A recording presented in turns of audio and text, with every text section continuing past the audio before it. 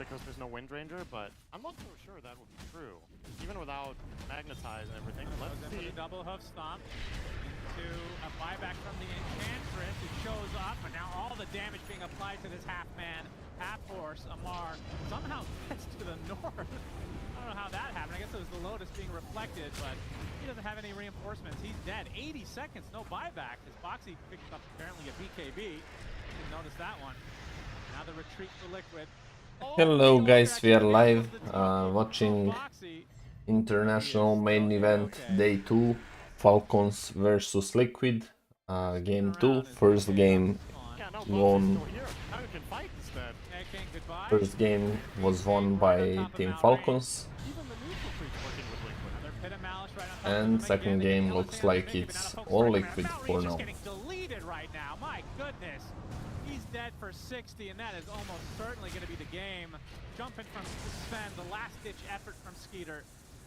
Ends up being a wasted effort overall. God's strength. Oh, they found him in the left side. They're just going to call it GG as Liquid will force a game number 3. I mean, pretty clinical, I have to say. 2 back-to-back stomps, but in different fashion. Yeah. First game, the victory, or rather the snowball, starts way earlier but drags out for very long. And we got the winners. Team Liquid convincingly taking game 2, forcing a game 3. Well, let's see what's gonna happen in the game 3 of the event, lower bracket, so the losers go home.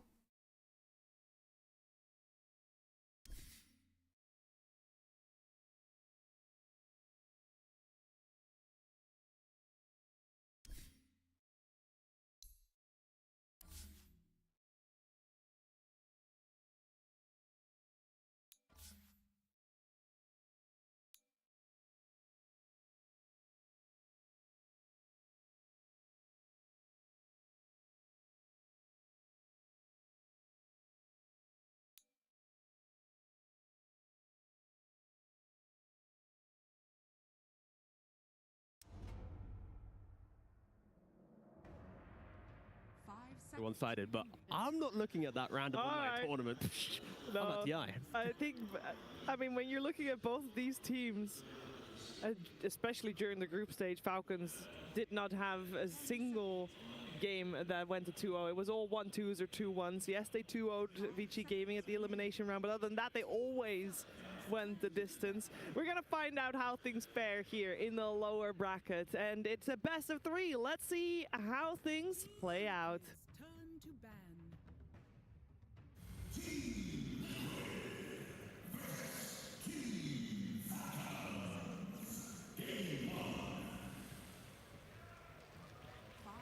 The first game of this elimination game is having Team Liquid on the Radiant side and Team Falcons on the Dire side. We got ourselves a first pick coming out from Falcons soon as well, and that means Team Liquid get that overall last pick. We saw in the previous game, obviously, one player heavily targeted, and I know that in the past that is something that is also done. It's we like that. All right. So Liquid onto the Rubik. Yeah. It's okay. I guess. Oh, you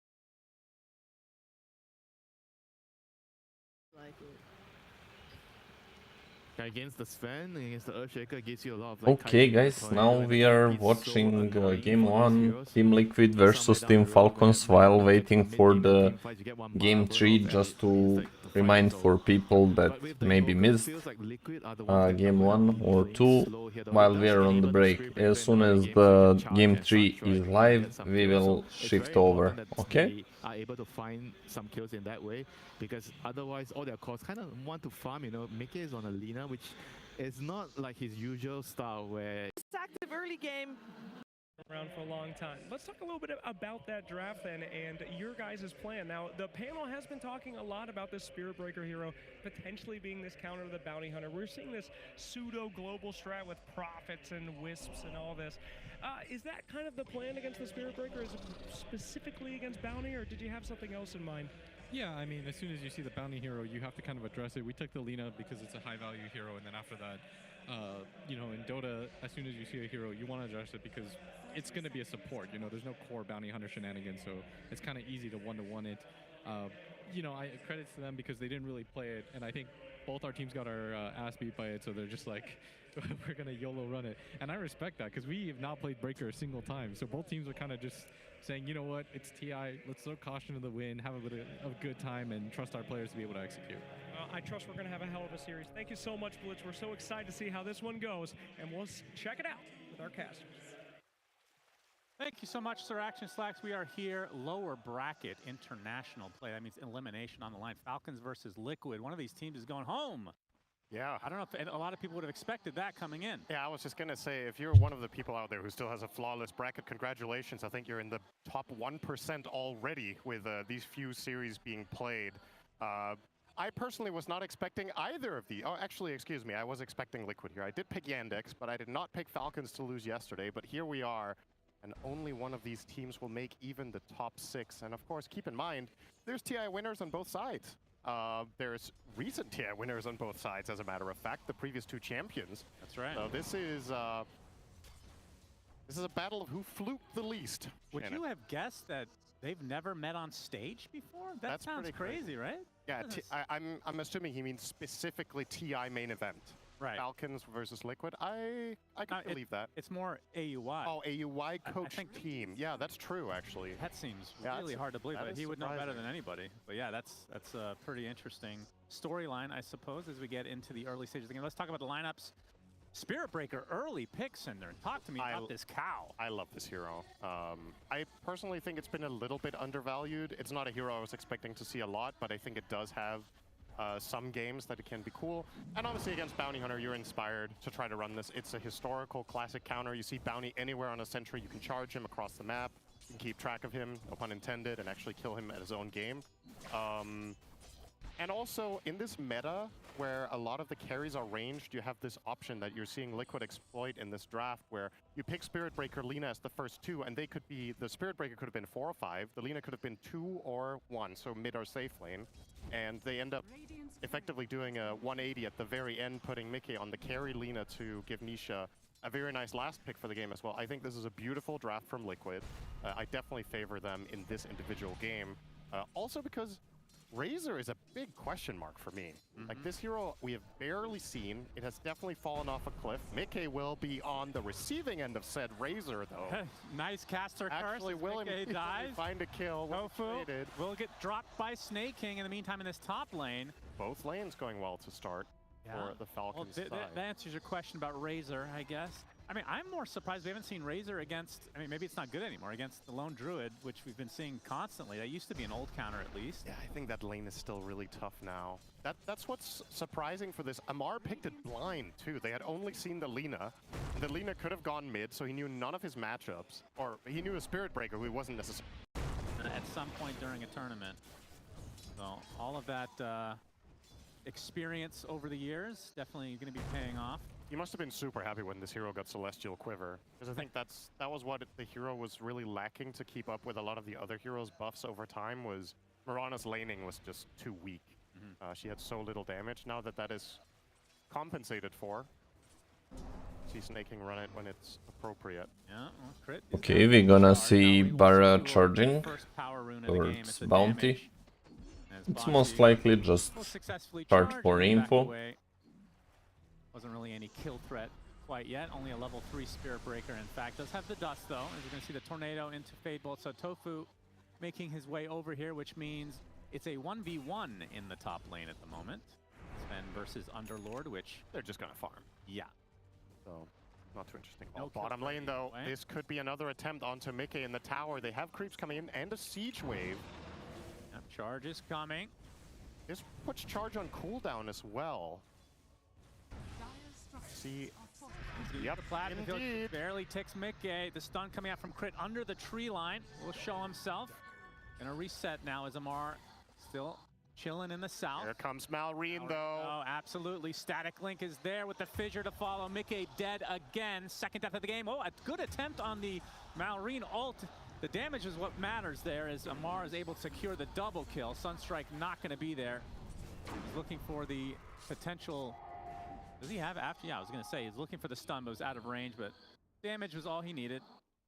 And there's definitely something to be said about comfort, right? Like, there's a couple of things happening in this game already. Amar gets to play, I'm sure you would agree, one of his at least top 5 heroes of all time. It's hard to pick.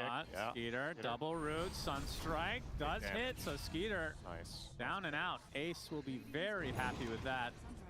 Because Falcons were starting to pull away a bit with this 2K net worth lead. Yeah, but that was what I was going to say about this bottom lane is that you have Amar on extreme comfort, and then at the same time, I feel like Mickey Lina is not a hero-player combination that I know he can play it. It's not that, but that is not in his like absolute elite wheelhouse, and this definitely seems like an afterthought that they put him on it.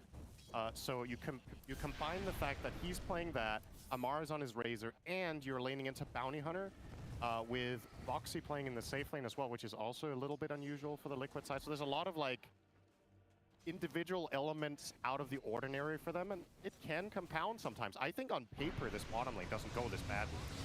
Tornado with the Meteor on top of Malrine, but he has the haste so he can run around. It's the fissure. Snake King not going to do too much. Did have to TP though. Amar's game is insane, actually. He's doubling up Mickey at 8 minutes. Oh, that's Is dirty. this for real? Wow. 4,600. Venus 2,400. Let me look at that Dota Plus. I mean, this genuinely just can't. Yeah. By the way, here's ability if you. Wow. I don't know about that. Ass and Your sample size is 1 game. no, it's been 2 now. Hey, the other game it was bugged and said 100% from the beginning. And it was correct. It was right. That's right. Don't question these things. Yep. Okay. Brit's going to get a courier kill. Another benefit of having the Bounty Hunter. Of course, we've seen it time and time again in this tournament. Yeah, I do think it did deliver its stuff to Boxy though, so it does have a dust. But yeah, Crit being super annoying. I mean, what else? I'm not saying it hasn't worked yet, as we're going to see the Spirit Breaker with the Laguna Blade. Amar is there with the Plasma Field and the Static Link. Attempting to TP his Alina, not going to happen. Mickey dead. Looks like the Spirit Breaker does successfully TP out, but still the bigger kill going the way of Falcons. I would actually love to see a replay of that. I think Boxy survived by like 1 frame because the arrow just narrowly hit Lina before she died. Amar goes through the Fiend's Gate and greets Ace as a result. Using his own spell against him. He's getting charged from pretty far away as Ace kind of resigned to his death now. Plasma Field will finish the job. This is such a rare thing to I'm see. going with broadcaster camera. I don't know. Like, Yeah, this is high. broadcaster camera worked really strange. Not following any actions. And I feel like a lot of this Trying is to something fix that it players while we're really have in a between the problem with. games. Maybe It's it's... interesting 'cause at the beginning of this I tournament, mean, it shouldn't be because of it's the replay. I don't know. But seems weird. We're gonna die to the Razor, right? Yeah, and then for the sure. arrow goes on Spirit Yeah, Breaker. you're right. So close call, but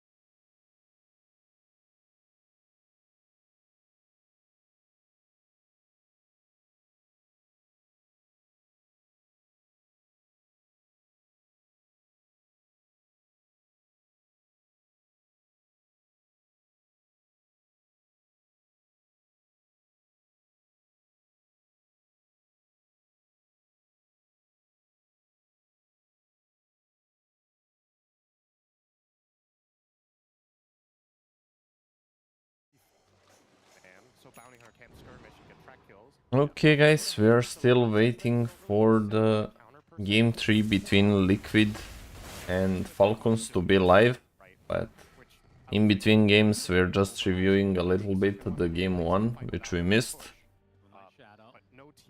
So stay with me. As soon as game 3 is ready, we're gonna switch over for the live. This one is replay. The result is 1-0 for Team Liquid. For Team Falcons, sorry. We had in the first game Team Liquid playing Lena, position 1 by Mike, working on his Maelstrom. Nisha on Invoker, classic build, Meteor Hammer, playing for that farm, for the stacks. We got a Skitter on Sven. Original CS leg shot still killed. If the OGs out there, shout out to you guys. Oh, you were good. I just hit them in the toes every time. And this tier 1 tower actually taking pretty heavy damage from Liquid. It can be denied though now from Falcons if they choose. But Malrine in the cover of the smoke crit. And he's taken out first, but it will be a trade it seems. So support for support. Even MMR making his way over. Not really getting too much out of it though. Yeah, curious to see his build this game. Like I said, off-lane Razor, this might be, if it has been picked before in this tournament, I want to say it's been once. So far it's casual Yasha into eventual BKB. Yeah, pretty standard for him. God Strength pop, so farm for Skeeter in the enemy triangle. Stealing away a double stack from, most likely Nisha was going to take that one. It really needs to hit level 6 here. I guess even Nisha made some of those stacks with, if not all, with his forges. So it's really unfortunate still. Absolutely. So he's going to hit this 14-minute mark. Wisdoms will be up soon. It looks like, based on positioning, that it'll just be trades on each respective side. Meteor Hammer online for Nisha. Okay, we got a live game, so we're gonna switch over. Draft phase has begun for the game 3. First game went in, one game went for Liquid, one game went for Team Falcons, and we're gonna be in the game 3 right now. Big phase just began. 0 bans, 0 picks for now. Oh, first ban Huska. Okay. Not usual. On the side of Falcons we see Trend Protector first ban. Pretty normal stuff. Usual. So by banning Husker, both Husker and Necro, you're signaling to enemies that you really wanna play something melee, plus also Bounty Hunter. You're banning all anti-melee heroes. So we might see some melee hero in the mid lane. Maybe they're setting up for Ember. For example, Husker is really known as a good counter for Ember.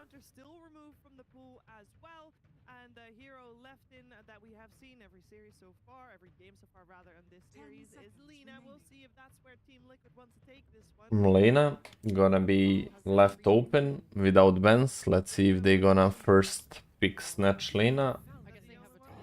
No, it's gonna be Centaur. How they gonna answer on Team Falcons? For the Centaur, we know it's gonna be like classic Dominator build, cutting the creep waves and farming woods to maximize the power farm. Interesting data that I noticed. Almost always when you see Centaur in one team, other team replied to that with similar playstyle by grabbing Darkseer eventually and doing the same thing, just a little bit better, because Darkseer can also add Shell to that dominated creep to farm even faster. You might push Falcons away from that flexibility, but Skidder gets all the way up to a first phase Lifestealer. So we got Lifestealer, first pick, really good matchup into Centaur. This Centaur, keep in mind, it can be flexed between mid and offlane, and we also even saw Lifestealer being played mid to counter that Centaur matchup and putting something else on the safe lane. No offense, Maureen. But anyways, yeah, I feel like Liquid maybe can do some shenanigans. They might not even need to be fair. They're gonna pick supports that can counter. Antwerpen, I'm from Serbia. Hello, hello. Where are you from? The pass, the plot work. Just buy time during Rage to then make him feel like he has to disengage or waste. New Year, well, welcome to the stream. Thank you for coming by. I hope you like it here and you drop follows and come again in the future. Pass is still a very, very big hero. Philippines, oh nice. Which city? Manila, Cebu, something like that? No? Very good picks right away. North, Central, South.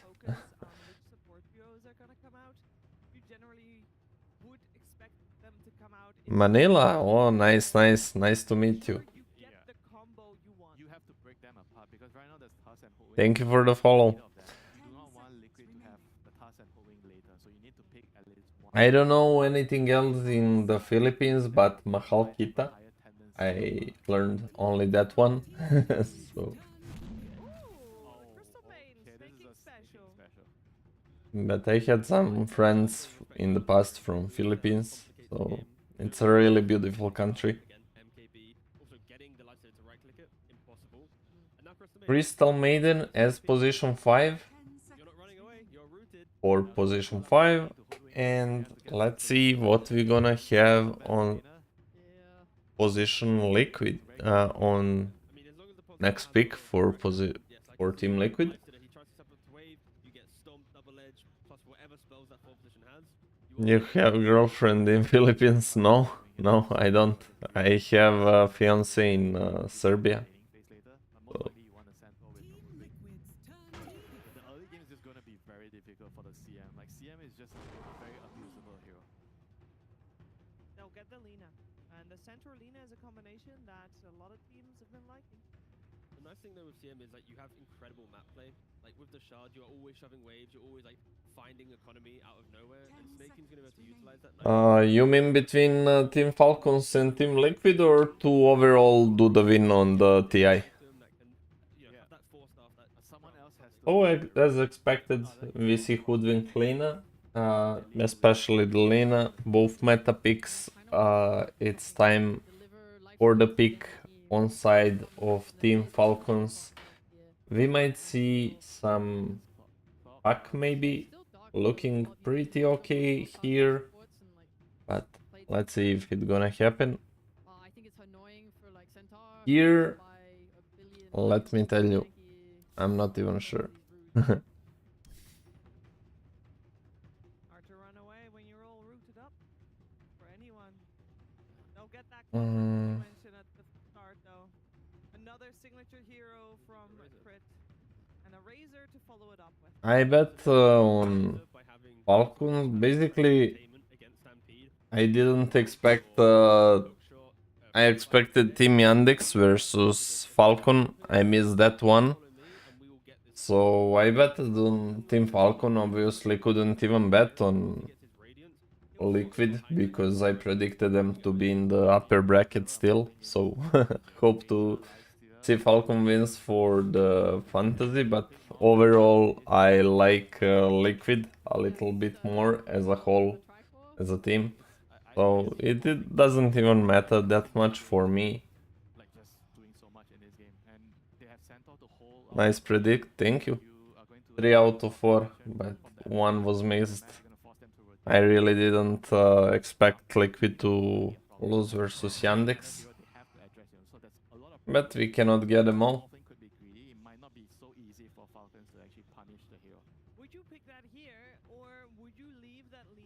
as an option that is still flexible and go for another support player here. Never mind. In Serbia, it's 11 a.m. Similar to the Morphling because it's very good against both the Razor and the Lifesteal. I was also kind of thinking about it.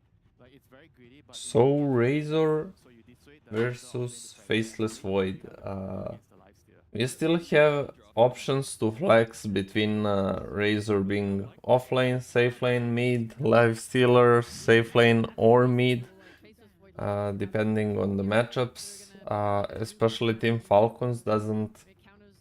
Both teams actually doesn't give away where they gonna play. I know when you see Lifestealer, it looks like it 100% gonna be safe lane, but we saw also Centaur. You think it 100% has to be offlane, but we also see Centaur's mid, and also as an answer for that, Lifestealer mid to play versus that Centaur. Bestraha, good morning, bro. Hello, hello. How are you doing? Kind of helps though for Liquid that if they are to, let's say, hit a chrono where they don't get a kill and then there's some kiting available from Falcons, they don't have the heroes that instantly, break Roshan, go high ground, the game's over in one failed chrono, right? Like this feels like the type of game that can go back and forth. It can go, Invoker is actually still open. Very strong hero, but only if they flex off lane, Void, safe lane, Lena, that they could make it work, so never mind. I don't think they're gonna do it. Very obvious that they just want to sit back and farm. It's the deciding game. You do not want to put yourself in a position where you are pressured, to make plays, to attack. I think it's always easier. Lena is also packing really good amounts of damage. Sky is open and looks like a good Sky game, but Sky is like very bad hero in this patch, so we will see if they go for some kind of extra combo for the Chronosphere or just take the hero. That will work well in the early game.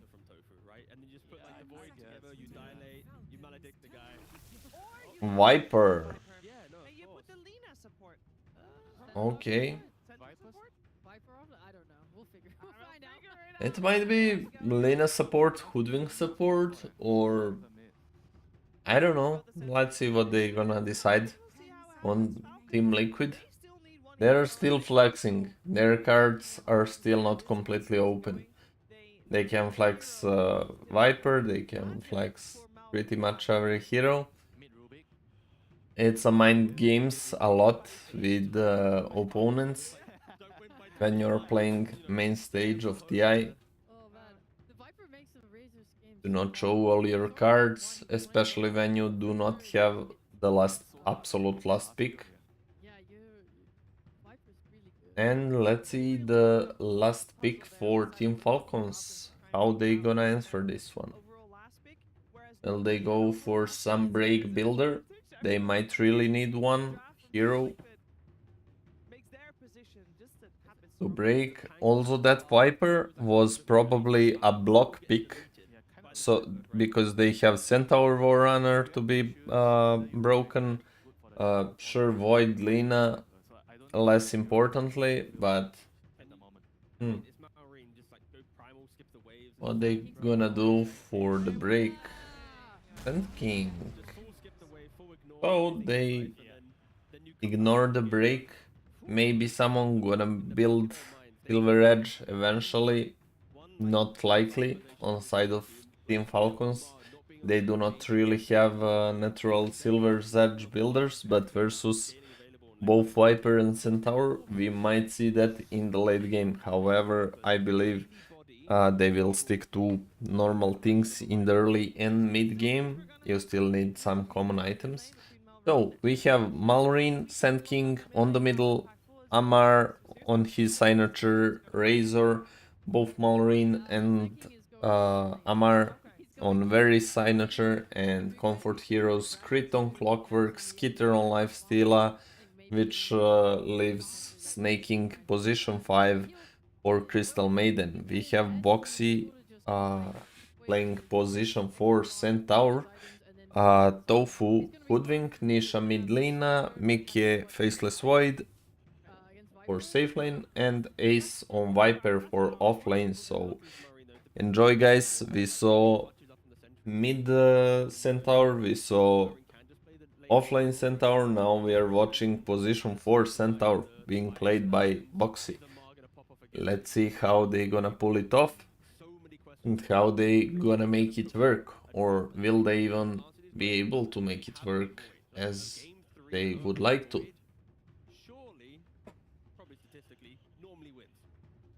A big question then, because this is a curveball, of course, that Team Liquid is throwing Falcons' way. Is there a curveball, Winter, that Falcons can throw in terms of where the heroes go laning? Because Nah, I think they just play their game. I, on the other hand, feel like Liquid has sacrificed a lot of their draft integrity just to pick this Viper to try to win the early game and win the laning phase, where I feel that's probably the part of the game where it doesn't put, it's not as important for them to do that, and I don't really like the last spirit, so I think Falcons are going to come away in this game. oh, I think this is going to be a spicy one, regardless of what's going to happen. I'm going to grab my support Largo and enjoy this one with the voices of Sunspot and Syndrome. Thank you so much, Sheever. Game number 3 here at the International lower bracket. Last So this is the game 3 of lower bracket, Team Falcons versus Team Liquid. It's a deciding game. Whoever wins this one is going to continue competing in the tournament, and whoever loses is going home straight to the airport. As we can see, people are playing their comfort heroes, especially on side of Team Falcons, because it's all in game. It's back against the wall. Smoke gonna be popped on 40 seconds before the start on side of Falcons. Same as Liquid. So they pick a hero that has a relatively low cooldown jump, which is a classic solution to Razor. So they actually gonna switch the lanes. Skitter gonna play offlane to avoid that annoying Razor matchup against Mickey. And we will see Amar on the Razor playing safe lane. Oh wait. Ah yeah, sorry. Basically Amar gonna play the offlane into Viper. Basically. Into a more favorable matchup into the Void, and then they will have Razor against Centaur. Also, like, Void can be a little bit annoying to lane versus with Razor.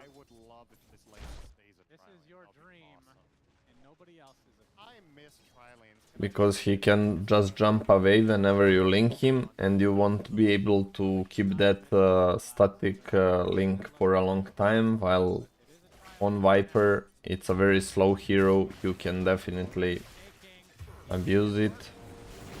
First blood goes for Ace. Being made on snaking 3 versus 3 on the bot lane. But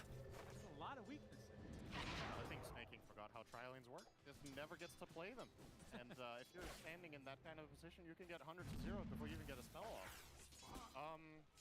Yeah, I'm not quite sure what guides Falcons when they pick this hero, if I'm honest. I think sometimes it makes a lot of sense. This time it almost felt like a filler. It was just, we need a solid lane 5 that is going to help Lifestealer get off to a decent start. But then at the end of the day, they don't even get to lane together, so... yeah. Well, at the very least, the Sand King and Razor will get some nice mana regen from the CM. Well, look, Lina versus Sand King on mid. It's Lina favorable matchup, but Sand King should be really fine on this one. Just by trading farm, pushing out lanes very fast, especially when he reaches level 3, as he already did. He will be able to start cutting creep waves, which we're gonna see here. You're gonna go for it, leading it to the enemy triangle. and gonna start amplifying his farm. But he wanted basically to farm this camp, but he saw Lena approaching with her creep wave, trying to like follow, so he won't go for the power farm just yet. He's dragging them around to meet with the next wave that's approaching, so we will have both sides missing some last hits and two separate lanes gonna be created. Both guys gonna suffer and miss some last hits. We should think about face the choice. This is a classic CI hero. And we don't, It's a fan favorite. yeah, we don't get to see it all too often. Obviously, late game. Also speaking about switching the lanes, basically if Lifestealer gets time dilation on himself, he can just rage and pop it off. Also being Quelling Blade hero means that he can basically just cut the tree if he tries to set him up for the bushwhack with Acorn Shot 3, while Razor doesn't really like buying Quelling Blade, but the main thing is being able to dispel the time dilation of Void, which he understands very well and not gonna end up even skilling in the first 3 levels. Yo, Sneja, thank you for the gifts. Thank you for the roses, appreciate it. And if all of those conditions are met, I think the hero can be good, which is why I really liked it this game. You saw 2 core matchups that are good for you. You're probably anticipating the pace of the game is rather slow. And your other 4 heroes that you ended up with now can actually do quite a bit of stuff together. So, Maureen just doing shenanigans with his creep dragging. Lena creep dragging as well towards his creeps, so he can contest that wood creeps, but there's action on the bottom, are linking Gaze, and it's gonna be another kill, but he gonna die as well himself, so it's gonna be trade 1-for-1, and Ace with his DOT actually gonna claim the last hit on that kill. However, there won't be any experience for the Ace because he died first. Overall, good trade for the Razor because he managed to kill first and claim the experience. against Void later in the game because you're so tanky, you don't necessarily die in a chrono, and you get to make a turnaround play. Sand King is one of those heroes that, with the right items, can have insane burst damage within a short window, and that's what you're looking for against Void. You need to either have overwhelming damage to kill him, you need to be survivable, or you need to do a lot of damage over time so he can't really just walk it off whenever he needs to.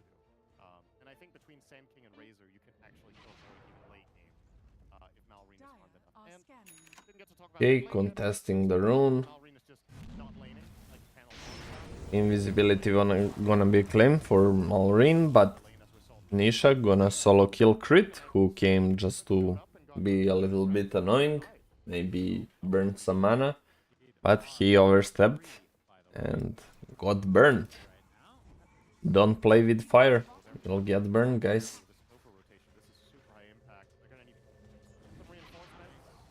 Okay, setting up for the kill bot. 3 versus 3. Amari is getting going on, and he gonna die. They gonna try to continue the chase. Clock is being in the problem for now, but he gonna be fine for now, at least. And he's going for the wisdom still, I believe. Centaur gonna be there in time. He cannot wisdom still, but he kills Ace. Crit gonna claim a kill on Tofu with the rocket.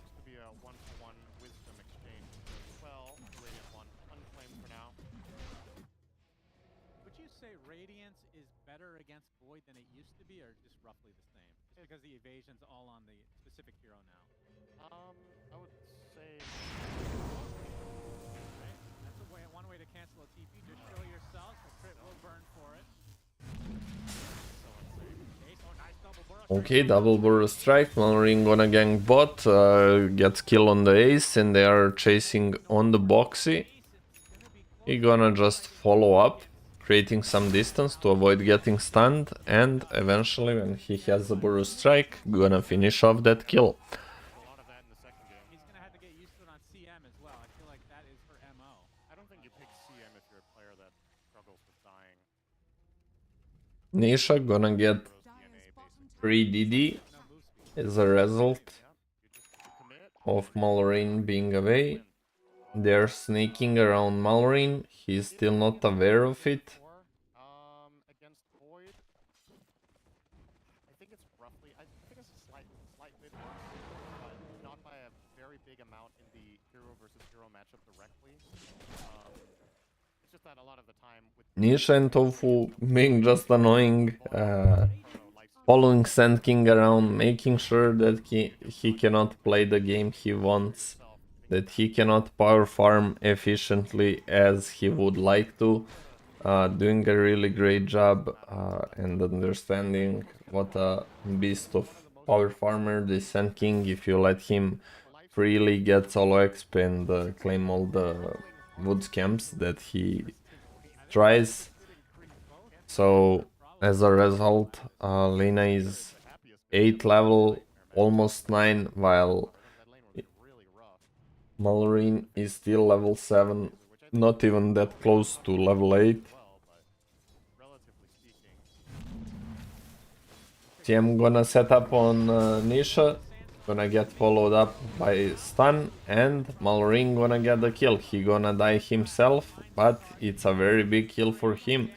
Mickey trying to get involved, but Clock gonna just run away timely, and he gonna be fine. Boxy with the stun on Razor, but he gonna just get forced to TP out, and we're gonna have to do a walk of shame, but he won't pay with his life. I remember there was a phase where people were going Battle Fury Ags pretty much right off the bat. Is that still in consideration, or? I think it's definitely in consideration when you go Battle Fury. It's obviously not something you consider when you buy. Mickey working towards his Battle Fury as a first item on Void.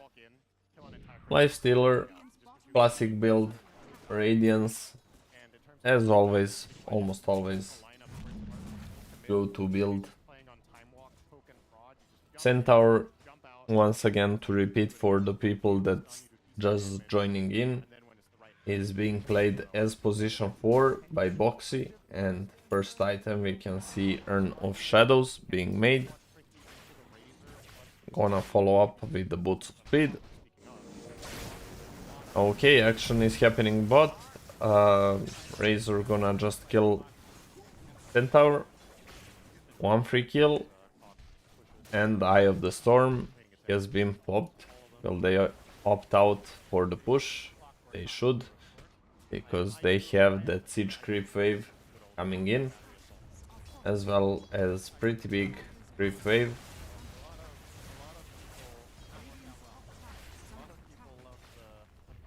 Level 6 available on Viper, so they gonna respect that. Also, Nisha's Razor's ult has expired, so they dealt a little bit of damage on that tower and gonna back off. Could have gone with boxing too, I guess, but Yeah, that's true. That would have been better. Thanks for pointing that out. Now we're about 300 away from Blink Dagger. yep. I assume he still goes the same build when he did when. Nisha, first item, Boots of Travel, hookshot, gonna miss. That was very dead Lina if he managed to hit that hookshot, but unfortunately it gonna miss. Hello, hello, Catsme, it's going good. How about you? Just casting game 3 of Falcons versus Liquid, deciding game. One team, it's a lower bracket, so one team is going home, one team gonna continue fighting for the Aegis. It's all in, back against the wall, which we can see by both ATF playing his very comfort hero, Razor, also Malorine on his signature hero of Sand King.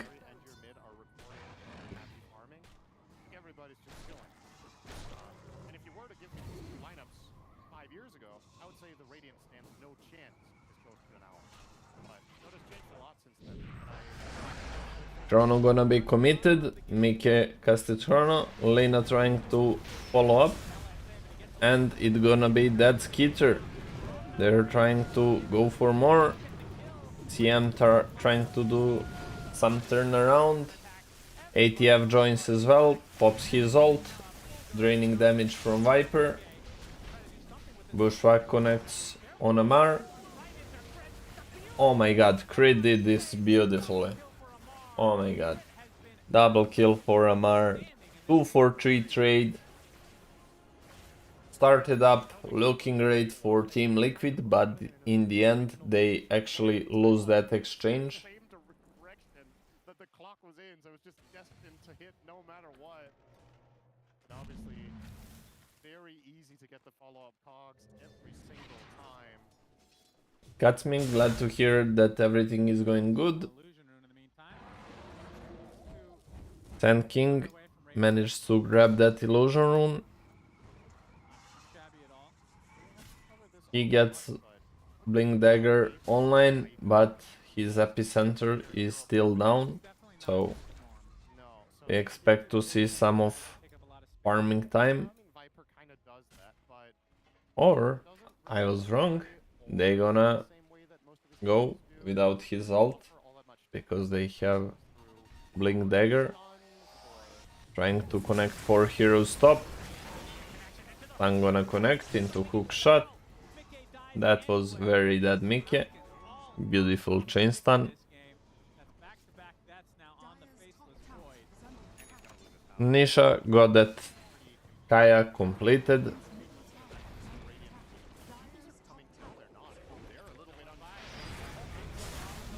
Razor gonna die. Malorine gonna get a kill. Actually, Nisha gonna complete the kill on MMR, and Sanking gonna take the kill on Tofu. Ulti available. Oh my god, he didn't have blink in time. Channeled a little bit too early, but nonetheless, still dead Lina.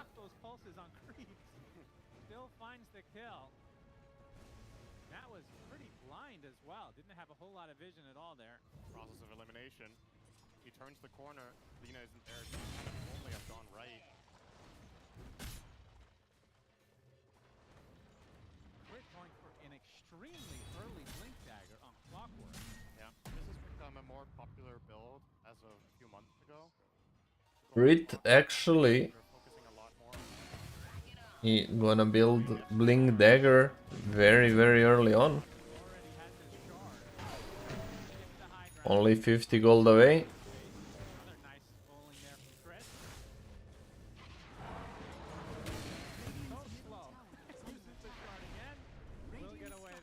Those cogs burn a significant amount of mana and slow down enemies stop from chasing away. The spells are very strong when you get level 4 in both. And you can see this time around, Snaking is actually going for 3 points. We're gonna see Infest Bomb. Oh, that almost connected. Like just barely out of range.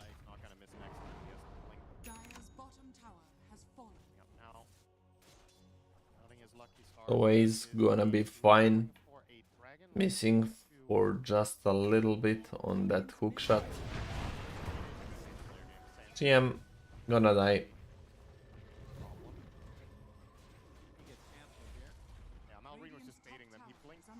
Blink Dagger completed for Clock, so he gonna have much better way of initiating the fights, being annoying with blinking, cogs, push like 2 or 3 cogs, then following up with the hookshot. He wants Greaves. There's a lot of AoE damage, I guess, between Maiden, Razor, and tanking. I think Fight has quite a lot of merit to it as well. Usually we see that cog versus heroes like Bane or other channel or Enigma and other really important channeling spells, especially since his hookshot goes through BKB, so he can position himself to stun right away. But he decides to go for very early Blink Dagger this game as well. Choffy, hello brother, how are you doing? Good morning. Still want to get a little bit aggressive here. Liquid is exiting though. Back to farming Skeeter goes in all likelihood. So Amar at least starting out with a similar build to his previous Razor game with Manta. Although I think he went Yasha. BKB and then Manta. Yeah. Radiant's top Game has slowed down a bit, so maybe feels a little bit more comfortable. Go for the Manta first.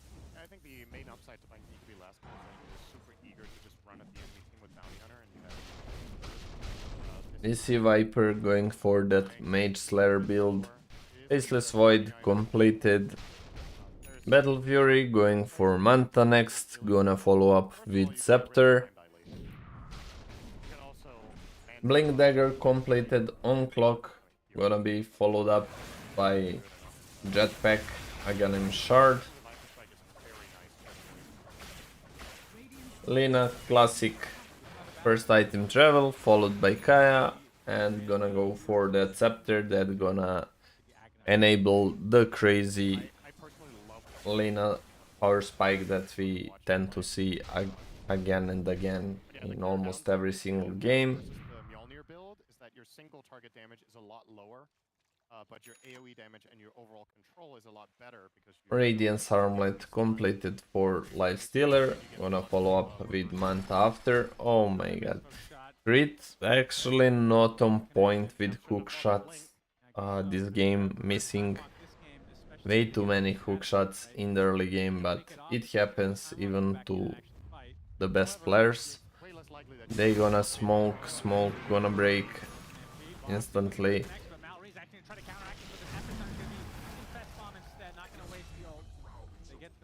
He thought about ulting, then he probably recalled, oh, it's a support centaur for people that just joining in.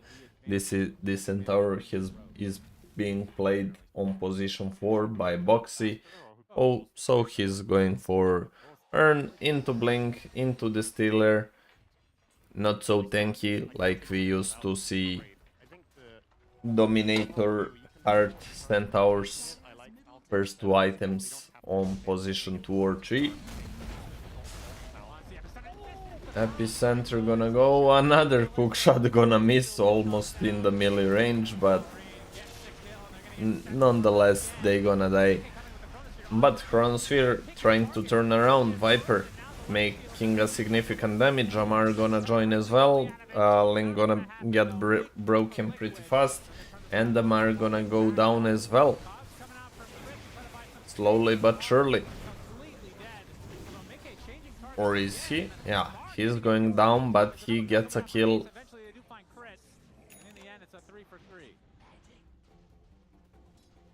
Actually 4 for 3. Caster is saying trade 3 for 3. It was 4 for 3.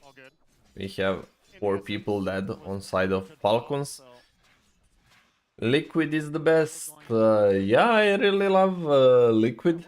By the way, that's the only thing that I missed in the main stage predictions. Liquid versus Team Yandex. Really didn't expect a lose here. But to be honest, all the teams in the main event are playing awesome, and literally any team can actually win TI. Of course, we're gonna pretty much all expect from, or almost all from Party Vision to be like favored, and they are showing the highest level of performance so far, but all the teams are playing really, really well, so anything is possible. Nisha's like, no. Apparently. Shaking his head, I die to him even when he can't hit his spells. Team won the fight. Hoodwink gonna try to go for, I don't know what was that, some harass sharpshooter, but it's gonna miss, even if it hits the target, not gonna change much. Malrine showing off, faking his ult, showing it's ready, and he has Aghanim Scepter as well. Blink Dagger straight into Aghanim, so the damage gonna be much bigger.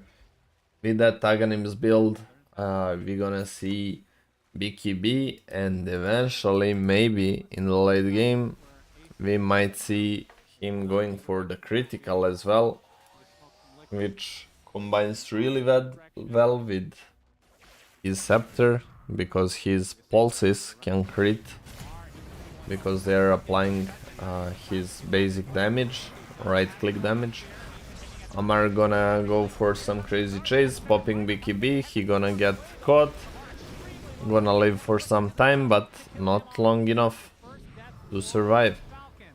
Stun gonna connect, chain stun on Malrine, they gonna try to work on Life Stealer, he gonna rage and trying to walk away, double bushwhack gonna connect, Lina gonna join as well, ult Laguna Blade, Nisha gets kill on snaking, and that's 3 dead on side of Falcons, which started by Amar getting a little bit overconfident, trying to make a chase, popping BKB early, gonna get his BKB timing wasted by getting chronoed. No team has done Tormentor yet, which is really surprising. It looks like they are going for that Storm now. No, he gonna just get this farm. They also tried to chase down the Lina afterwards with arrows, like completely or just chasing. They're gonna have another chance to kill off Nisha. He's stun locked for the time being. Flame cloak in action. Absolutely very tanky as a result, and will live. Falcons missing a little bit of damage in these engagements. It's made a world of difference, and because of that, Liquid now with a 5k lead. True, as the observer is pointing out, didn't even go for the tankiness talent on 15. Lina can take Fiery Soul Magic Resist per stack as well. So if you have 7 stacks, that's another 35%. So basically Lina gonna keep the right talent, she gonna go for Light Strike Array damage, which is usual thing to see with Magic Lina. You want to amplify that burst as much as you can, but if she played versus when she is playing versus so much magical damage like Epicenter, like Crystal Maiden, like Razor, even Cogs, one clock, that plus 35 on 7 stacks, magic resist, 5% per stack would be like really significant for her, but he decided to go other way and get plus 110 Light Strike Array damage. Gonna definitely farm very fast with this one, and gonna be really scary kill potential once he finds a pick off on someone. The Sand King, did he decide about his next item? Well, Nisha just completed that kill on Skeeter, free pick off. Definitely that 15 level talent helped to prevent that rage popping off. TM gonna ult, deal some damage, but not enough. Mickey gonna use Chrono on Amar. It's a very dead Amar.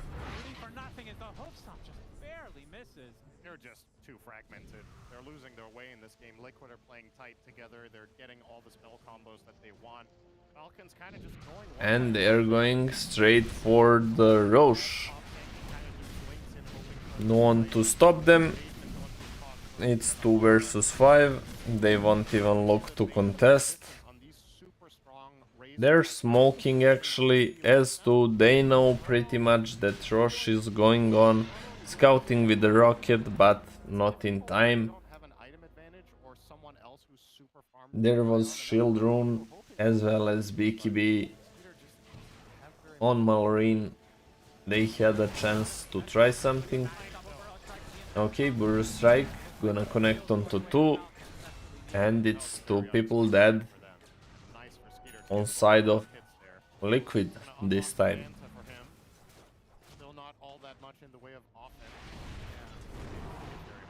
28 minutes in the game and Faceless Voice top net worth. Not good news for the other. Nisha going for that Hex next. He has completed A on disc as well. I feel like a lot of this has to do with Gank. They're trying to get him really active with the investment. Okay, so that's his thought process. He got his A on disc to compensate for not taking the right talent on the Fiery Soul Magic resistor stack, but he got the left talent for extra burst. Makes sense, so he can survive the initial go on him.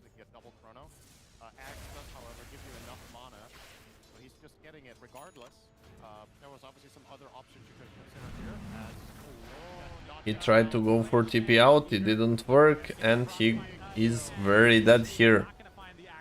Even thinking, gonna commit ult. Very much needed, maybe, I don't think so. But kill secured.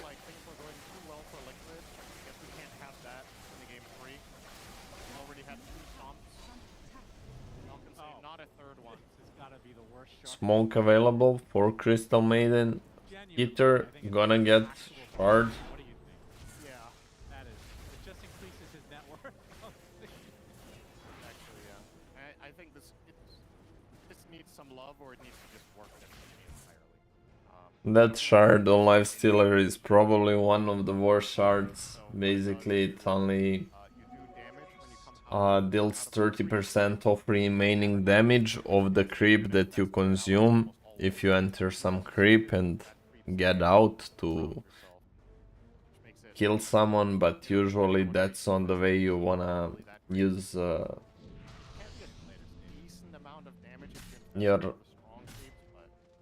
infest at all in the mid and especially late game. His whole chart for percentage of damage on his passive was much better, but they had to nerf him somehow. Okay, Mickey and Boxy going on snaking. Snaking gonna be fine for now, but not for long. They gonna commit Stampede as well.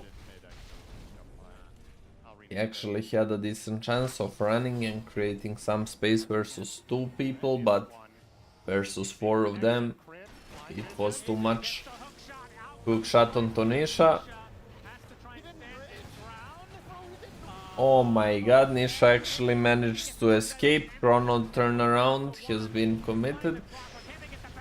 They're going for Skitter. Skitter gonna die as well. Actually 3-4-0. What looks like initiation on Nisha got turned around by Aeon Disc, and he gonna be just fine surviving, but people from Liquid not so lucky this time. And Amar gonna be able to sneak away and TP out to safety. That was a total disaster. That Lina kill is 100% guaranteed if he rages. He probably dies after because of the massive rotation. And now it was just nothing. Okay, she's burning some significant amount of damage on Amar. He gonna be forced to TP out.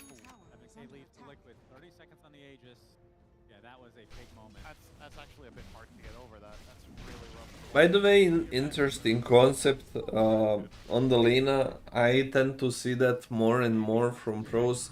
Sure, he has minus 20 cooldown talent on Lena, but I tend to see it sometimes even in the early game before 20th level.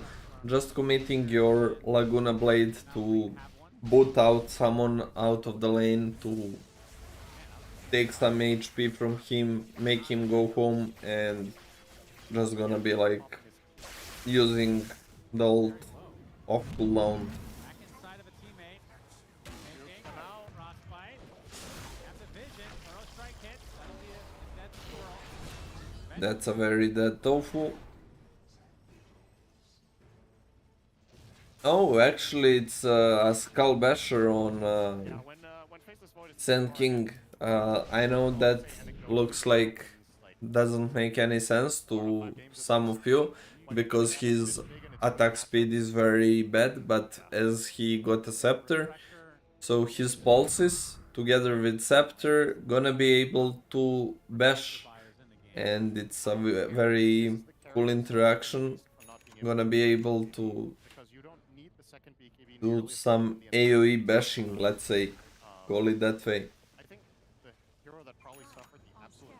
Plus he has shard, so every 3 seconds cause a small single epicenter pulse around Sand King, so he will have chance for the bash every 3 seconds as well.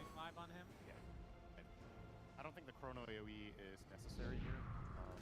Sometimes it even grieves your team. How much do they even have to dump in the Chronosphere? I haven't really talked about that aspect. Kadi is completed for Faceless Void. This Faceless Void becoming a big problem, and he queues BKB as a last item. Once he gets that BKB, honestly, he will look pretty unkillable for side of Falcons. But it does make a little more sense with Void though. 450 crits, 34 minutes in fast bomb. Off the rage this time, and we'll use it to get out of the now Trick getting gone on. Boxy actually finds a hook stop onto the lifesteal. He's gonna send the TP out. He gets bushwhacked again. Just punishment after punishment. Lena keeps using Flame Cloak just to walk out of the cogs and saving her life second time in a row. He has this 3k HP and it's in the middle of the map with no information. It seems very, very desperate. Okay, Mickey gonna try to go on Amar. Amar gonna pop BKB and he gonna be fine, but BKB has been forced. Damage has been done. Liquid looking very strong this game. Looking as absolute favorites to win. 12k net worth advantage, 35 minutes in, and they gonna start hitting bottom tier 3s.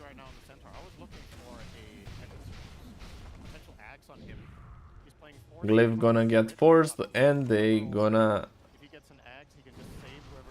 continue sieging, poking a little bit, but Lifestealer is getting respawn, so they gonna be happy with tier 3 claimed and gonna back off. Roche available as well in the bottom pit. They're going towards there, actually TPing out. I wonder if Shard is on the table for Ace, because that's when they actually get some really good high ground potential in terms of taking buildings. I would like to see 5x. Could just kill the Tormentor when it comes back on. Viper completely skipping that scepter that once upon a time was absolute meta. Nowadays, not so much anymore. It's more being played like on that Mage Slayer, followed up by Manta Pike, Skadi eventually looking to tank up and pop some right click damage. Last item for him could be, I guess, maybe Butterfly, maybe something else like BKB, we will see. So if Razor doesn't hit very hard, I I think you're effectively just not really Shard still not taken on Viper for that Marine does have an Abyssal. extra siege potential. Played Dota for a while. But Looking what he might queue for the next item, but there's nothing queued for now. Fatalist later. And Lena for the last item, she's looking to go for that Dagon maxing for a huge burst potential. Has to work. Mickey getting Enchanter's Bubble on the neutral item. Malrine is getting infested by Lifestealer. They're looking to contest here. He has the ulti on himself, cannot blink in.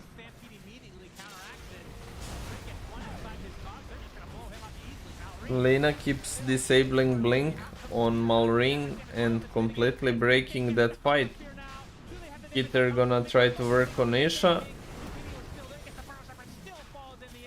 He gonna get saved by that Aeon disc. Razor, BKB TPing out.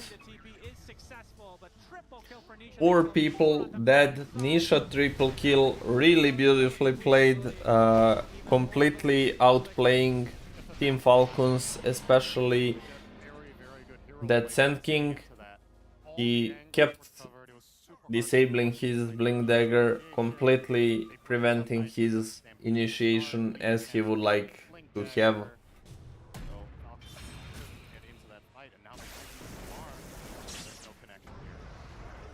Nisha, my goat, yeah, we all have him in the predictions for the middle, I guess, for the fantasy. I mean, maybe not all, but I do, at least, and I guess most of the people.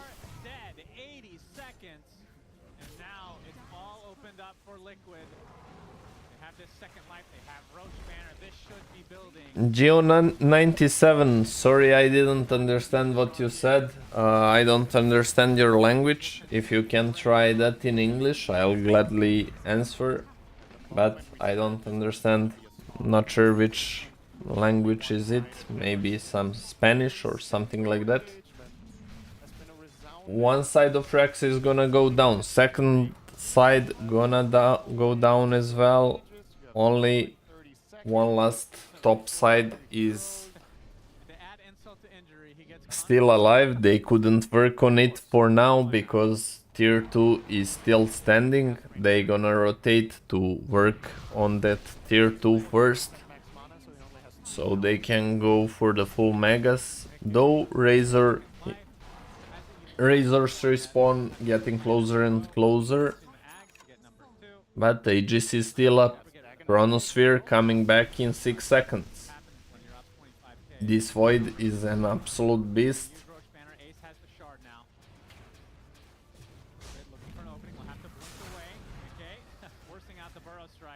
Gonna be pretty hard to bring that Void down with BKB available, Chronosphere available, and 2 lives.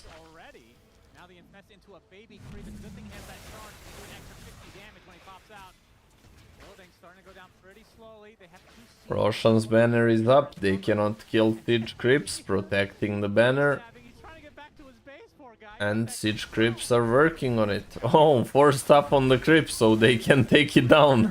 Nice play actually.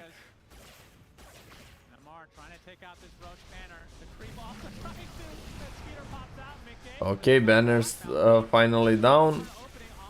They are working on Mickey. Boxy going in with support Centaur. Malrine in position to initiate. Popping that Sand King, faking. Finally popping it in. Centaur gonna pop Stampede. BKB committed on Amar.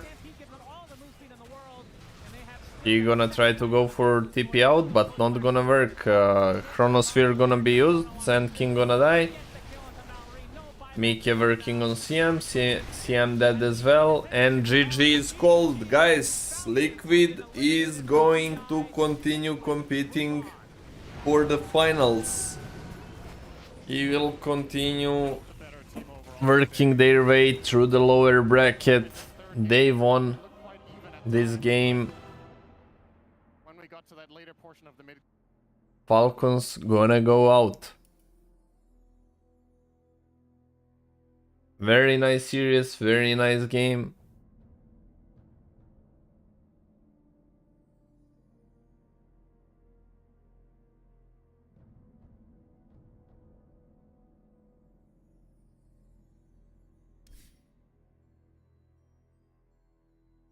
Let's see the schedule. International, main event, full schedule of the matches. What is today, 21st? So, Iron Wing, Boom Boys 2-1, Team Falcons versus Team Liquid 2-1 for Team Liquid, and we are looking at Team Spirit versus Team Vision next. It's absolute classic, like I would call it grand finals before grand finals.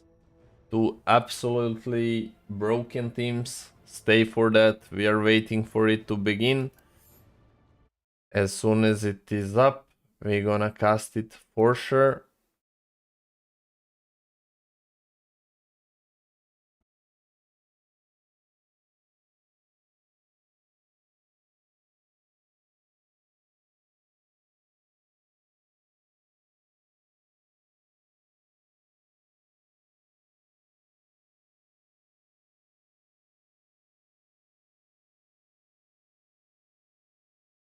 What the heck of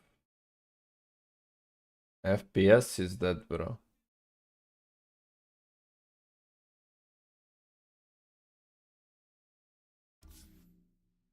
I need to reload my Steam. Something is really buggy.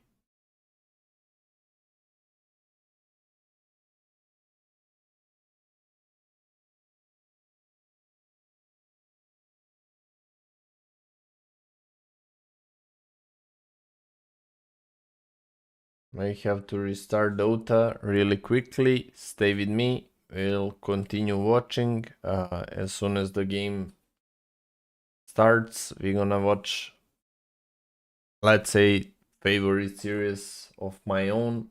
Team Spirit versus Team Vision. It's not an elimination match. It's upper bracket. Whoever wins gonna progress towards next game in the upper bracket. Whoever... Oh, it's actually to them. Stream not live. Something spooky is going on. What? Okay, looking good now.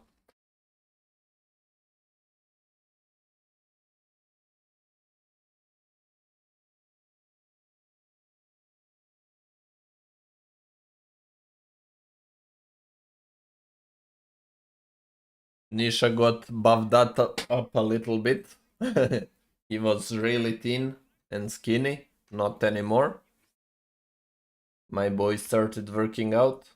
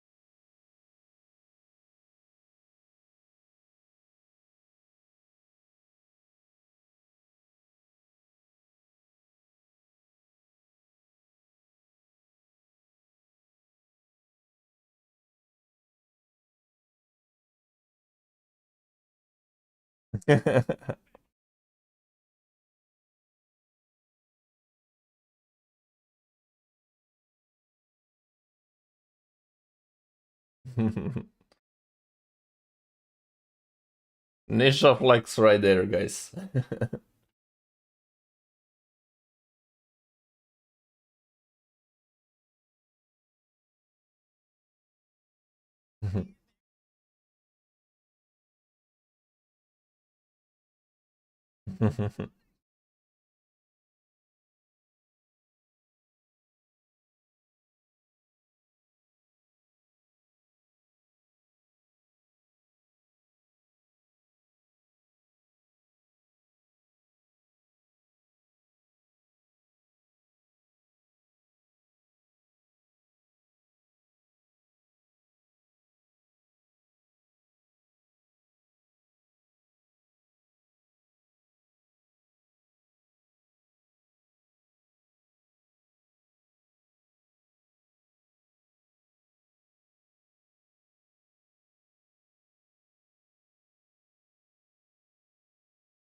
Krille, thank you for the sharing stream, brother.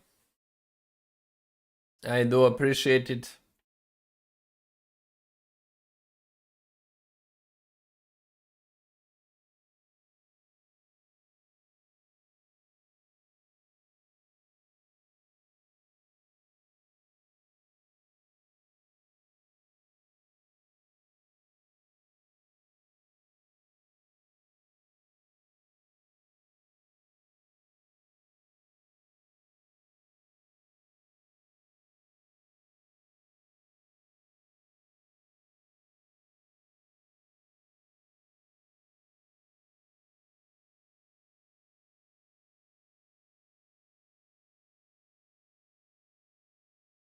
Triorak, thank you for the follow on Kick. I do appreciate it.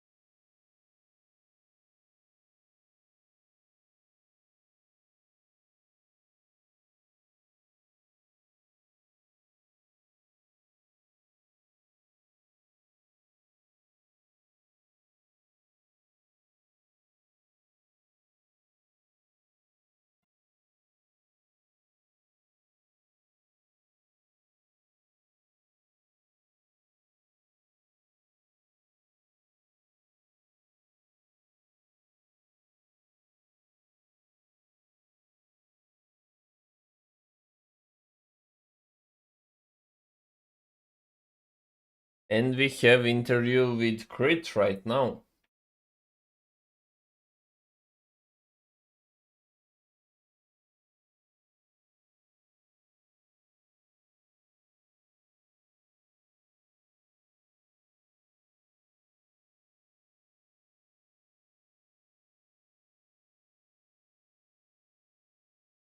No, that was rough elimination match and interview with the Crit who missed so many hook shots, unfortunately, this game.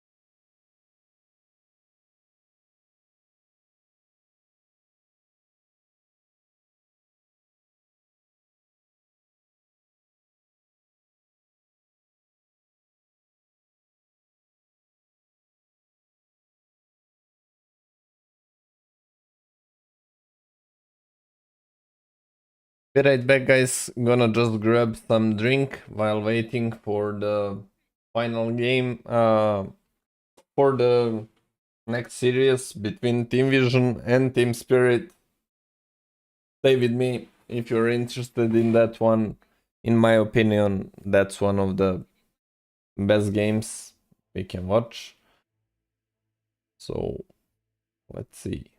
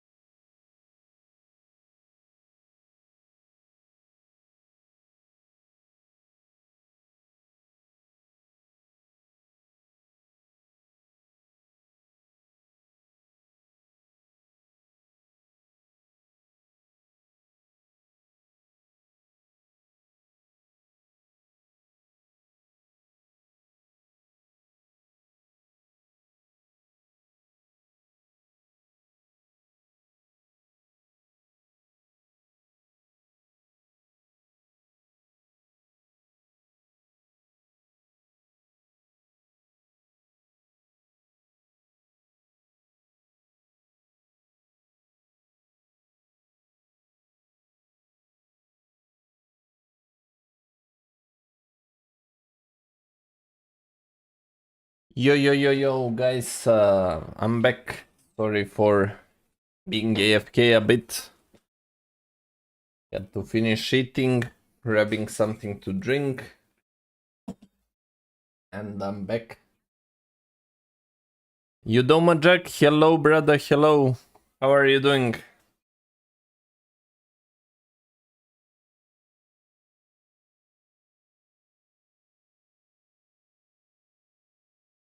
Liquid won, yes, 2-1 for Liquid. And now we're gonna see Team Vision versus Team Spirit. Waiting for the match to start.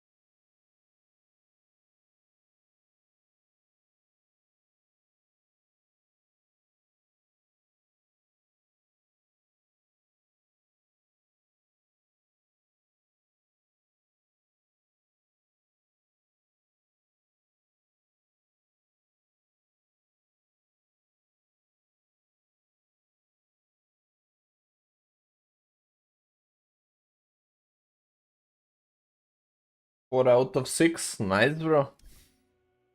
I'm like 1, 2, 3 correct, then 2 missed. So not so good in the main stage predictions for now.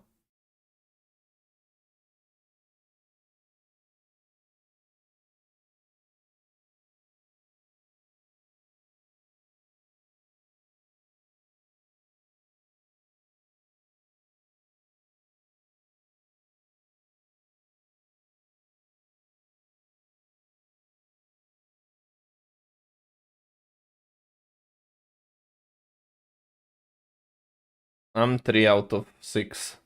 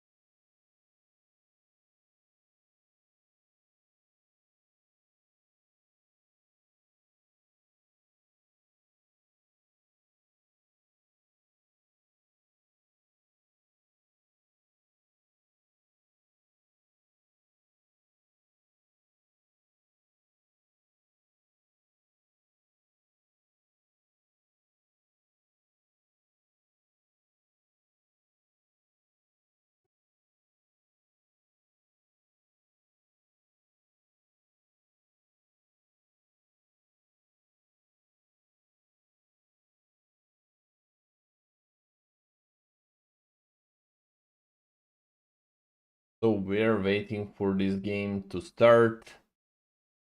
As soon as it starts, we will go for the full screen in-game.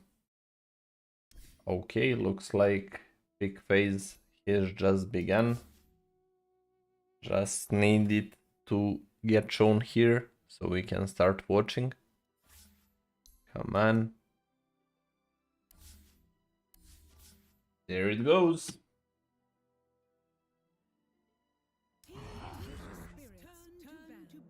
Is the team that lost in group stages in a matchup going to come into this with an upper hand when it comes to a draw? Yeah, so much has changed. The meta has shifted a lot. We talked about the break between the group stage and the...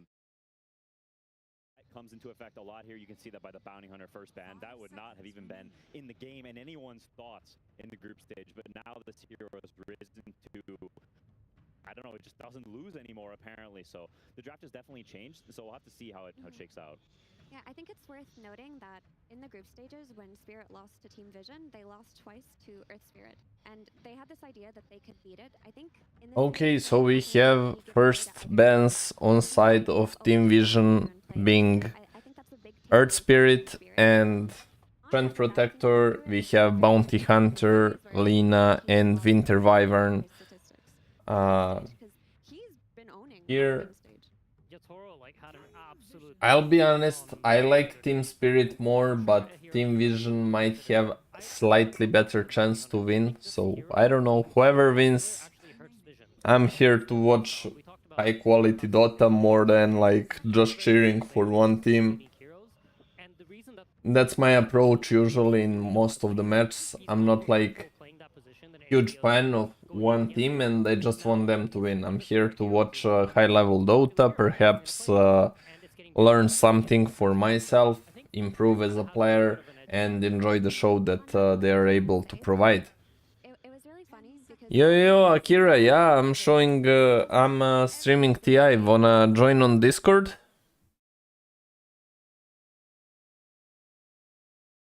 Let me join my Discord channel.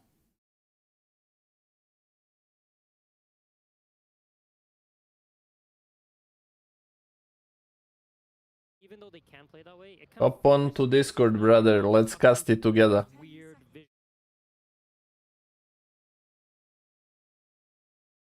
about it when we see Falcons play, like, you don't want to play their game. And I think getting him on a Hoodwink or a Willow is already a win in that regard. They just 2-0 Spirit, but let's just see Dota 2 is unpredictable. I know they did it in the group stage, but Team Spirit tends to improve from their own mistakes and learn a lot. I guess they won't go first pick draw anymore, like they used to do in the past. They gonna improve over the tournament. They start weak in some TIs and they improve more and more as the tournament goes on. You never know, bro. You never know. I mean, obviously Satanic has better stats this year, better performance compared to Yatoro, but those two are, in my opinion, two the best carries in the world right now, so it's a battle of titans. I think another thing for this Doom is that he has kind of this like end game win the game build right now with the Shiva's Guard and Ag. Sure, brother, you're welcome to join in. Teams that like to play for the end game. And having that edge and cast together. Let's go. I'll have for the next game in like 30 minutes, something like that, my friend Akira joining me to cast it together. We've seen so many times. It's just good. We haven't really seen anything that we see opening from Team Vision, Doom and Nature's Prophet, very signature hero on this TI for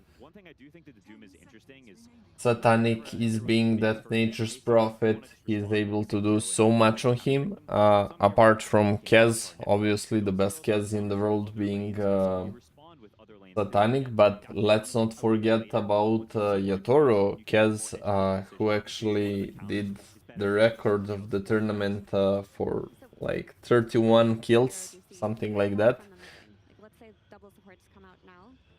do Vision show third core, or do they just go for their Teams in Grand Finals, Team Vision and Team Spirit, in my opinion. But let's see. I would like to see those two teams in the finals. You don't want double turret. We talked about that before. You don't want these double ranged hitter guys. So something like a Necrophos or a Huskar gets a little bit worse. We have opening as Ember Spirit on the middle. You can get the moves rolling, a Satanic Farm and connect. When we saw the Slark the other day, And next pick is being awaited for Team Spirit. Yep, Yandex is very good too. Honestly, my opinion, every single team that's still in the tournament is absolutely brokenly good, and every single team has possibility to lift Aegis. Team Vision is favorite and one step ahead of every other team, but for the second finalist, it could be anyone, honestly. I give higher chances of Team Vision to be one of the teams in the grand finals, but another one literally can be anyone, I guess.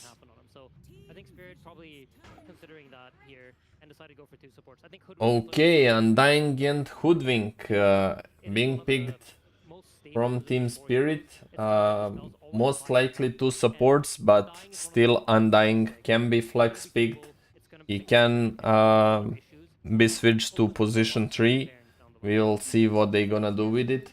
Nature's Prophet most likely gonna be played by Satanic, but there's option to be played on mid by no one, or even as a support, not likely as a support, but you know, everything is about mind games in TI and CM mode to counter your opponents, make them think that one hero is playing specific role, then switch it on to another role, but I'm sure Team Spirit is very well aware of it. Who do I think will win in this series? Maybe Team Spirit has... Team Vision has advantage to win this one. But I love Team Spirit so much that I would like Team Vision if they... Team Spirit if they win. We'll see. What about you? Who do you think is winning? It's going up against Hoodwink, which has a slow-moving projectile that he can react to, and an Undying that has essentially no spells that prevent Slark from playing his game. I was wondering why the crowd was cheering so loud, and then I realized... Okay, Slark pick, guys. You know what that means? That's an Ember counter. So, maybe we're gonna see safe lane Ember and something else last pick on mid. It could be maybe Huskar, who knows? Not Huskar really versus Doom. That would be a bit questionable. There's not that much AoE. It's a lot of sort of more greedy, selfish heroes who hit one guy, and now suddenly there's a wall of illusions, there's a tombstone, there's a lot of stuff in the fight, and it's hard. They're flexing between Nature's Prophet safe and Slark safe and mid, and also they're flexing. I mean, okay, Terrorblade gonna be played carry for sure. So Ember Spirit will have to go mid lane, I guess, which means Slark most likely gonna be played mid, very good counter versus Ember Spirit. Ember Slark gonna most likely suffer a lot versus Slark, unless they switch maybe Ember to the offlane, who knows, everything is possible. Let's see what they gonna do.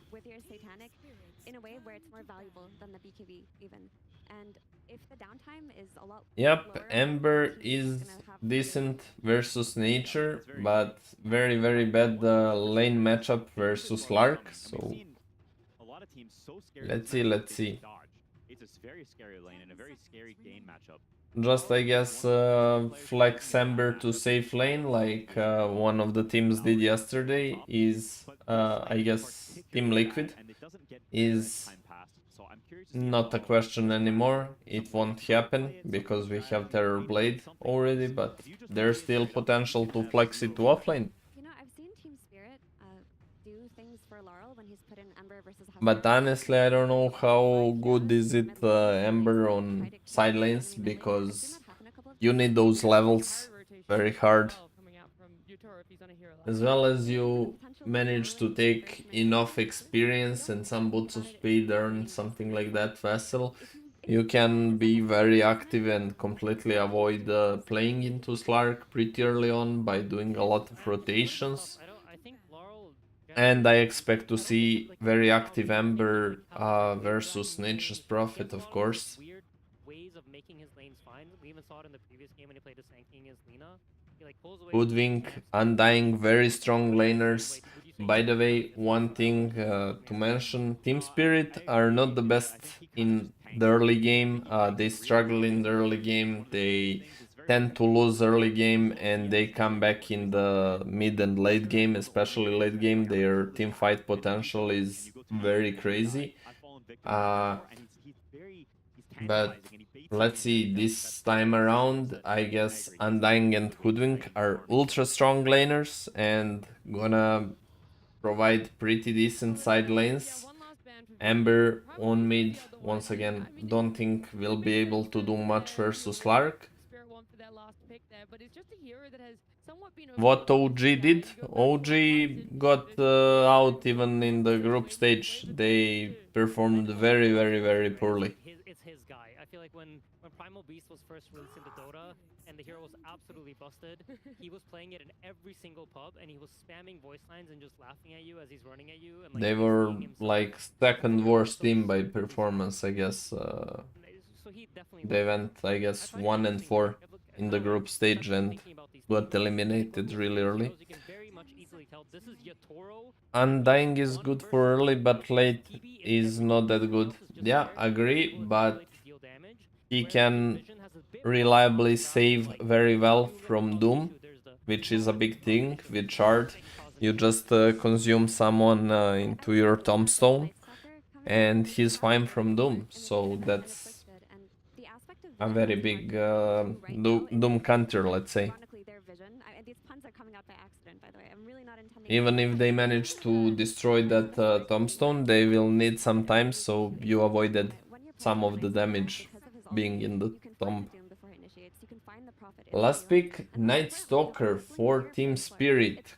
Collap's gonna be playing Night Stalker, Yatoro gonna play Terrorblade, Ember Spirit played by Larl, not me on Hoodwink, Rue on Undying, on the side of Team Vision, Noticed on Doom, Satanic on Nature's Prophet, Carry, Noticed Doom offlane, no one Slark mid as we predicted, Ducalis on Ogre Mage, and Rabik gonna be played by Nineclex, sorry. Team Spirit will win, I think. We will see. It's quite possible, but game has to be played. Side lanes should be really nice. One sec, I got a call. Which makes like the entire team stronger. And I feel like that again goes to like the concept that Vision are trying to accomplish, which is multiple answers for Yatoro. Whereas on the other side, Effect Spirit, they just have a lot of tools that are going to enable Terrorblade to hit. They have the Tombstone, they have the Vision, they have all these things that are going to help him find these auto attacks and find the damage in the fight. Yeah, I love this idea. I think it's so true, and it's like at the core of how Spirit drafts every game. You look at their heroes, they maybe don't make too much sense together until you put the TB in the picture. And oh, now I see the whole picture and it makes sense. The Night Stalker and the Ember and the Hoodwink, all these stuns, like you said, I fully agree. And it's why I love watching Spirit play, because they're drafting for a... No, Team Spirit will win, I think you say. They have a good chance of winning, but only I'm afraid a little bit about mid matchup. Slark into Ember Spirit, it's gonna be really hard. Other two lanes should be fine, should actually win. I mean, offlane, Collapse, Night Stalker until minute 5 can slightly lose, but once the night hits, they should recover. Let's see how it's gonna go out. I think there's still the issue of the Slark counterpick to Ember mid, and a lot of this game will be dictated around strong to bring. If they can, their draft is fantastic. Yeah, fully agree. I'm worried for Slark. Slark Ember is a scary, scary matchup, so that's where I'm looking. But it's Spirit on main stage, it's game 1. I gotta put my faith in Volgutoro. He's not even bold yet. You can't do that. He will be. Oh, and he makes it to the finals. We haven't even looked towards that. By the way, I know you guys were reacting to the crowd reacting. That's because Zhao8 is casting over on the Chinese stream. If any of you guys wanted to open that one up, maybe have a dual stream going on, you're more than welcome to. But we're going to go from one legend to another. It's Tsunami standing by with Miposhka. That's right, standing by with Team Spirits and Miposhka. Miposhka, you spent quite a time in that booth before coming out. I'm wondering, how has your coaching style changed from your 5-position style when you're in the booth? Draft ends, you're telling your teammates, this is how we should play the game. Are you giving them more instructions since you're not playing with them now? Definitely yes. I mean, for draft stage, not changed much because like I previously did a lot of in the sphere preparation and something like that. But now I trying to teach my supports because I played a lot on that position. So always trying to help them, trying to help like how you should put vision, how you should approach the thing. And also I'm watching a lot of replays of enemies, our replays, and trying to find some mistakes, like how we should change our approach about some things. Like a lot of. Okay, the rune's gonna be Very many things. 2 for 2. The exchange, nothing special.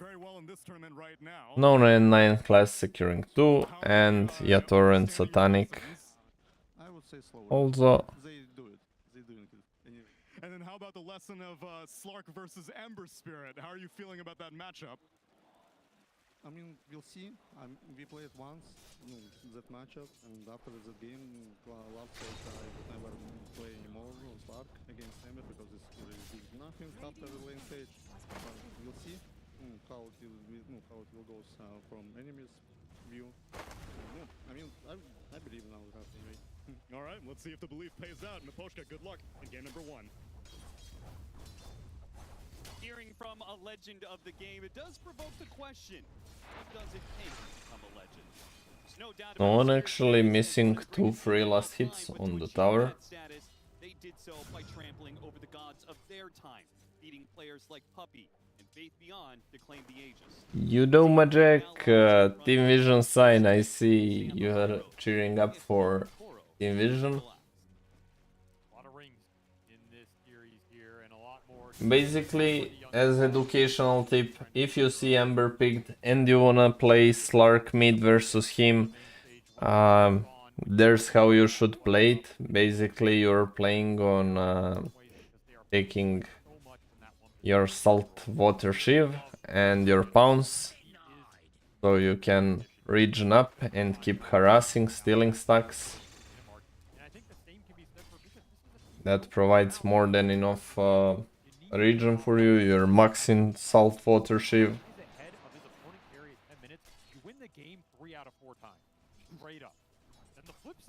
Lead has already been made.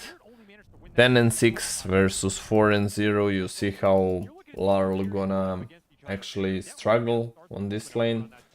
Ember gonna be pretty much happy to take whatever he can with Slide of Fist, I guess. On the top, some trading is happening, nothing crazy for now. On bot, we'll actually have also some trading. No one in danger of dying just yet. He shows up when Yotaro wants to take this break.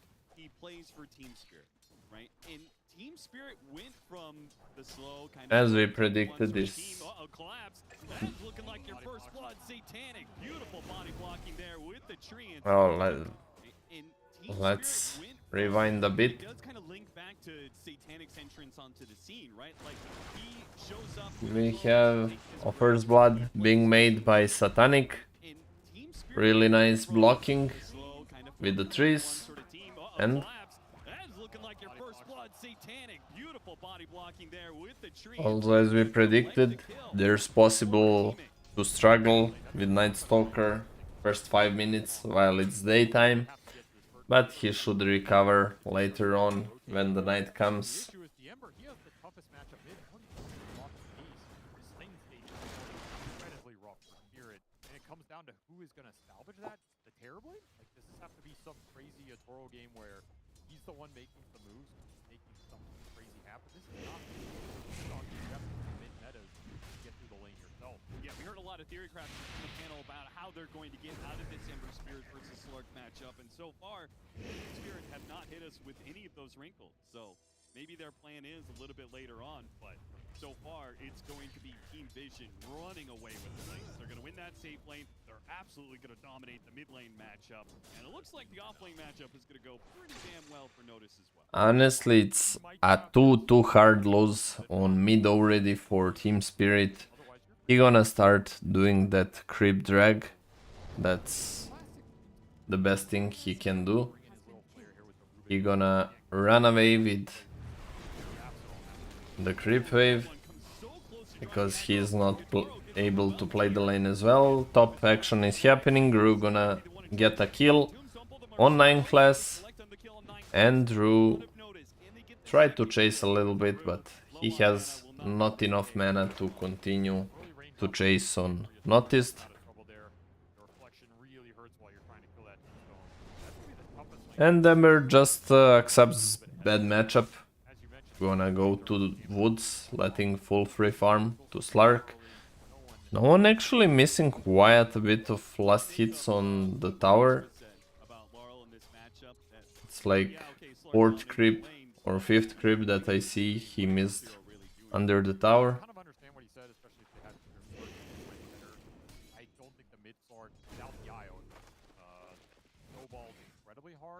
However, I will say Vision, they're a peculiar team with it because they play so much high-class Slark. Yeah, they're familiar at how to control the map, get the proper D-wards, utilize the Vision. He can do a lot of damage here. I think no one's going to be very comfortable playing this hero, and it's not necessarily the Slark scaling gonna be like really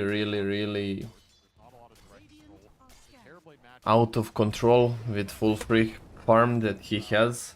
Sure, he doesn't have IO like in some of the previous games to amplify it even more with overcharge, but still it's gonna be interesting to see if Team Spirit somehow gonna do their magic after losing the lane stage to make things actually happen. Rue gonna die, that's out of question.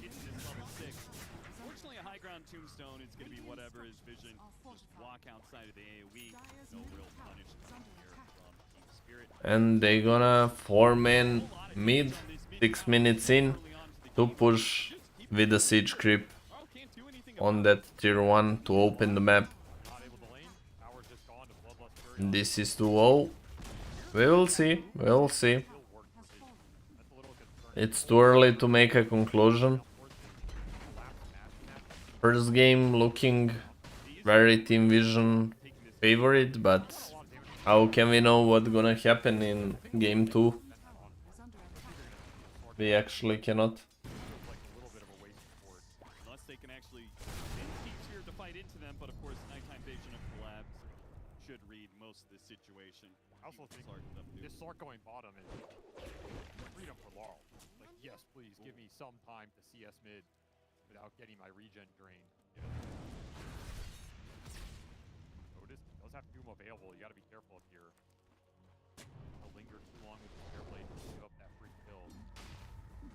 Vara, thank you for the follow. I do appreciate it. Vision Ducal is gonna go down. Collapse gonna get that last hit. And for me, I feel like that's so much rides on Collapse being able to deal with this Slark. Like, if he can have a good enough lane, transition that into a mid game where he's shutting down the Slark, get a blink dagger, AoE silence on him. Those can be some pretty easy kills. The Night Stalker's absolutely that exactly. How much is Collapse going to be able to do? Controlling the nighttime, being a presence on the map, not letting no one just play a free control room. So basically Slark went for 1 pounce to Saltwater Shiv for the lane, and he opted out to go for the Dark Pact maxing standard route after 2 points in Saltwater Shiv to absolutely destroy the lane. He's coming back to standard approach. He's your best ticket into the early game team fight that you know is coming to you at a pretty fast pace right now. I think the drag off is gonna stall up this tower push considerably. Yeah, it might die for it, but Yatoro going through the gate. They're TPing the Night Stalker. Yeah, they want to fight with these heroes behind. Night Stalker gonna chase. They're retreating. Find something off this rotation. Don't want to move collapse without getting On vision. support kill out of it. Do you think it's okay if it just means collapse? Oh, yeah, the tower. Meta has been popped. Yatoro gonna get the last hit. I think it's a little sad for the Night Stalker. Good defense from Spirit. Not overly sad about the overall exchange. Collapse.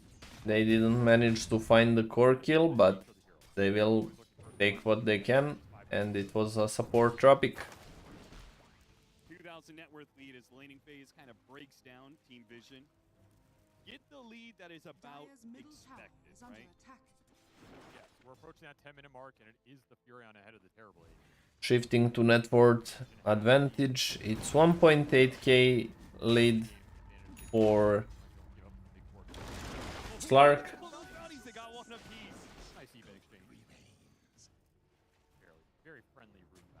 Furion still 1 bounty. Another one claimed by Night Stalker. So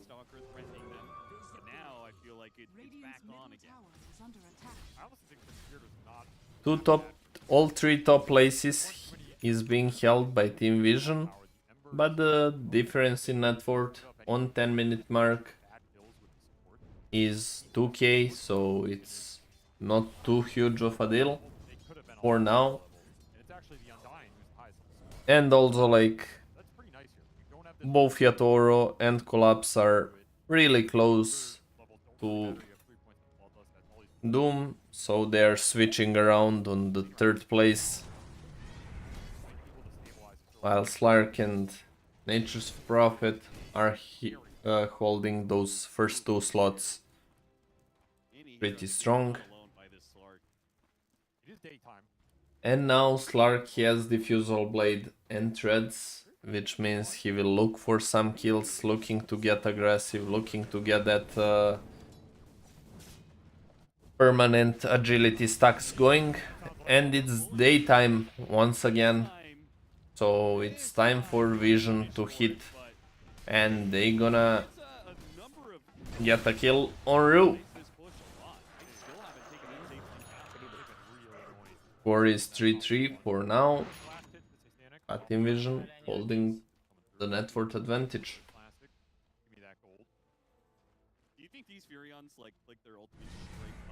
Okay, Ember Spirit actually going for that Ghost Scepter for the survivability. So he won't have that high aggressive approach. There won't be any Vessel, Mage Slayers or something like that.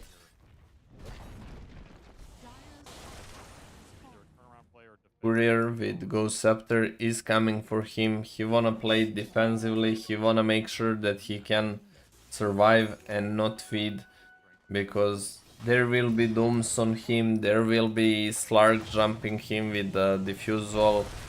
Rue. Oh! Okay. That miss caught no one off guard for a second, but he comes back and claims the kill easily. Because it's kind of like making moves with a Tidehunter, right? Like, oh, we've got Ravage, guys, let's go use it. Okay. Yeah, you make a move, you use that Ravage. Well, guess what? That Ravage is now on cooldown, and Vision could just run you over. I think the turnaround play is a lot more reliable for Spirit. You kind of know Vision are going to go into you, particularly the Slark with the Furion backup. Bait him in a little bit. TP in with Night Stalker Blink on the backline. That's where the fight's going to look good for Collapse with the Achilles Blink Dagger. It's very hard to just force the issue yourself, though.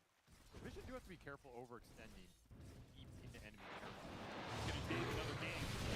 Nong gonna defuse all on Undying, and there's nothing that he can do to survive. And on top of that, Free tombstone, plus 150 gold. 4k net worth advantage in 13 minutes. 14 vision. Team Spirit definitely struggling. Defensive itemization here. It does save you against a lot of this damage early. It's just always one of those things, okay, you survive, but what are you surviving for? Through just some self-remember. Are you actually doing anything after you get out of the Slark pack? So you have to build in more damage. Damage gonna be very much limited for Team Spirit in the early game, but there is silence and no one is going down actually. Collapse Night Stalker gonna be problem for that Slark. Just jumping with Blink Dagger and silent AoE silence. There's not much that Slark can do about it. That was ult pop for Night Stalker, and they find and steal one stack in the triangle on the hard camp, and they're gonna try to work on the ancients as well. Vision gonna contest. Doom has been used on Yatoro. Yatoro trying to man up. He gonna kill. Larl gets a kill on notice, but Yatoro dies in the process. Vision hits back, taking 2 people out for Doom, but they lost some of the stacks, not much.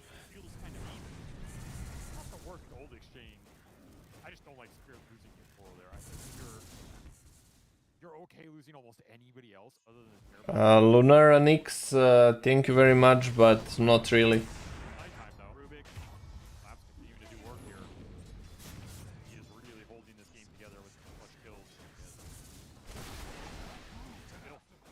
He was the biggest beneficiary of that fight. 5-0 start for the Fury on 150 CS. I've seen this before. Austin, he's almost 3,000 ahead of the enemy carry. There's a limit to how much you can give this man before he just runs away with it. It really is the perfect way to watch the Satanic versus Yatoro go down. Oh yeah. Nature's Prophet. Mjolnir is finished. Working towards that. Dragonlance. Grading it up.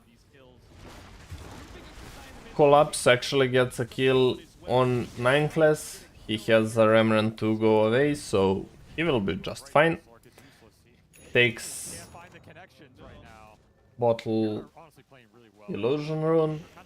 Gonna go home to regen up and we'll be back by the Remnant pretty soon. Once again, we expect some aggression on the map with the Knight.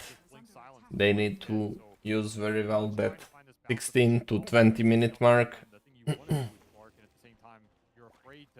Yatoro gonna be just farming, zooming around with his shard. But rest of Team Spirit is going for the fights. And Slar goes down once again.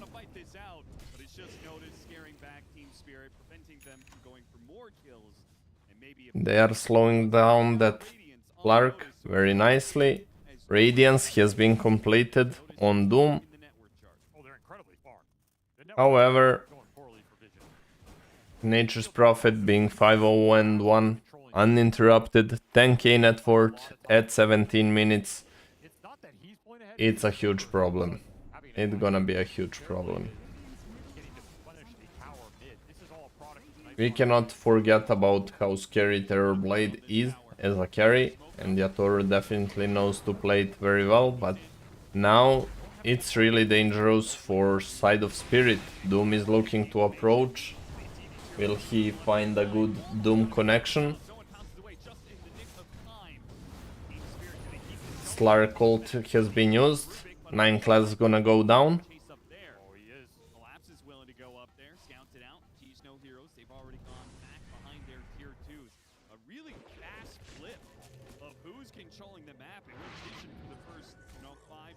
And the net worth advantage goes down to 2k after another successful pick-off by Team Spirit. they wanna find Satanic. That's very important kill. He's abusing the night vision. Satanic still not aware of him being here, jumping in. But he doesn't have quite enough damage without backup, but backup is coming. Will they be able to find Satanic? Barely. Night Stalker actually goes down, so Satanic trades it 1-for-1. His right click simply are way too strong. They barely got him down 3v1. That was a crazy thing. And if they played a little bit worse, it could be easily even a triple kill for Satanic. His right clicks are really doing a big damage.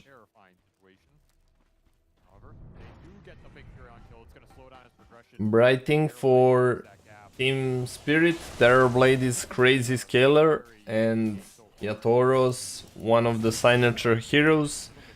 He has a very big armor, which gonna help a lot versus Nature's Prophet. Obviously some of the damage gonna be Mjolnir procs, so it's gonna help with clearing illusions and dealing some extra damage, which gonna hurt TB a lot, unless he opts out to go for BKB at some point, but I expect in this game more like something like maybe Pike into Butterfly into Cuddy.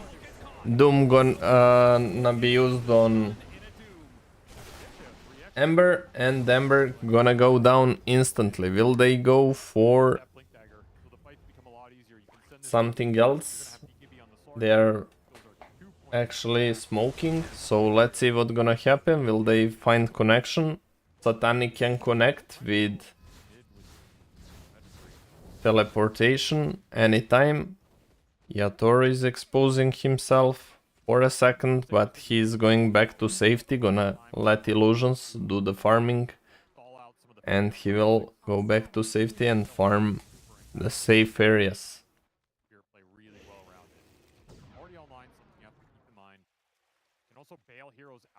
Next 4 minutes gonna be most likely dominated by side of Team Vision because of the daytime, but still we have Night Stalker ult ready to pop, so we might see either some aggression if they have smoke at some point, or they gonna save it for defensive use if they get going on.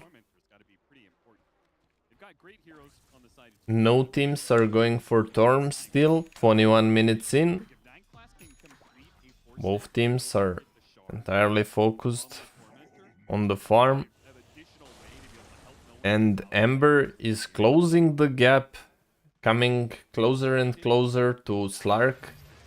He had a big lead and advantage in the early game, but he's losing momentum, 10k to 9.7k. He's almost catching up with the farm, having Kaya and Ghost Scepter. Doom not available, but will be in 15 seconds, and they're smoking. Shield Rune gonna be... Oh no, Collapse went in, but there's BKB on Slark. 2 targets got picked up for free, and we can expect... Even Doom has been saved still, so that was really bad for side of Spirit.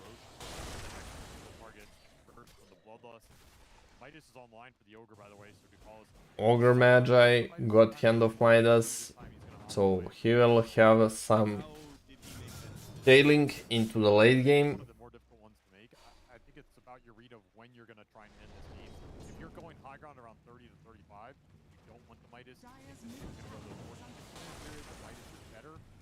It's really just about how well this game's flowing, how much of a lead we've built up. Are you going to just run this over, be able to end it before any of this deal comes online? I I think here he made the correct read. I don't think you're still going to say, hey, I'm going to buy 4 staff and we're going to go higher on this game. This minus will pay off. It always does.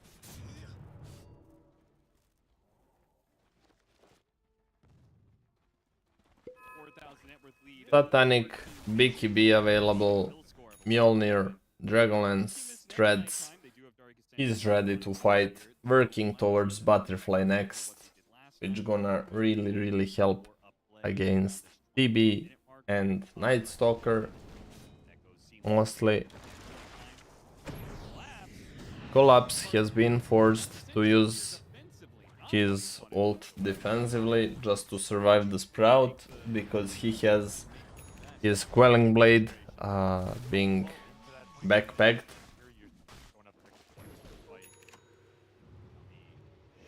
That kinda gonna hurt a bit, but not too much. 1 more minute and Real Knight gonna come. Honestly, I'm impressed with how much Laurel is found in this game.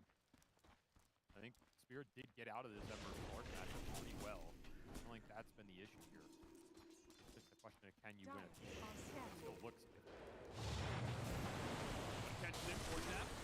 Ami gets away just before the pounce lands. Nicely done. Another support in some trouble. Force avoided. BKB TP out by double bushwhack. Rue gonna go down. Nature's Prophet still can rejoin in 2 seconds. So they should be careful with the chase. There's definitely a turnaround potential, especially with Doom being online. BKB completed his BKB as well.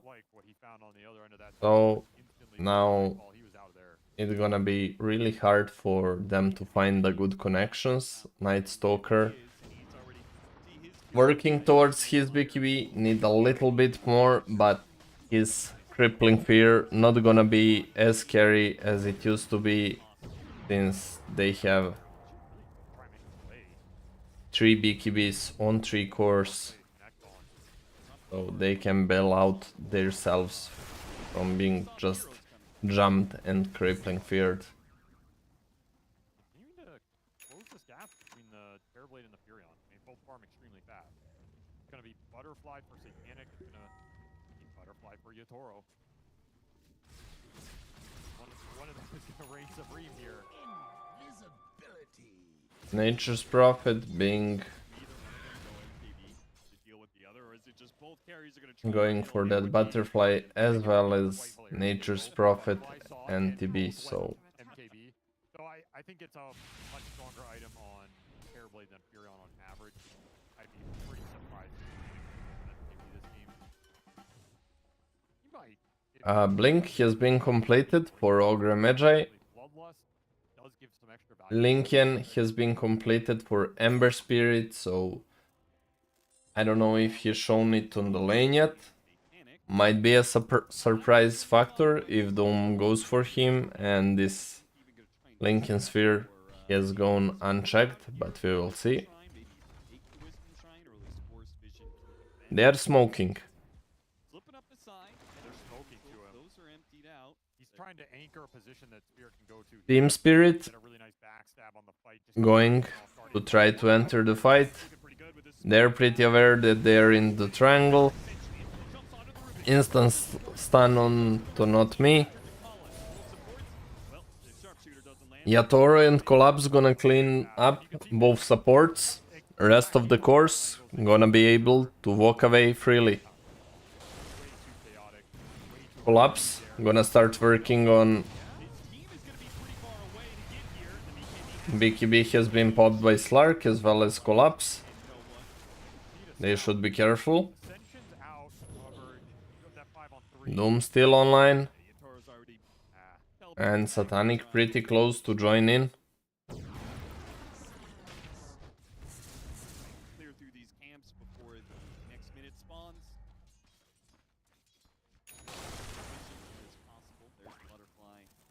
Butterfly has been completed for Nature's Prophet. Yatoro still has 1000 actually 700 more gold to work on for that pickup. He gonna go for the Scuddy after, as we guessed. And we'll follow up with Link, and Doom has been used on Yatoro. It's a very dead Yatoro. He go down the ward before going down. But that's open way towards Roshan. Yo Brian, hello, hello.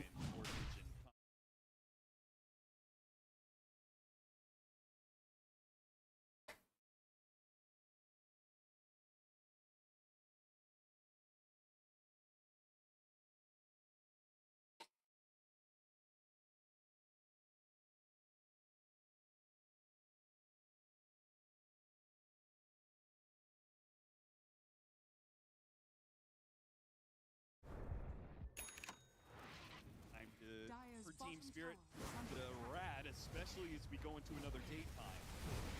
Vision, this feels like a moment where they're going to take a lot of objectives. They can start taking Syracuse in my head. Sure. It is a really critical timing of TB dying just barely before having a goal for that butterfly, getting back a lot, and opening a free Roshan for Satanic. So they're gonna claim a lot of objective before. I don't think TB will want to fight into Aegis and Butterfly, especially without his own Butterfly.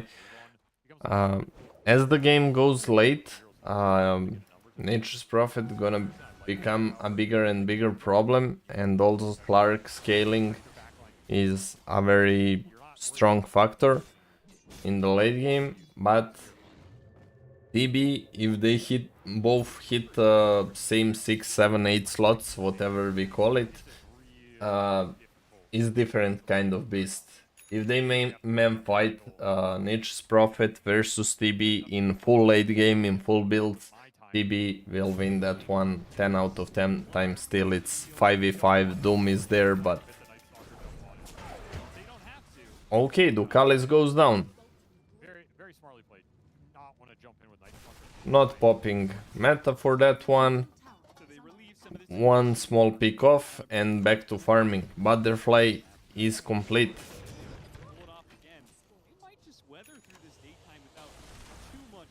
It's still Vision that's going to be gaining an advantage through this. For sure. In the Aegis and Furion being Furion, they've got a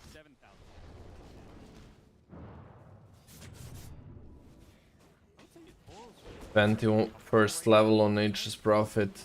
Like, you're gonna farm incredibly fast with rate of nature, cooldown, minus 20 seconds. His gold advantage gonna skyrocket. 9 class being a bit out of position. He gonna go down as well.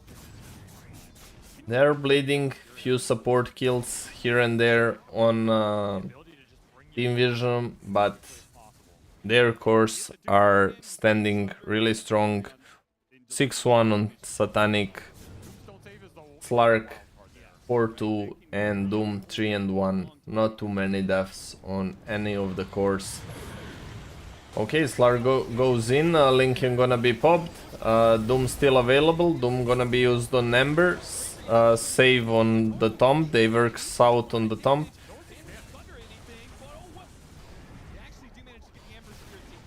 BKB Nature's Prophet gonna go down. Noticed, gonna kill Rue as well, double kill for him. 2 pick-offs for side of Team Vision. And they gonna start sieging. 1 minute 20 seconds left on Nature's Prophet Aegis. With 2 people down. Doom has been used. BKB on Satanic as well, but he should be fine.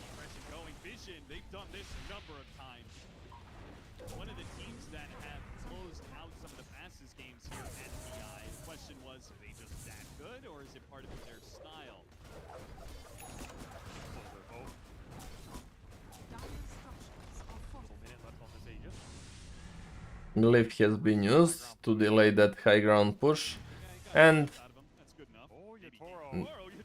Yatoro being caught out of position, gonna swap. Oh my god. Yatoro goes down. He got caught out of position. Took ages, that was already expiring. Not a big deal at all, but that's a big opening. Without his buyback, they gonna lose one side, I guess, at least. And net worth rate gonna go to 13, bouncing between 13 and 14k, closer to 14.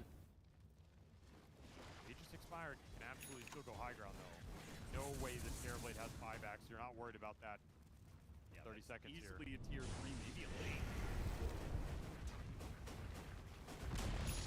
Mark might not have done a lot. He might not have to do a lot. That looks like a very free high ground. Maybe that was actually, unfortunately, not me using his force staff on himself. Trying to get out of there. Way into Hoodwink initiation, questionable. got a full lane of barracks and out, hitting a tier. Panic. Just picking up speed, going faster and faster. All of a sudden, he's 8,000 ahead of that Terrorblade. Blink and you'll miss it.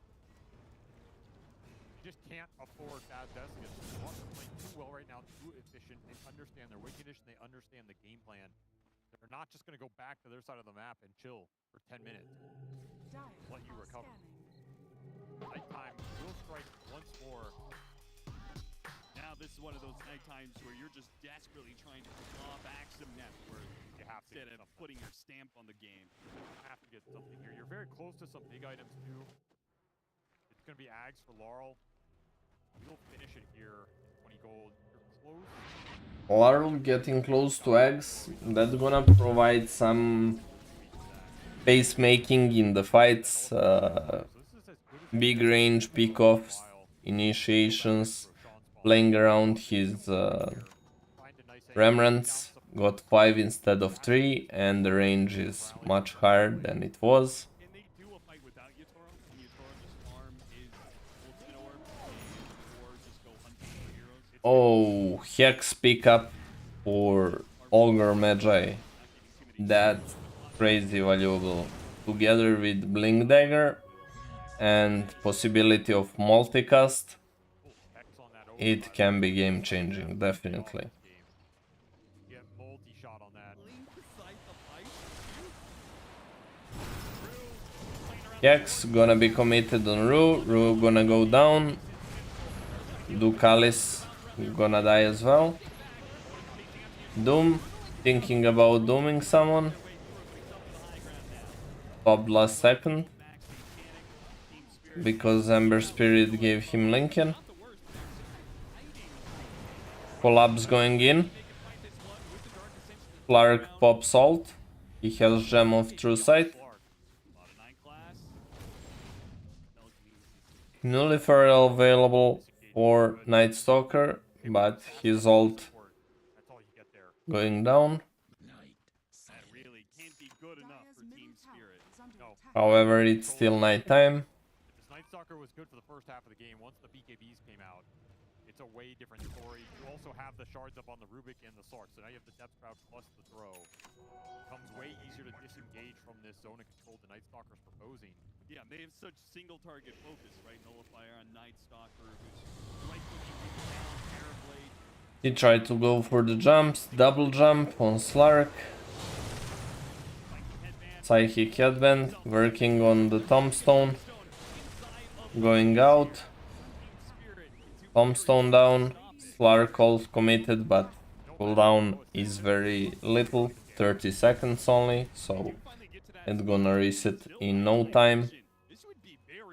And Satanic has that Satanic completed. And there is... I have Skadi to help with that on Yatoro. No ages this time.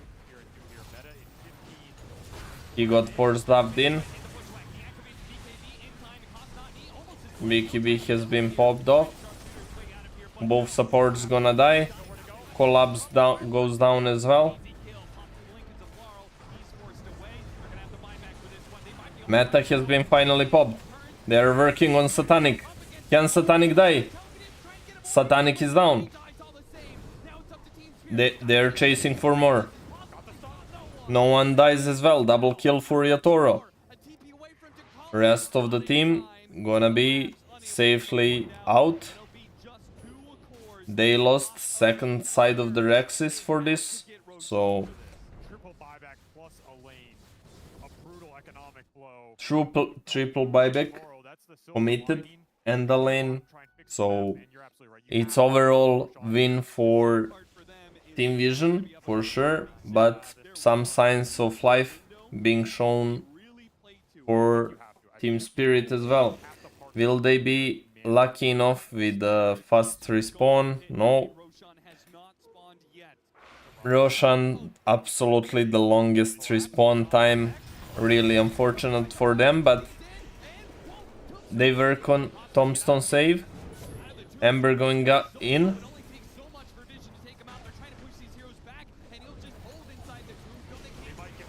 Collapse going in, going out. Doomed. Doomed on collapse, but he's very...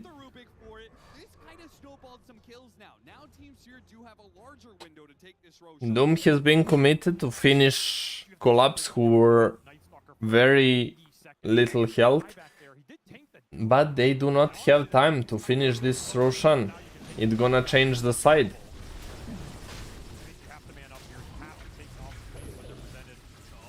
Actually, Chains dropping people around. They're tanking the drops so they can finish it, but they cannot. Oh my god. What the heck is going on? This is crazy. And they just donated that Rosh. Oh my god, that was so unlucky. And 3 Rosh for Team Vision. Nature's Prophet gets it. Oh, if they just could do it like few seconds earlier, that could be a comeback. Now, Didi on Slark, Aegis on Satanic. I believe it's pretty much over, but let's see the last fight.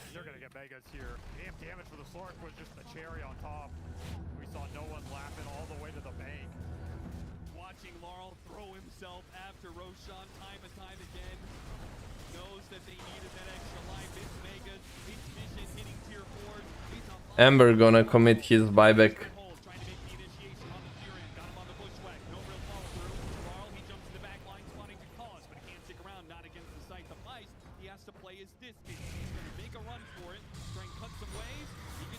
Doom in 3 seconds.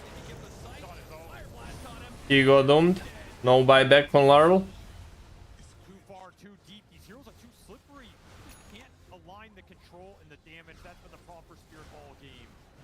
He went all in for that creep cut. Didn't work though. They will just wait out meta. And it's gonna be very, very rough fight to take without Ember for 90 seconds. 4 versus 6.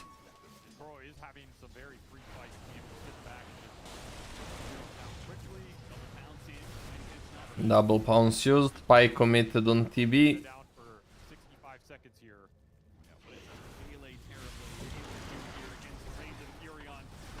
Death Shout still available for the Slark. Gonna commit on Yatoro. Tombstone save. Can he Sunder? Sunder actually already used.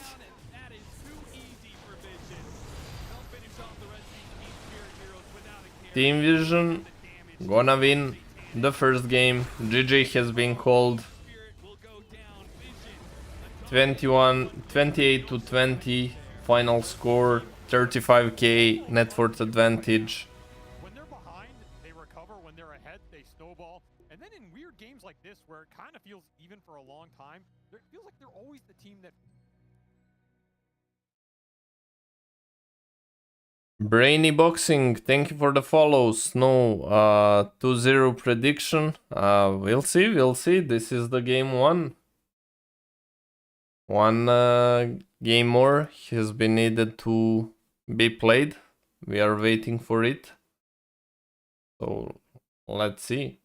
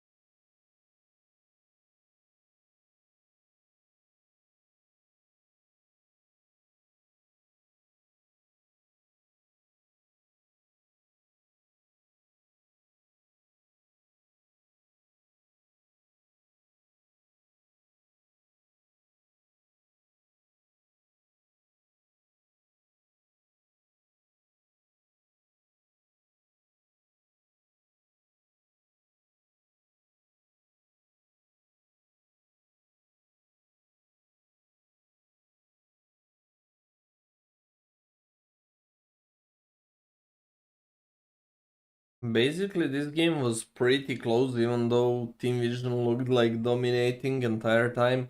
For example, only if that Roshan pick actually worked for them, it wouldn't be easy task to kill Yatoro twice at all.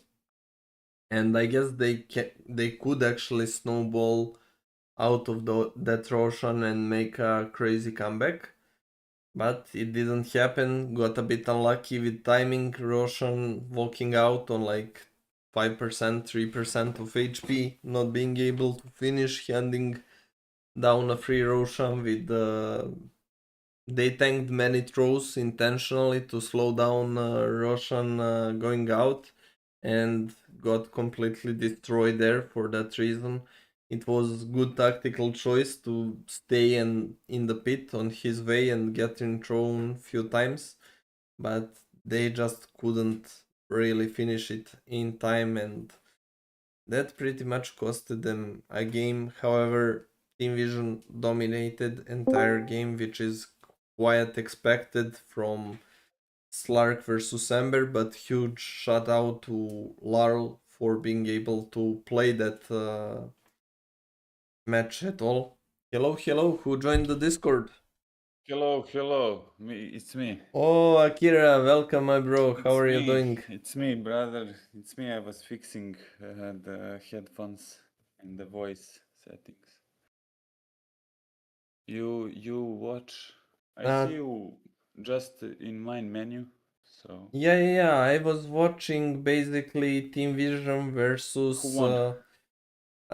First game, Team Vision won. It was really interesting game. Team Vision had advantage, but Team Spirit definitely had a good chance of coming back with TB, and they killed few people.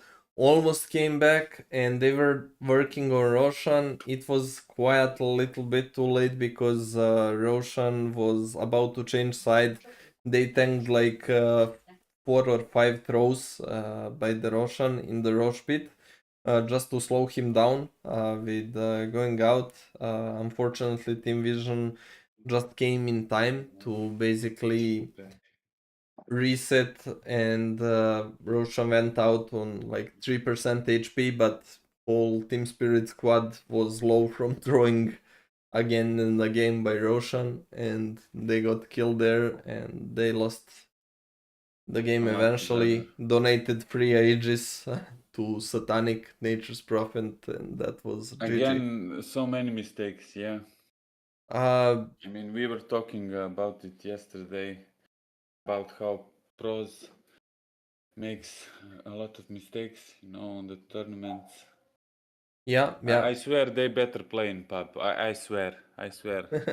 When I play, when you played, they never made like one mistake, but here.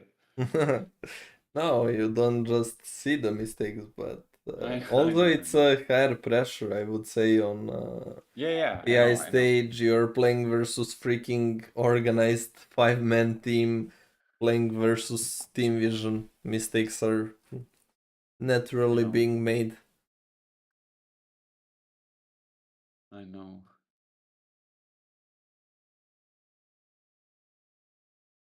Remind me if we see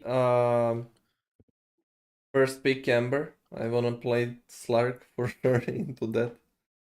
It's so one-sided matchup, it's insane.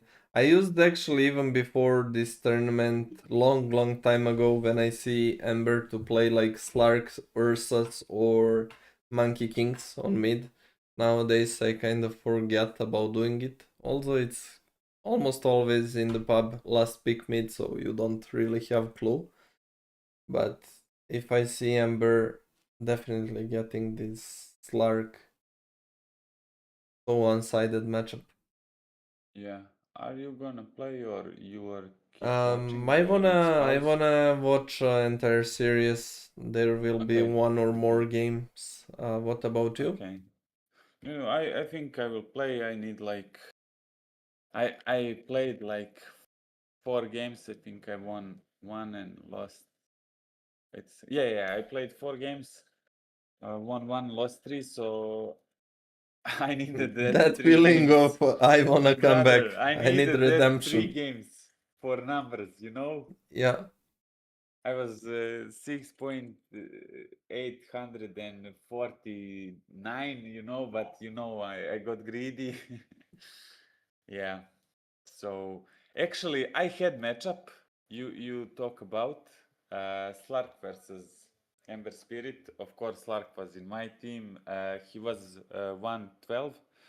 Ember 112 stomped Clark. him like yeah He played 5-0. mid. Ember Ember. Oh damn! I Ember wanna killed check him that 5 game. times. Which hero did you play that game? Last game. Last game. Last game. No. Before the last game. Okay. Before the last game. You can check it, bro. I mean, it's obviously a buyer, but you No, can it's not give me your Ember opinion. before the last one. Okay. Not that one. Maybe the last one. No. My bad. I played versus Ember and I played with Slark 2 different games. I remember now it was Wind mid. No, it's... Yeah, there was not that matchup? No. Okay. I mixed up the It's okay. 2 games. My bad. Basically, guys, we are waiting for the next game of series to be live. They are on the break. First game has been won by Team Vision and waiting for game 2.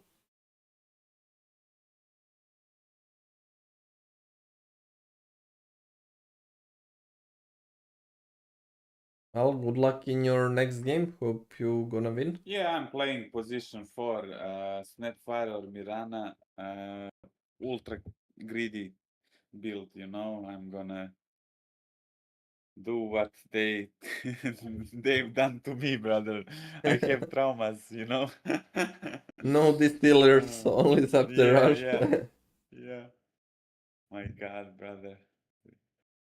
I just remember that sniper from Yeah. yesterday. Yeah.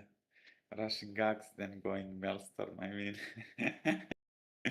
crazy, brother. Crazy meta.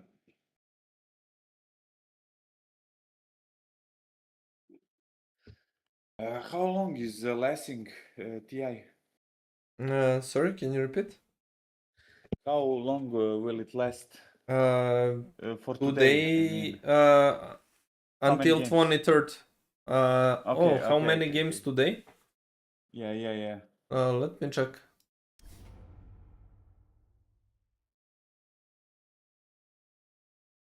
Check the schedule. I didn't watch it, so I ask. So basically today is 21st. Today we have Team Vision versus Team Spirit, and then after that we will have Yandex versus Nigma Galaxy. But nice. Honestly, I plan to cast Team Spirit versus Team Vision until the end of the series, and maybe play some pubs after that. We'll maybe skip Team Yandex versus Nigma Galaxy. Okay. So it I will mean, be one or more 2 games, depending if it's gonna go to 3 games or 2-0 for Team Vision. Let's see. Okay. Bro, we'll Team play. Vision are playing so freaking insane. No one having Yeah, right my answers favorites. for them, and like just ban that Nature's Prophet already, guys. You don't wanna play versus that. My team favorite Team Vision. Yeah, same. Literally.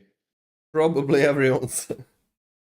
I mean, they are really like. I don't want to be rude, to other players, but I think on this TI they are like on another level.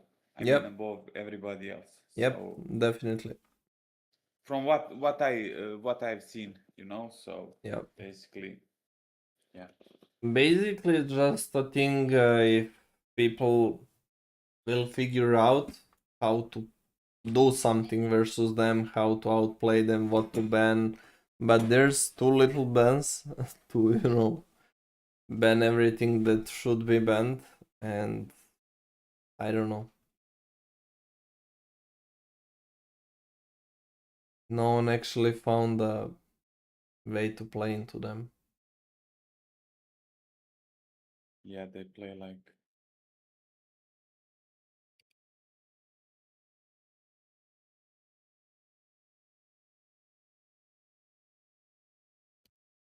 But I expect at least one game being taken away from them by Team Spirit, and that we go into 3 games territory.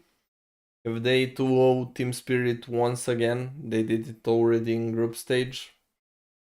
I don't know. That would be so crazy dominance. By the way, interesting fact, Satanic, he was like taught to play and analyzed a lot Yatoro's gameplay. Lol, what the heck, they're recording Yatoro picking his nose. He was like picking his nose for 5 seconds. What the heck?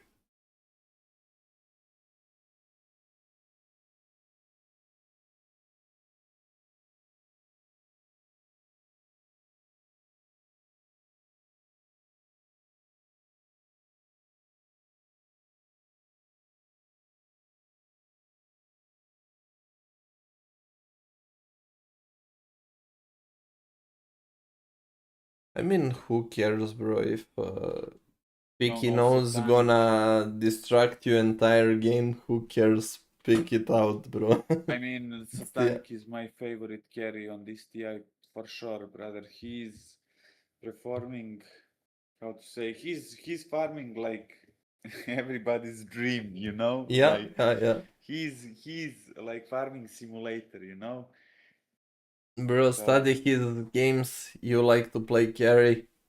yeah, I must. Study For his sure. farming pattern, study his playstyle. No, he plays like a monster. I mean, I'm happy when people play like that, so he's proving why he's rank 1, no joke there. What I noticed basically by when I'm casting, you wanna like or watching, people casting and that type of thing.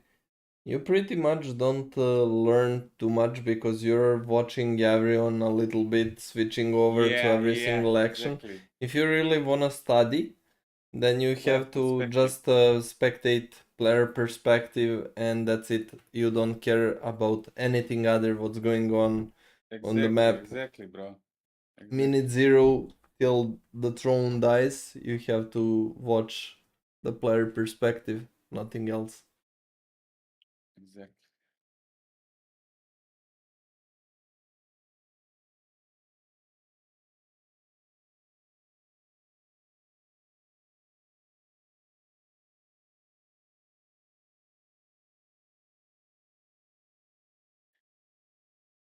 Look at them, brother. Imagine if they didn't slept all night or something like that. And they need to play like win or lose, go home or stay. No, actually, this is not a go home. It's upper bracket, No, so whoever. I just said like Yeah. in global, in generally. But is this a lower bracket or Upper bracket, so upper bracket whoever still?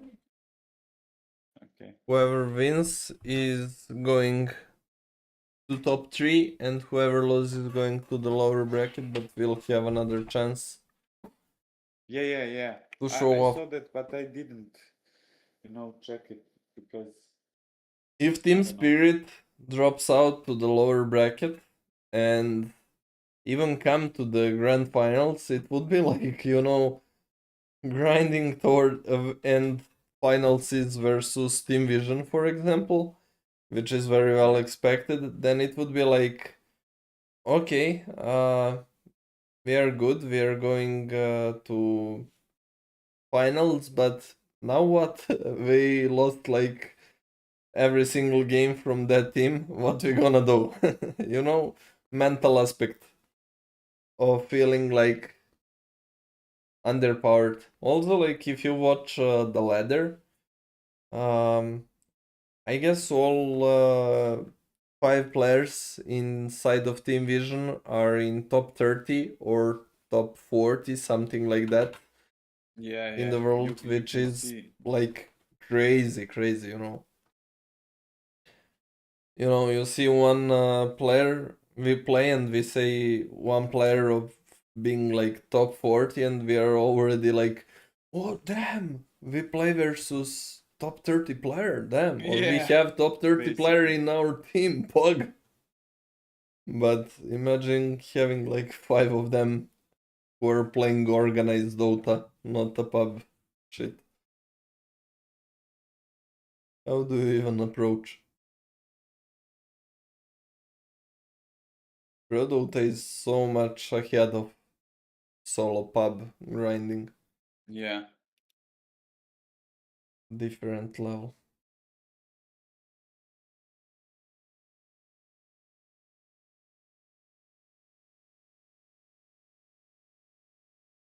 Team Spirit first pick Winter Wyvern and Dark Willow on the Team Vision.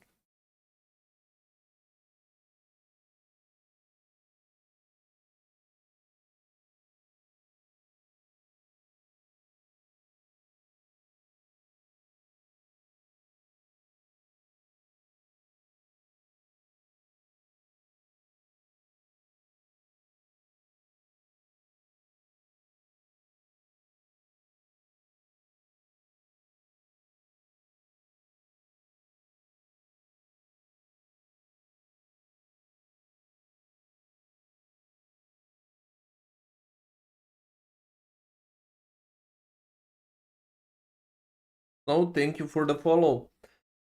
Also, this Winter Wyvern is a very good answer for the Lone Druid that is very meta and both teams are performing very well versus with that Lone Druid pick, which has been banned in second phase of bans though, but also very good versus Kaz that both teams like to pick up and dominate. Both Yatoro and Kaz are very nice, good players on Kaz. And we can actually switch to the full screen picks. Pick phase has begun. I think Centaur should be on the radar of Team Spirit, and Wyvern, while he doesn't interact with Willow, can counteract a lot of the lane harass that comes out of kill threat lanes with the Cold Embrace. That Cold Embrace early on does a good chunk of healing. It does do a lot of healing. And to add to what you said, like, Wyvern hates playing against these position 4s that like to pull waves. Like, when we saw the bounty the other day, he can pull the wave. It's crazy how meta got shifted. Basically, every single game in the group stage, Earth Spirit wasn't being banned, but it was first picked. And we had to watch every single game, like Keeper of the Lights and Earth Spirits. Now every single time it's first ban Earth Spirit, so Thank you guys. So we don't have to watch any more Earth Spirit. It became boring. That's their course correction from a game 1. Yeah, no early And Nature's Prophet has been banned by Team Spirit. There was this conversation Finally. throughout the year. Spirit have undergone We don't want to let that hero go through the spirit of old. They were no longer that for spirit the that could surmount Satanic. when it comes to late game. They weren't Well, necessarily that yes, different beast they gonna used to be a huge factor. We'll see if any of the teams gonna pick it or ban it, but if it is not banned, there's a very high chance of one of the teams grabbing it.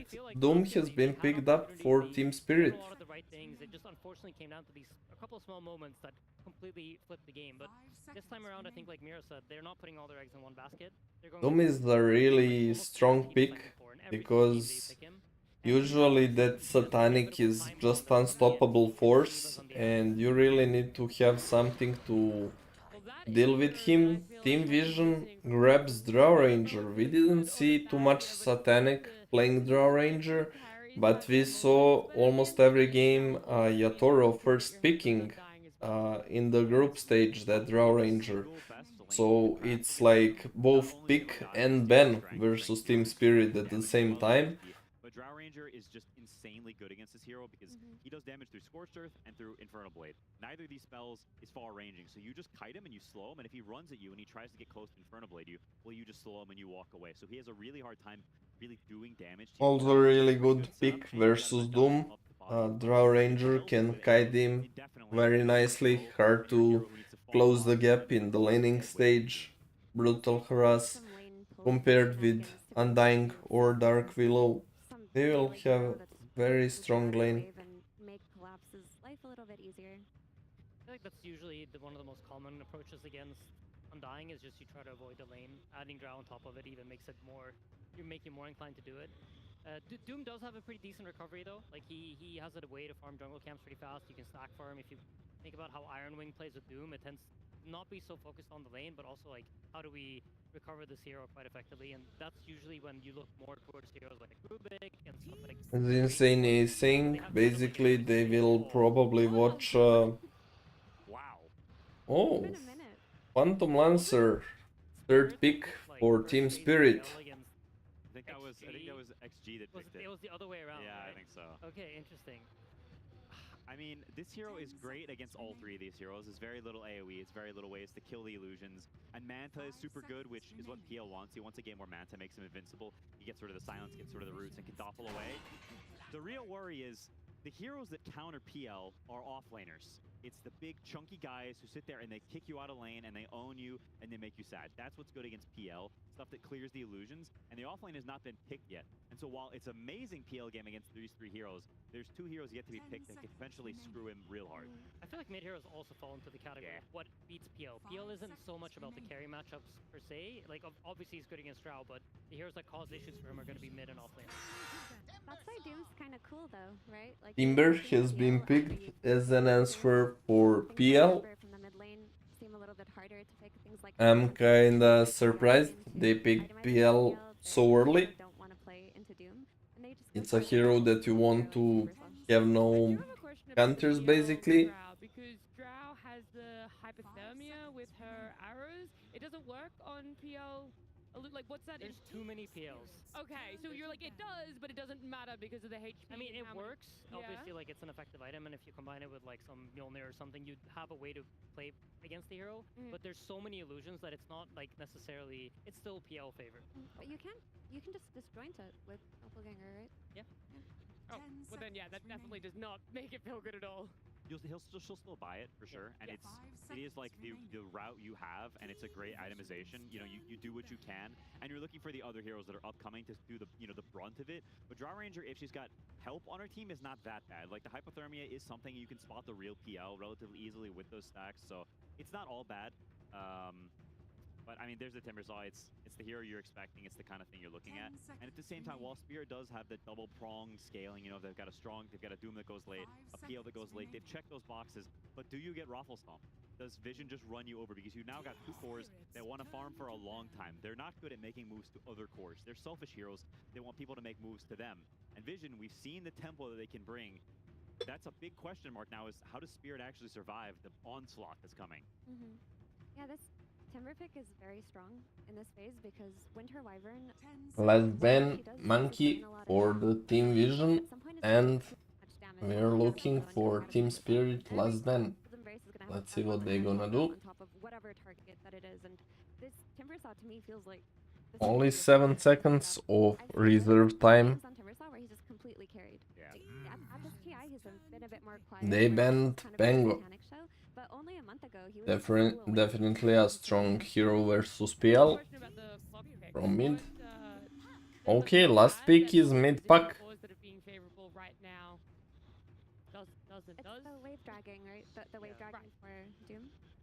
Essentially they're saying, like Mira said, they're gonna decide to not play the lane. They're gonna try to pull the waves, and they're looking for what hero can do this effectively without like too much problem. See the last pick for Team Spirit.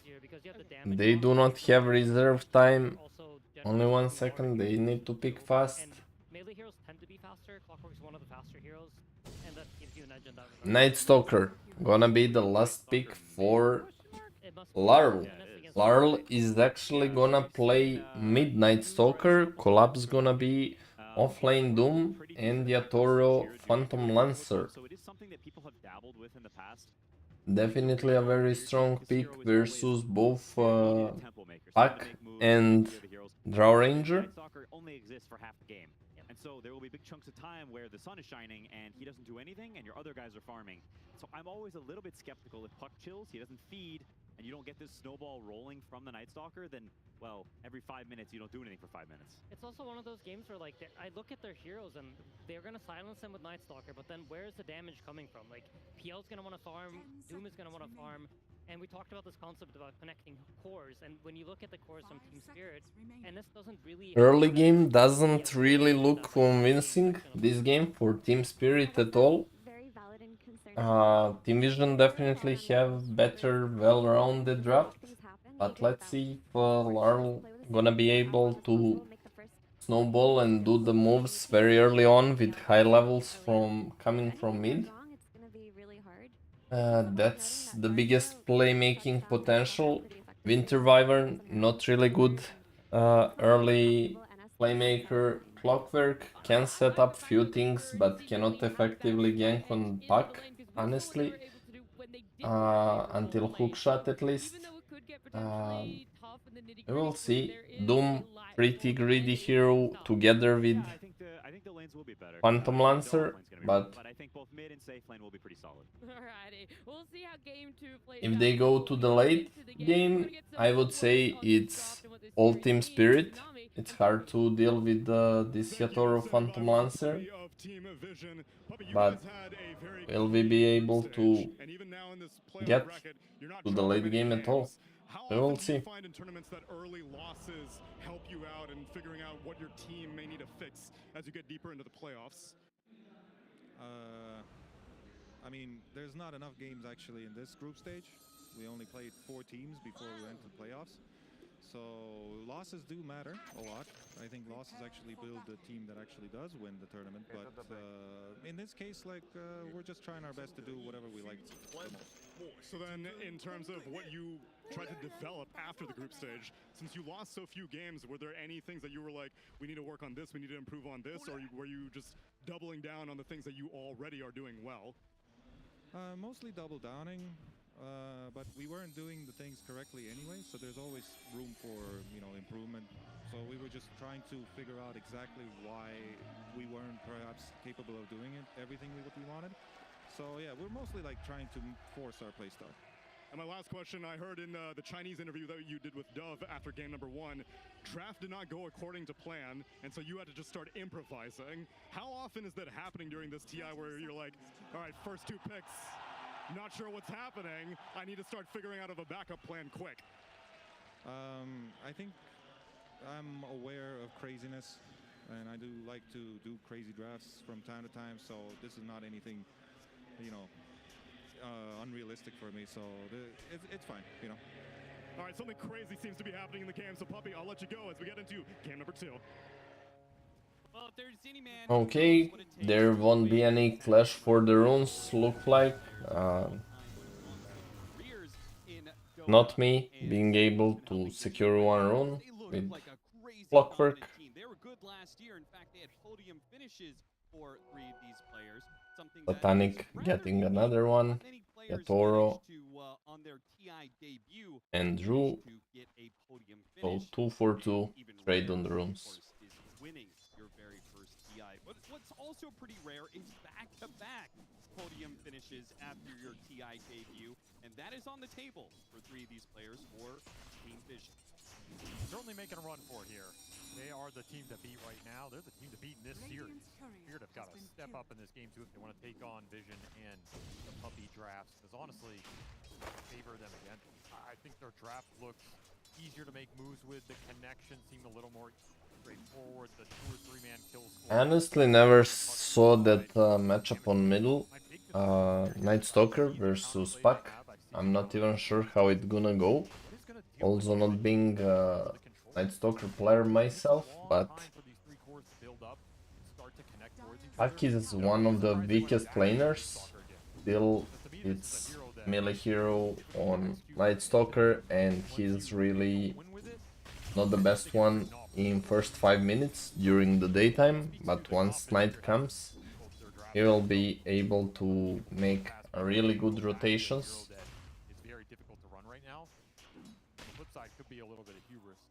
However, he's slightly winning for now, 8-3 versus 7-0 in first 2 waves.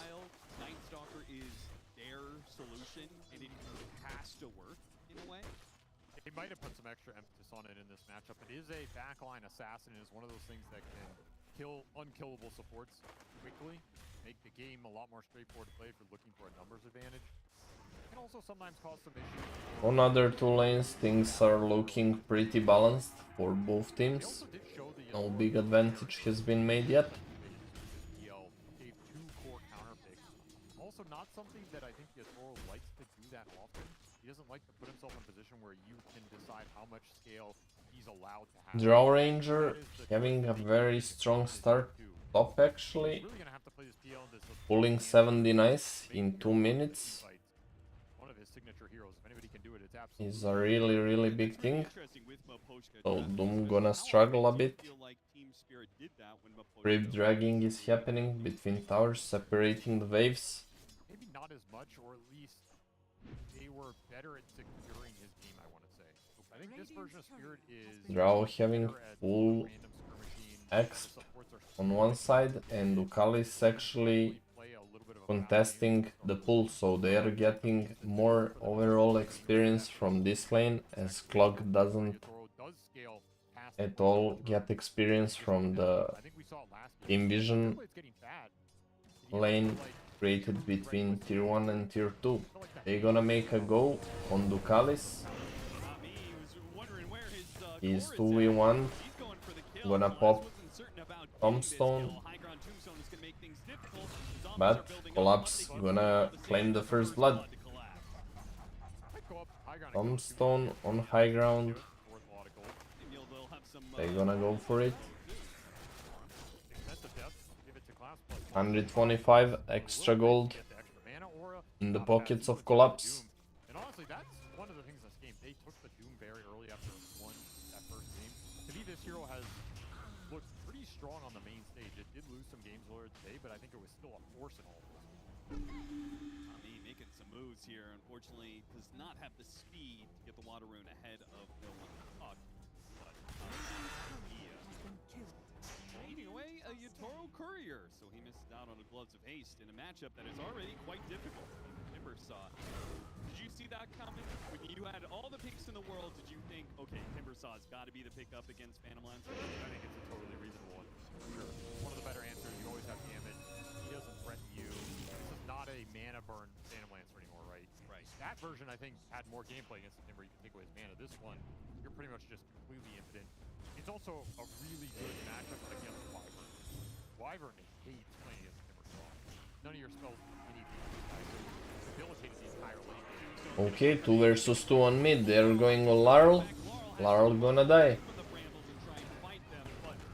3 versus 3. 2 more supports are connecting. Team Spirit on the run. He eventually gonna go down. Double kill for no one. It was completely balanced, but it is double kill for the Puck. It's a big advantage being made for him. You're gonna get level 6 before Larl. Gonna open a chance for another kill when he has it. However, Knight has came for the Larl, so that can open a little bit of gaming potential for him, probably on side lanes. And the Doom is in a lane where you're pulling waves and playing that a little defensively. You might be able to find a Doom connection. It's a long cooldown. Well, Vision are just gonna have to keep checks on Laurel, and I think they're pretty cruising here in the early game. Shield roam for Laurel will protect him from that Puck potential on level 6 for some time, I guess. Did find a shield room, honestly, probably the better rune you get here without the bottle. They exist with it mid. Double mana burn there, maybe almost a courier. No one gets control of that before it goes too far. They're gonna try and use this Night Stalker. Who are you bringing this Night Stalker to find some extra kills during the nighttime? You gotta do something with him, right? This is not a game where you just want Laurel to sit mid and trade farm against Puck.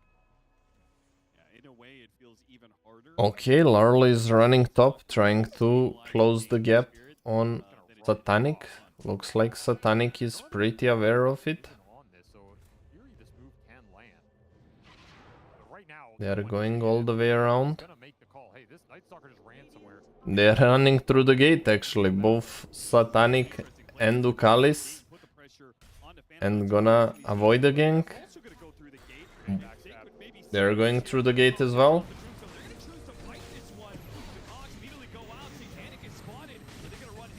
They gonna find Ducalis. Satanic gonna be fine for now. Not me gonna go down.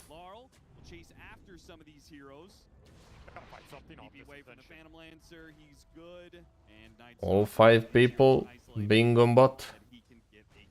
So, Team Vision playing against Night Stalker 2 times in a row. They know what to do. They just clump up. Don't give him the opening. Runs out. Still some Knight to play with here. Slows down body blocks. Cogs nicely placed by Nahi, pushing back these heroes.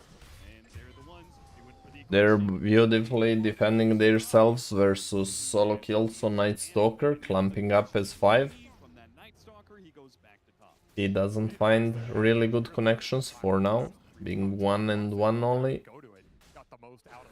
And only 2 more minutes available on the night time. His ult has been already used. Just going to run the map at the Drow Ranger just non-stop. If you connect, it's amazing. It is just not connecting so far, but maybe Satanic will think, okay, they're not going to go this deep, right? Bypass the Watcher here. He's looking for Satanic here, but Satanic is playing it very careful, and that's a lot of time being wasted by Night Stalker. He's full committing to the roam. He's fully committing to the roam. Gonna find support kill on Ducalis though, but Pac is being almost level 8 and he's only level 6. Yeah, I literally thought like to myself, this looks like Cinderin on main stage. Like Night Stalker and roaming around, that was 100% what he did. I don't think this looks like keep the bar high, but I agree. This is a really old school style of mid roaming gameplay. It can free up some space for your 2 greedy side laners. Like, you're attracting a lot of attention to where's Night Stalker going, what is he trying to do, can we counterplay? He's trying to go for the Puck. His duration of silence not gonna be long enough, so it's gonna end with harass only. Not the worst nighttime. You have Dark Sense available. Collapsing super deep on the map. How do you end up there? He's falling behind with farm, with so much roaming. But someone has to try to make some plays while you have 2 very greedy cores, which gonna want just to farm the map.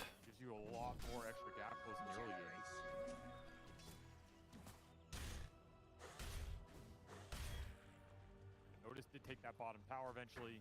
Automatic kick out on this. Draw Ranger, Dragonlance has been finished. Real fat on this Timber. We've seen him take games over on this hero. Toro got level 6 in 10 minutes. He's hitting neutrals without level. He is very slow. Even more than Laurel. Yeah, it's looking like Collapse once again has to put Team Spirit on his back, shoulder the burden, try and close this net worth.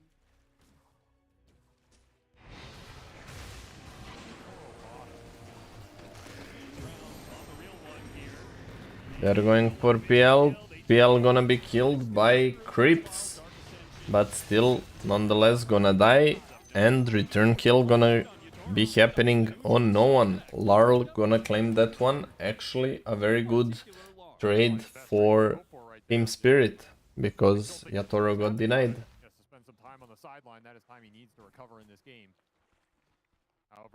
However, both Noticed and Satanic are making a huge lead with the farm compared to Spirit. Night Stalker being able to TP away. They're making play on Noticed. Yatoro getting that kill.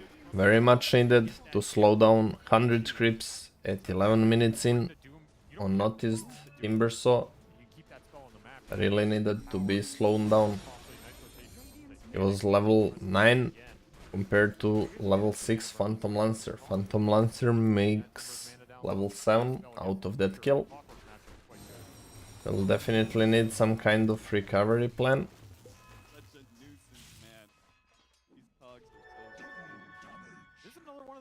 Doom has a double damage and Doom drums completed, but no Blink Dagger. Let's see. He's getting smoked with Clockwork. Clockwork will have hookshot in 5 seconds. They're looking for a pickoff.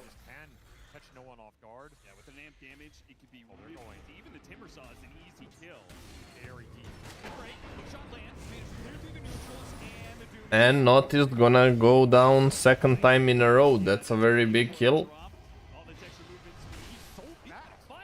He gonna chase for the Ducalis. Tombstone gonna go down. Ducalis gonna die as well. Actually, Team Spirit doing a significant damage at day. That's a big thing for them.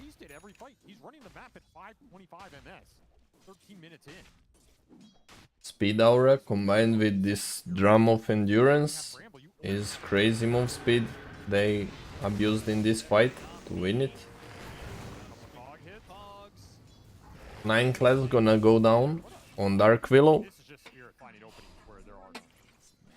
It's an unusual thing for Team Spirit to find good early game, but somehow they did it. Actually gonna die to Satanic, but he was so fast he outrun the multi-shot. He's 550 in Scorched Earth. This is super value in this game. Vandom pops his drums and Scorched Earth. He's running 550 move speed. It's crazy chase and runaway potential. Even Max Frost Arrows didn't let the Satanic chase him away. He outrun it easily. Night Stalker plus the Blink Doom coming out, 50-minute night times to 4 Tabolds. You have way more play options across the map. And maybe it's Vision who are gonna have to be on the defense. We are waiting for the Doom's Blink Dagger in 100 gold plus minute 15, gonna be in 30 seconds, so we expect a lot of potential.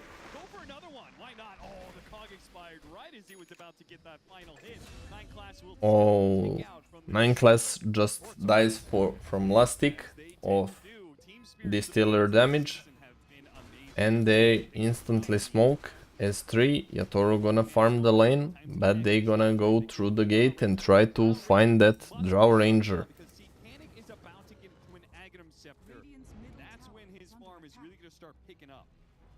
Drow Ranger actually going for that Aghanim Scepter, probably because she's playing versus PL.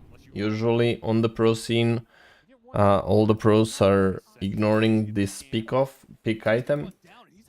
I was actually wondering why, even when they have tons of healings, but Satanic is looking to make it. No one makes a kill. Another kill gonna be on Not Me. Oh, neutral creep. Deny.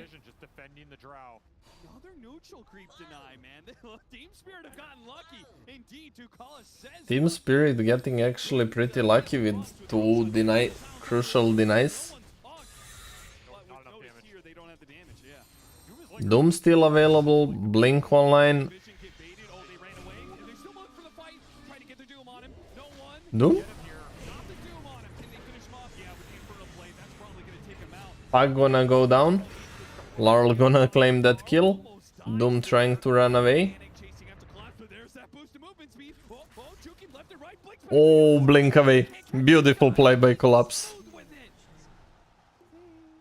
Good jukes. Left, right, with that huge movement speed and managing to blink around.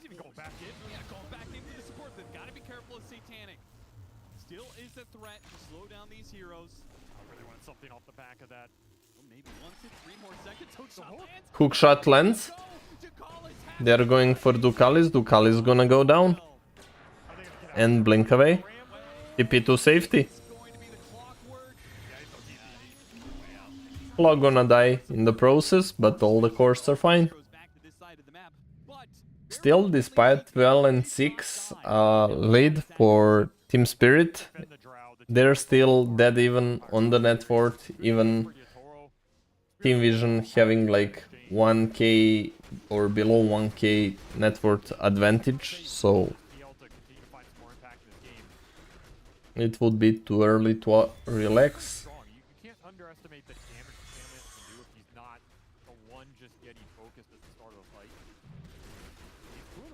Both Noticed and Satanic staying very strong and well farmed this game. Doom doesn't go for that Radiance greedy build, he's playing for a playmaking style.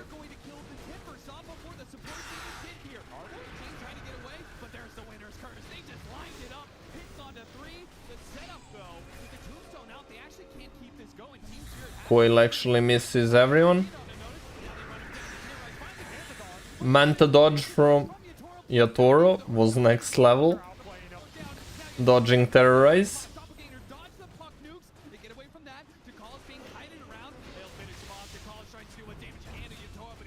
Yatoro gets a kill. 3 people dies on Team Vision. That was beautiful play by Yatoro, guys. He managed to Manta dodge, Terrorize, and then Doppelganger dodge the pack nukes. They're on the chase for Laurel chasing on the no one. No one dies. Team Spirit really playing beautiful this game. Not looking as outsiders at all. They are hitting back very hard.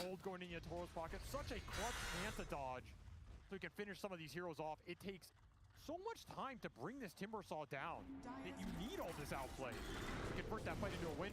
Guess what?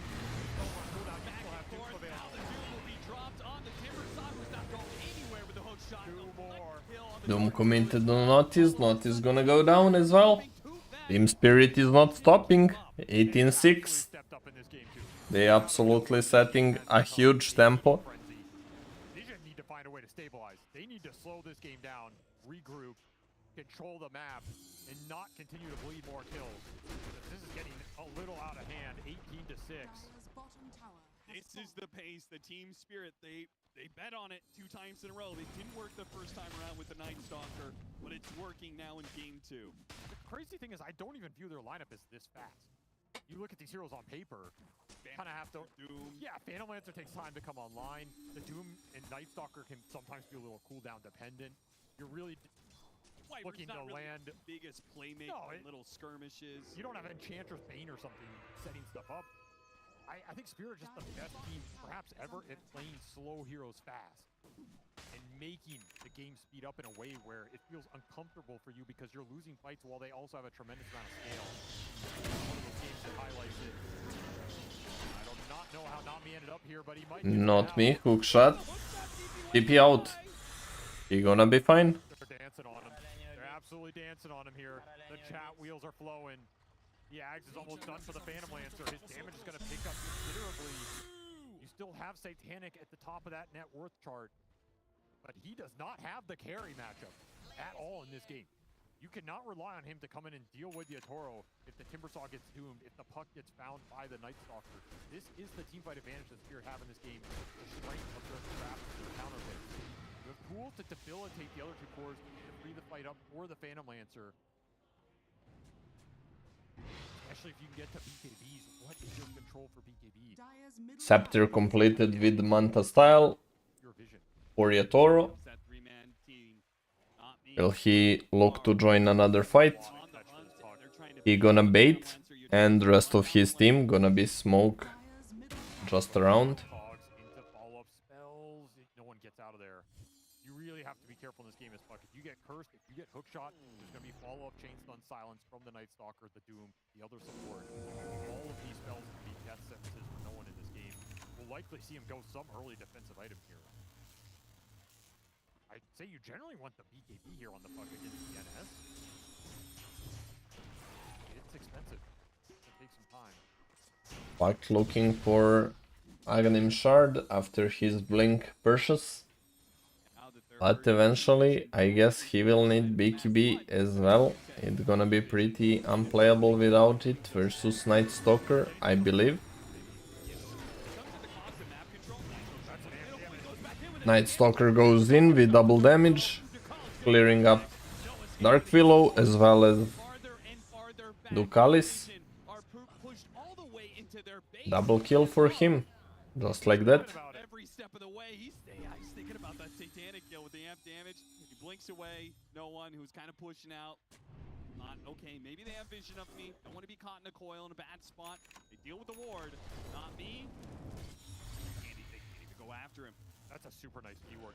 Phantom Lancer looking for Satanic next. Not pressure to go for the early silence, because he has both Doom and Night Stalker to silence for him, provide control.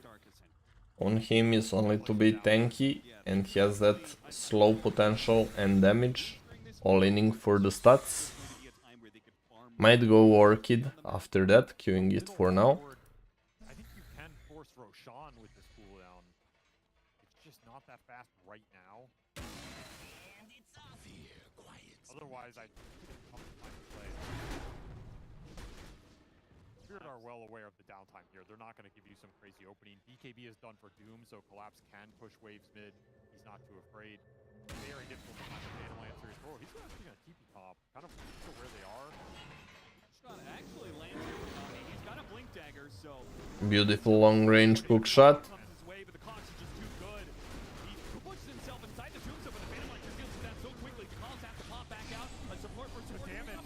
Okay, PL oversteps his welcome. Double kill for Satanic. Blocked by Puck ult. Cannot escape. Nothing he could do about it. He really overstepped his play. Can they stop him? Okay, he gonna burn down to the Doom. Satanic dies as well.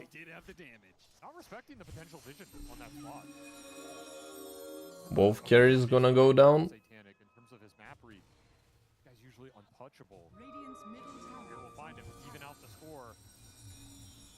Who's about to be top net worth in this game? It's your boy Collapse. Yep. Doing it again. 4-0 and 6. A perfect Doom performance here so far. Doom being able to hold first place on network without even building Radiance 4-0 and 6 is really good performance by him. Hookshot gonna connect. Cogs into block.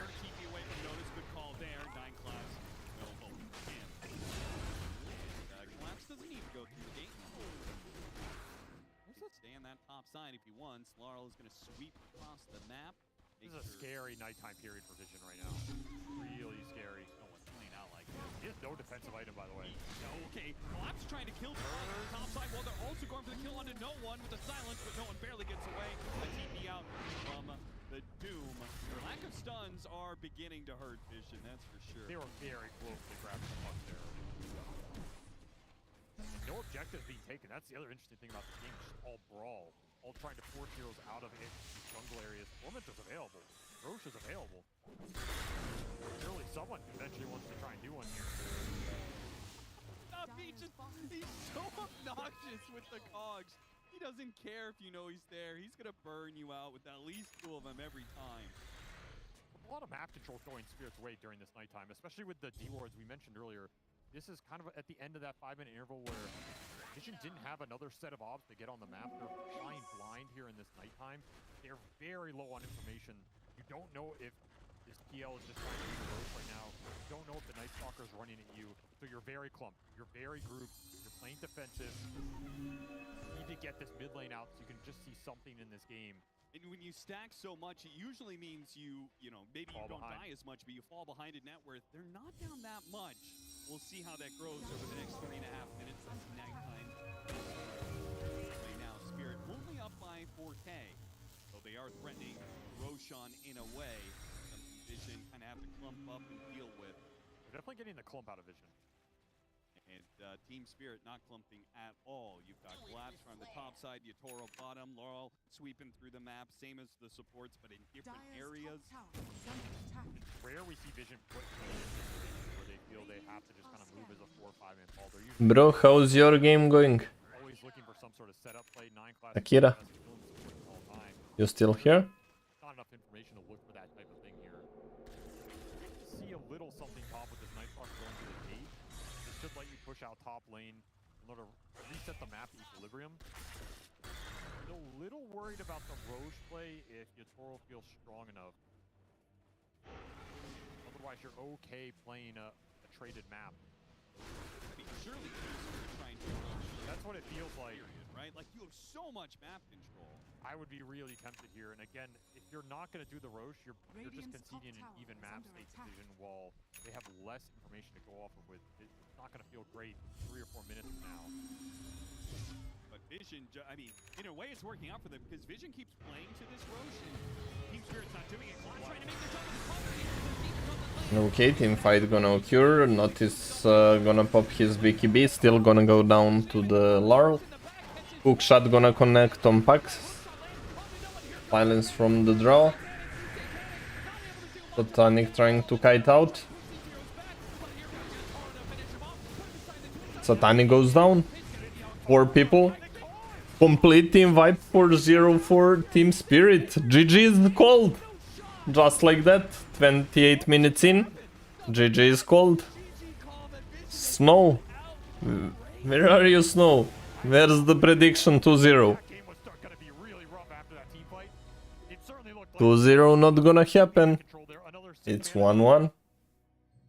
We have to wait for the game 3 though. Beautiful domination. 29-8. Complete tempo set by Team Spirit after losing the lanes. But they managed to do wonders when they connected their heroes together.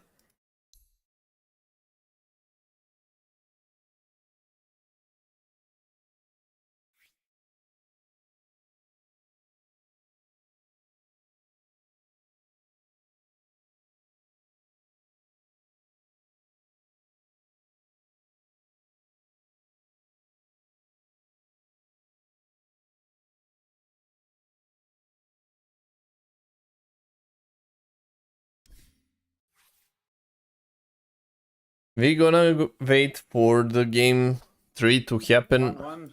Yeah, 1-1. First game, second game has been absolutely dominated by Team Spirit, even though their lineup looked pretty slow and not too much playmaking potential in early. They lost laning stage, but in the mid game with hero connections, they did absolute wonders. How did you do in your game? I'm on a 4 losing streak. Basically, I swear, brother. I swear. Brother, one more game and we play together, okay? Yeah. Chill. One more I game mean, and we I'm play not sad. I mean, my carry is 6-8. Their carry is 17-2. You know, my position 3 was 4-11.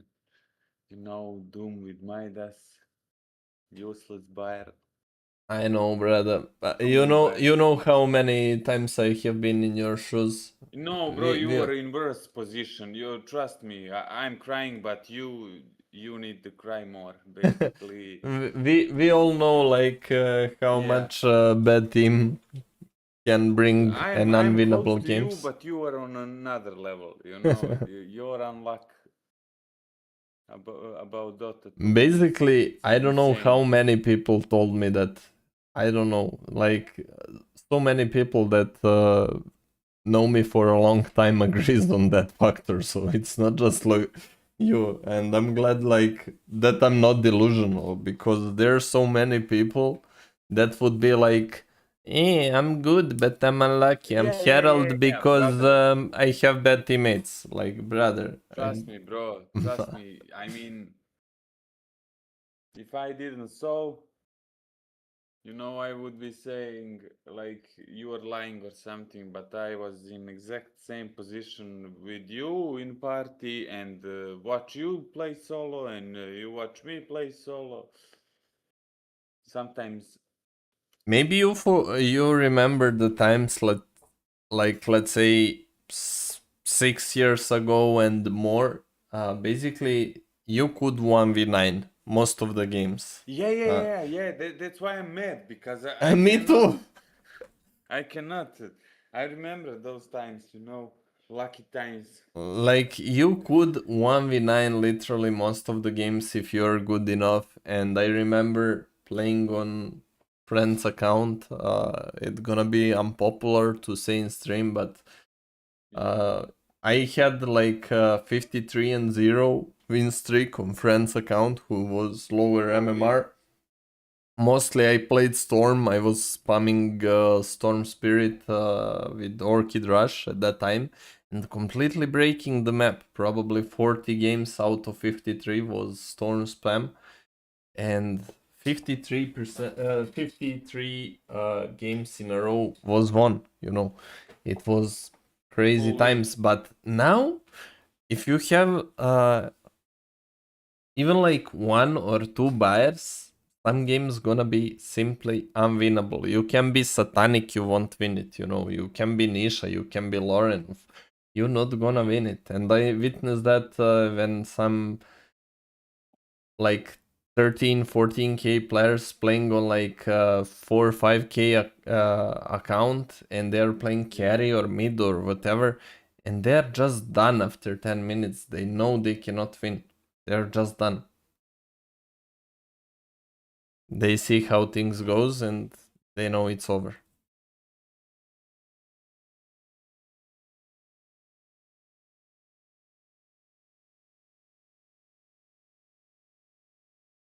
This game was really important for Team Spirit confidence, to show that they can actually set a tempo, they can outplay, they can have the quality to beat the Team Vision, because for now they were like 0-2 versus them in the group stage and then 0-1 in this series.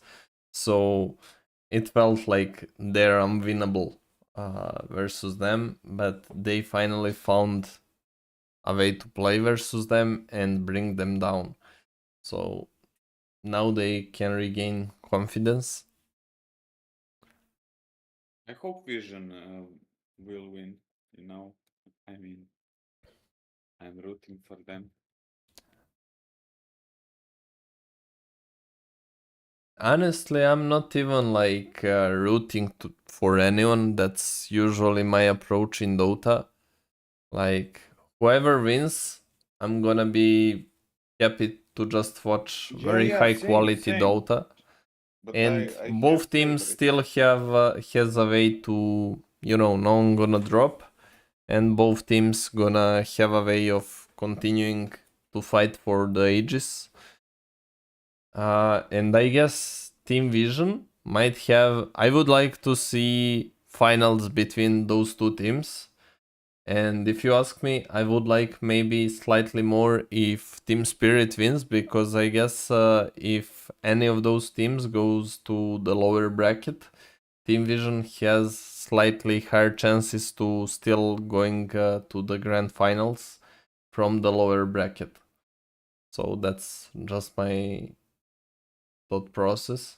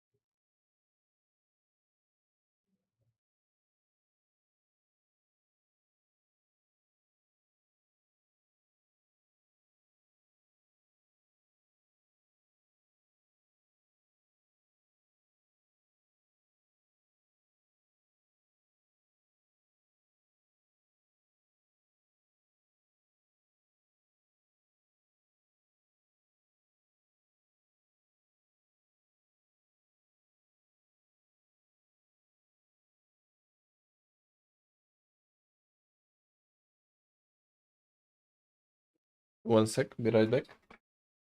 Okay.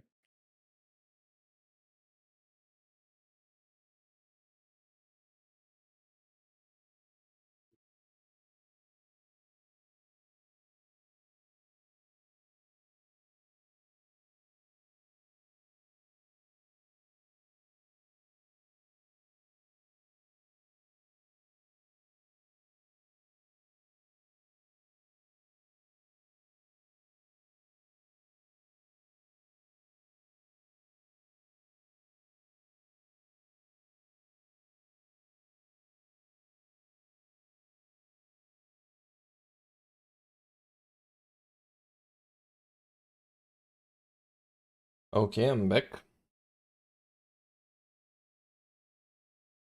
Nice. How's your next game going? I'm playing Snap, so we'll see.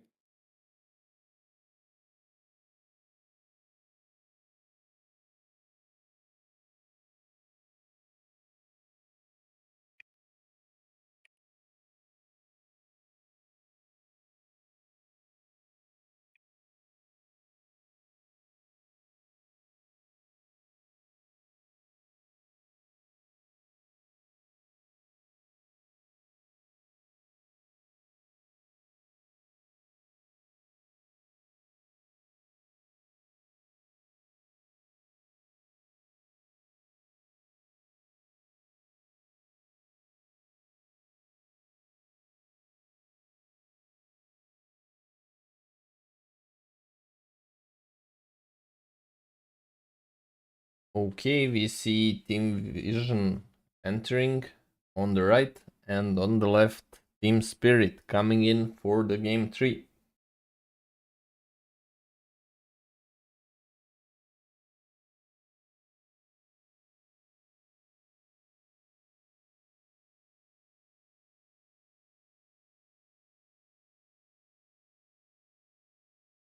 Anyone want some raspberries?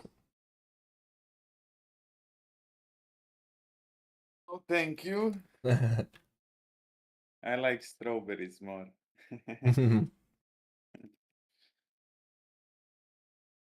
I have peaches and raspberries here.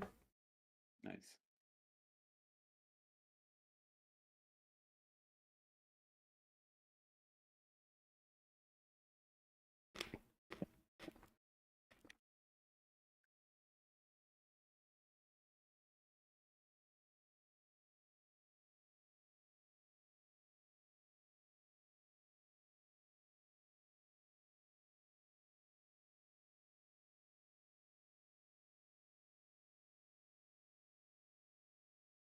I'm playing the lane with the muted Mars.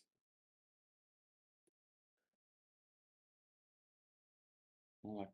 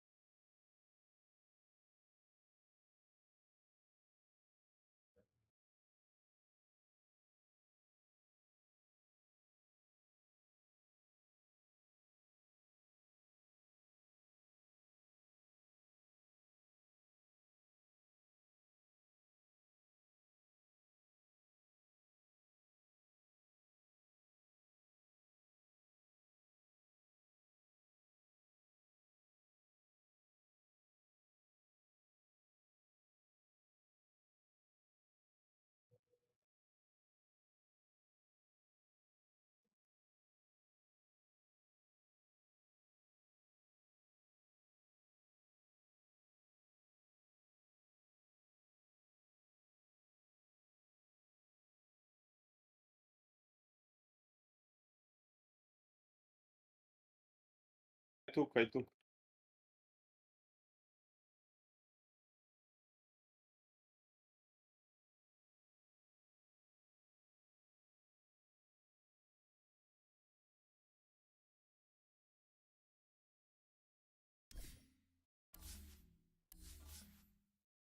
Okay, and the big phase is on. We are joining in. Do you wanna listen simplified Chinese? Yeah? For sure. For sure. For some reason it loaded in simplified Chinese first. I don't know why. It never does that, but it was funny. And then you hear something like Yeah, that. bro, that's racist. No, I'm not racist, bro. Just I don't understand that language and Just I kidding, say how it sounds to me. Whether you love it or hate it, you have to acknowledge that that is a flare of Nine Claws, a flare of vision. We've only gotten to see in dabbles here and there. Okay, first 3 bans gonna be the absolutely same for side of Team Spirit, and I agree you don't wanna play versus Team Vision, Bounty Hunter, Earth Spirit or Trent, but there's a huge difference in bans on the side of Team Vision. Banning Bane, Slardar and Darkseer. That's similar to game number 2, how it went in draft order. And looking down the list of the bans, there is a small change up. Vision have left Lina in the pool and decided to ban out Darkseer instead. Yeah, the Nature's Prophet is also first phase banned. Was it last game? No, it was not. It was Happy is cooking with those bans. Okay. They don't want to ban all the ultra pro broken heroes because they wanna let something go through, and they first pick SF in this game. They decided to go a different route here. I find an NP ban so interesting because I feel like for Spirit that means like we now played against them without NP and they've just looked like a completely different team. They weren't able to find a tempo, they weren't able to find Nature Spirit banned again. Thank you. the most Good call. possible solo losing offlane ever. So playing up against SF, one of the biggest threats is you just get destroyed on your lane. That NP is a huge problem versus when Satani gets his hands on. Winter Wyvern being the first pick for Team Spirit.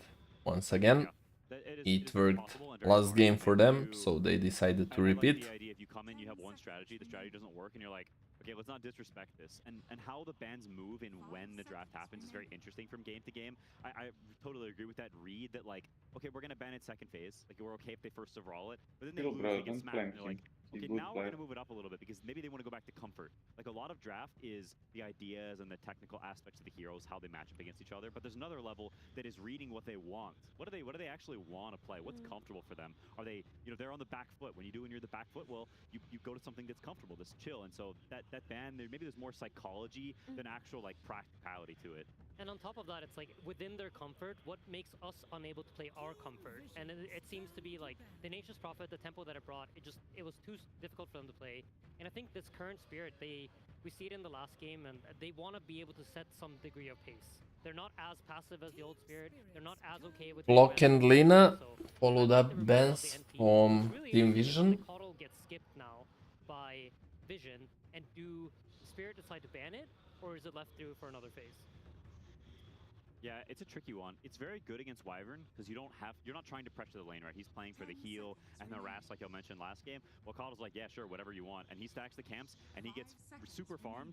And then you get into this mid game where he's got all the heals of his own and he's got the slow and the magic amp. And he plays some very long range, so it's hard for Wyvern to actually get good curses off. Keeper of the Light still available. Let's see if Team Spirit gonna ban it or someone gonna grab it.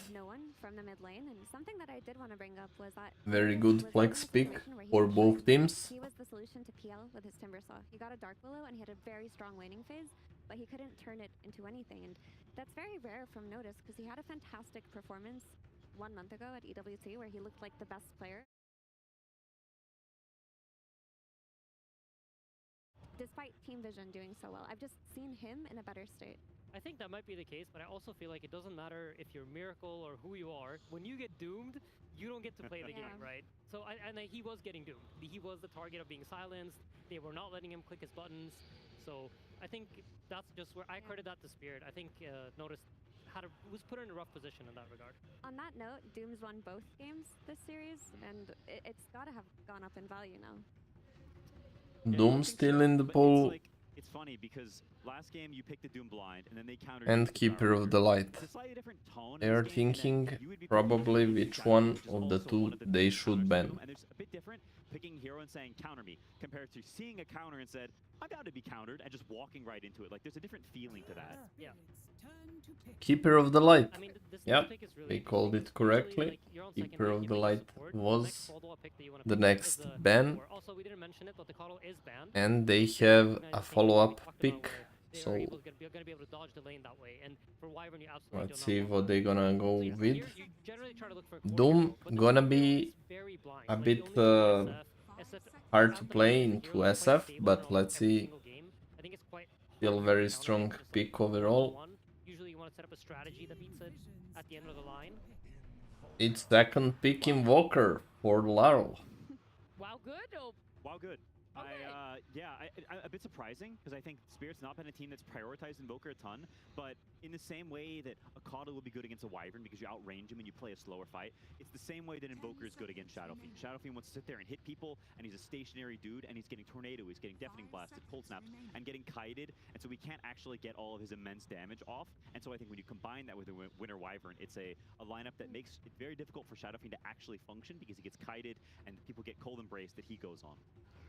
Yeah, I mean, for me, it's just psychologically, it also says that Team Spirit, after that game 2, they're like, we love you, Laurel. You're good at Dota. Like, let's go back to some of our old school strategies, because while we only saw him play Invoker one time this TI, it is a strategy they used to run often, particularly with Axe on the offlane, and like a stunning carry from the safe lane, like a Tiny or a Savannah or something, and they would just give him as many Sunstrike kills as possible, then he would run over the map. I think it's also cool that Invo is one of those heroes that can kind of play a lane and have very low CS and recover his game through kills, through Sunstrikes on the side lanes. So you pick him quite early and you tell Vision that you can counter me. Ember Spirit, okay, for Team Vision. Which is another hero that's a little bit of the same kind of thing. And I guess, Quinn, you can explain it better than anybody. Yeah, I mean, the hero is just, like, these two heroes, they lack a lot of solid lockdown. So if you get cursed and then there's an Invoker there, how can they kill you, right? You can just press Light and Remnant away. And on the inverse, you've got Chains, you've got something that can really hold the Invoker in place, and you've got the Shadowfiend who's being kited. And so these follow-up picks, you want them to have tools to actually lock these Spirit heroes in place, to let your Shadowfiend have a way to interact with the enemy heroes. You're enabling Ember Spirit gonna be pretty good actually versus Walker on mid. I mean, Walker is simply pretty weak mid laner. Most likely he gonna lose matchups on mid, but he can definitely recover through Sunstrike kills if he has any. So we expect Team Spirit to pick as many as possible stun heroes on offlane, on safe lane, maybe even one more support that can be able to stun. Yo, Jaina, thank you for the heart. Appreciate it. How are you doing? One way or the other, a decent amount, pending skill. Like, I think it can be a lane that can be 60-40 either side. And there aren't many matchups that actually can be like that. It could even go further than 60-40, depending on skill. So I'm looking forward to see how they lock in for the game 3. Do you guys think that Largo may be an issue for Team Spirit? Because you've Hi bro, still streaming brother. Yeah. Another day of TI main event and we are streaming this one as well. Do they want to ban it? Do they want to... Result is 1-1 between Team Spirit and Team Vision. It's upper bracket and whoever loses going to lower bracket, so not elimination round. And whoever wins is progressing in the upper bracket and securing at least top 3 placement in the TI. But I love these heroes from Spirit. They see Ember. Ember likes mobility, he hates playing his instant disables. They go... I'm good. Thank you. Just streaming, casting TI a little bit. It's a great response. It's good times, good Make times. sure that none of your heroes are immortal. They hate when one guy is untouched and has a free game, and they love to respond in ways that we can always kill everyone. We don't want to have a situation where you're immortal. I think that's Spirit's worst nightmare as a team, and so this directly addresses the Ember. Few people on stream kept saying it's gonna be 100% 2-0 for Team Vision. I kinda believed and told openly it will be at least 1-1 and we will see game 3. Glad to watch more games of those to absolutely amazing teams. a Toro hero that you don't see. So there's a tricore that you have to pick one, and the other two can. Is that your wife? No, Jaina is not my wife. Lineups, it's a lot more complicated. She's just online friend. I never met her in person, although. I believe that's Zhao 8. It was, yeah. Yeah, I was curious who's back of the head is so significant. That makes sense. Guy winner. Yeah, I think the other element of why it's a trickier Doom game is they've got a lot of ways to disengage. Yeah. If he dooms a guy, suddenly gets cursed. Yeah, no problem, no problem. You don't know. Or tornadoed, and they just run away. Like that is one of the best. But she's always here to support me, so I guess it's logical why you thought that way. She's here pretty much since the beginning of my streaming. Not really beginning. Yeah, I actually met her on my streams when I started streaming. She came to watch, and later on we became online friends. You know who's missing though is Yatoro. I was gonna say it, but he's overall last pick, so I was like, you know, I kind of want to focus on Vision a little bit more. But gosh, Serbian too, yeah. We are both Serbians. Overall, a Yatoro hero, but he is gonna see everything before we even. How about you? This position's kind of interesting. Where are you from? Because you're not used to getting last picked, right? When you play your practice games in your pubs, you're almost always first picking your hero, and being in a position where you get to see the entirety of the enemy draft. We see Doom on the offlane for Team Vision, and we are waiting for the last picks.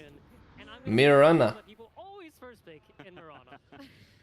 It's a good combination with Ember. Okay. It'll give them a lot of Classic Ember Chains into Mirana Arrow combo, also good with Dark Willow combo with Bramble Maze. And we're waiting for the answer from Team Spirit. What they gonna go for in this game?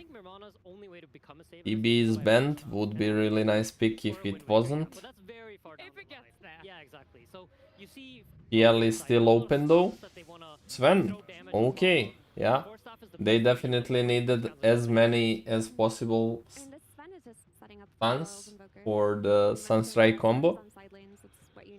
It's hard to actually hit Sunstrikes on the pro scene without setup. People are pretty good with being aware of that Sunstrike coming and trying to dodge it. I could definitely see something through the twin gates. Philippines brother. Oh yeah, you told me yesterday. What is alimony? What do you mean alimony? Very stationary. And same with Underlord. He wants to gate into things. And so I don't know. Game where Spirit, they have to exercise those Dota memories and the muscles of the things you've seen, how you can combine heroes in different ways, because it's not overly clear. I do like it though, conceptually. Like you have the. Oh, alimony, like maybe something like alimentation. In my language, at least. I don't know. Yeah. You had probably kid with that person, and now you're playing alimony. Yeah, I understand. Back to Quinn's point earlier, nobody's unkillable when you play against Sven. And nobody's unkillable when you play against Sven and Volker. I feel like Spirit has all the damage in the world, and they're gonna have options to play this game out. You know what I love what you brought up in the Don't worry. As long as it is online, you know, nothing can happen. There won't be chance of alimony as long as we're friends online only. Have that aggression to be able to snowball in what feels like a new Spirit playstyle. So in this game, like any two heroes, yes, but it's not any two heroes, because at all times there's an Underlord pit and there's a Sunstrike.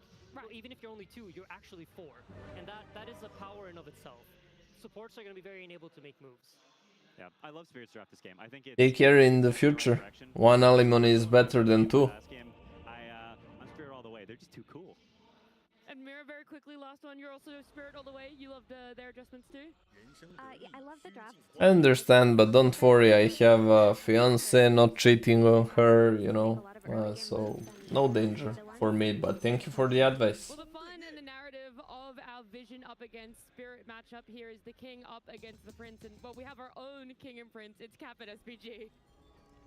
Thank you, Nat. That's right. There are some serious legends on the stage here. Some legends to be, in fact, in the case of Satanic. A matchup of Yotoro versus Satanic here at Yeah. TI on the main Sunstrike stage in Scout. Game 3. Not gonna reveal anything. The old gods versus the new. So much Dota knowledge between those two coaches as well. That was something I was looking at. This Game 3 draft.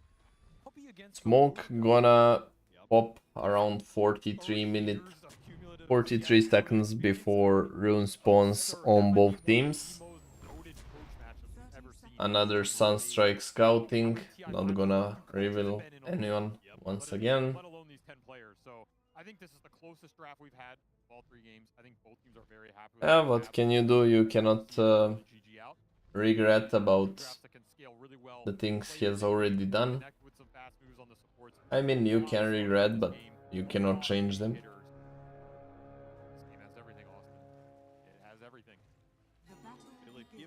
Both teams playing very careful, no clash on runes, willingly trading 2 for 2 runes. In strategy and all these little things that make a team great in Dota 2. But TI, I feel like, is the one tournament, the only tournament perhaps, that truly tests mentality, right? That truly tests how tough you are inside of that booth. When the lights are absolutely the brightest that they can be, do you shrink under that or do you flourish? And Vision, in their case, how do you bounce back after a rough loss? Because we've already seen, and we already know, from game 1 to history in general, that Team Spirit can bounce back after a rough loss. What is Vision going to do after that game 2? Spirit's proven it can be clutch. Those lights are the brightest. It's up to Vision to prove that they can hang with the big dogs now in a very high pressure game 3 or a top 3 at the Spirit International. It's all on the line. We do not want to leave anything on the table here. Oh, that was a range creep miss on free last hit. Unfortunate with Forge. That's how hard it is to actually last hit with Walker in the early levels. Ami getting low there. Early blood grenade thrown out, and then a bit of a pressure thrown down so far. Team Spirit have not given up that first blood to a Shadow Fiend, who can be an absolute menace in the laning phase. We've got the Ember Spirit versus the Invoker mid lane matchup. Ru getting low, but he's fine. Sunstrike on Satanic, but he gonna be fine. Not me gonna go down actually. And Mirana gonna be able to run away, and we'll have Salve to actually bring back her HP.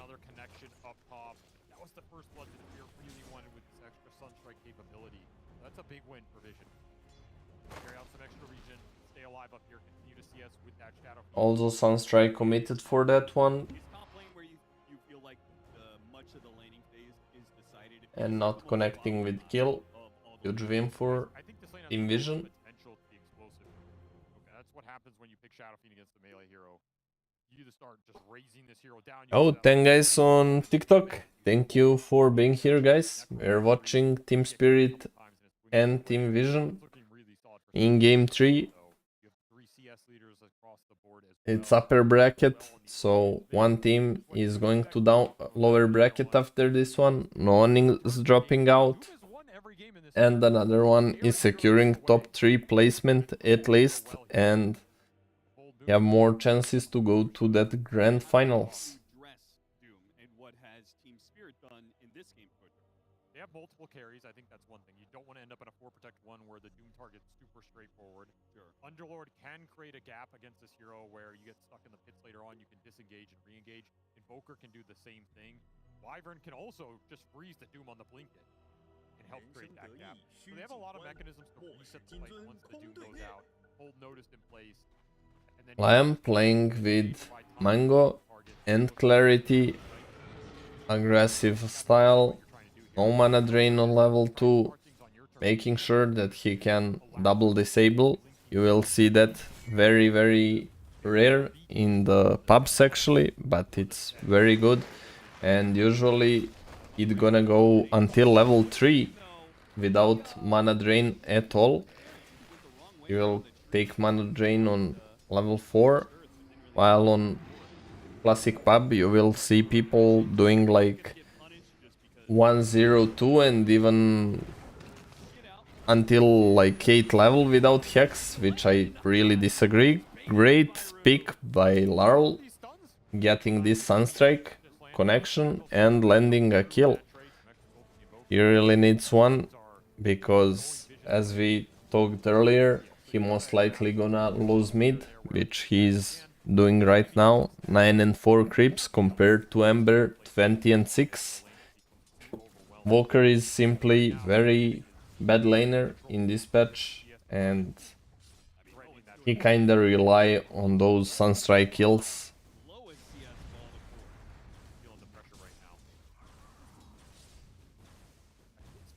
However, he can bounce back really nicely in the mid and late game.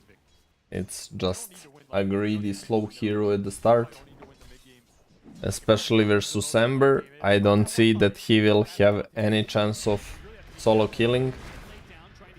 Stun, Hex, trying to save Collapse. Collapse gonna live. Not me actually dies, but in this situation we saw him saving his Collapse only because he had both Stun and Hex.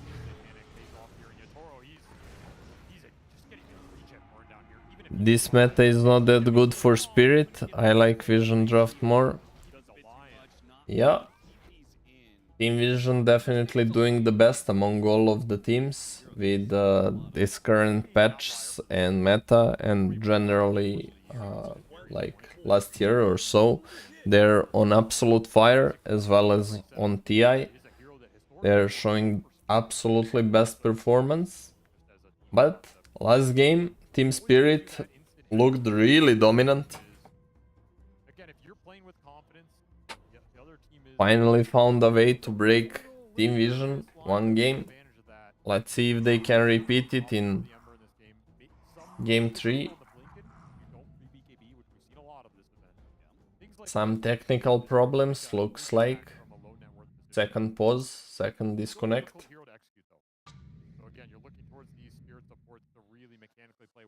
Give us a performance like they did in game 2, and then this support duo can really cause Vision problems. They just end up in some open skirmishes.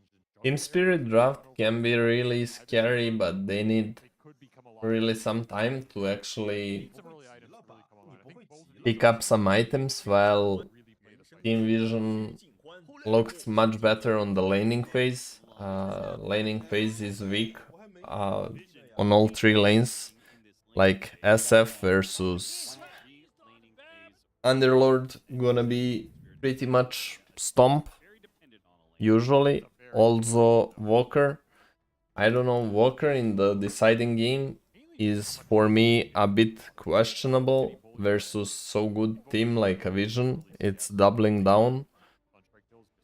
But they chose that approach. However, they back him up with a lot of stuns and disables, so he can have a pretty much free Sunstrikes.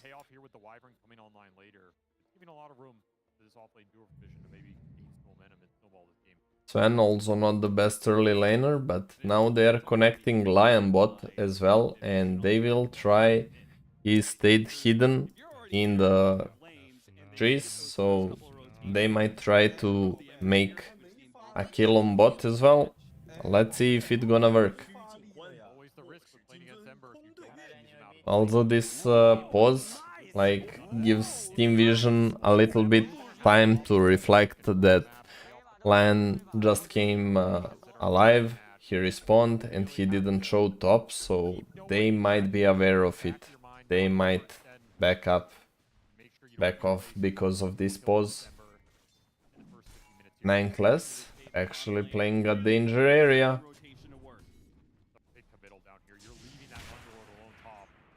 Intentionally spent stun to bait out things. Okay, he's shown his location with that ward. Actually, they are making triple lane top right now.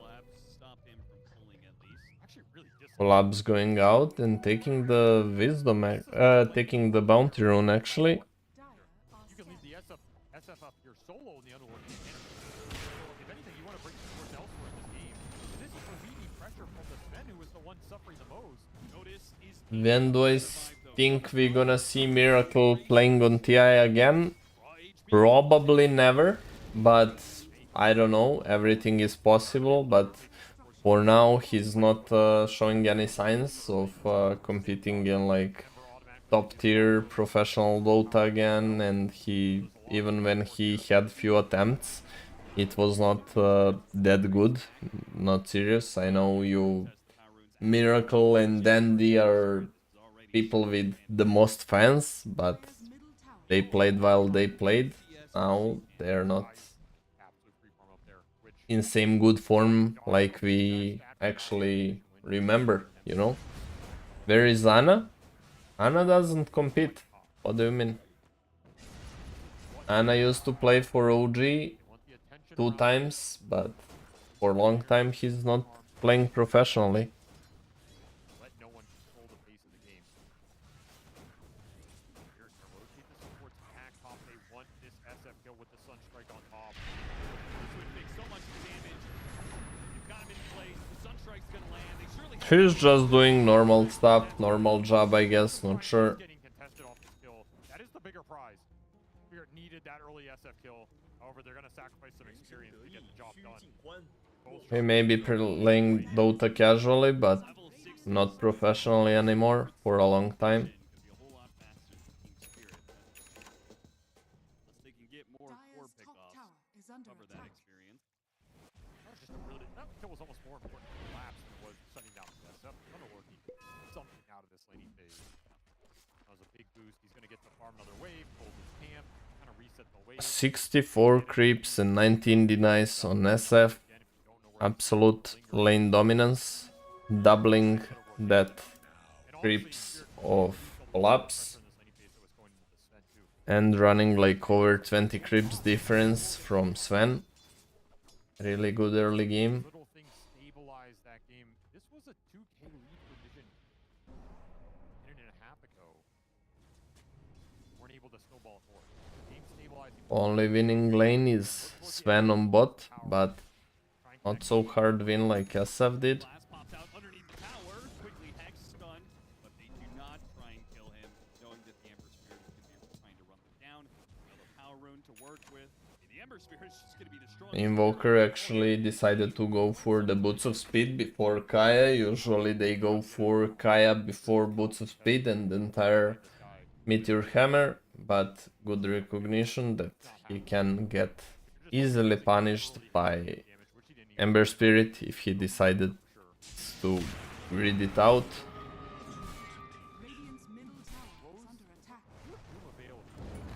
Okay, Ember Spirit on the run. Picks off, not me.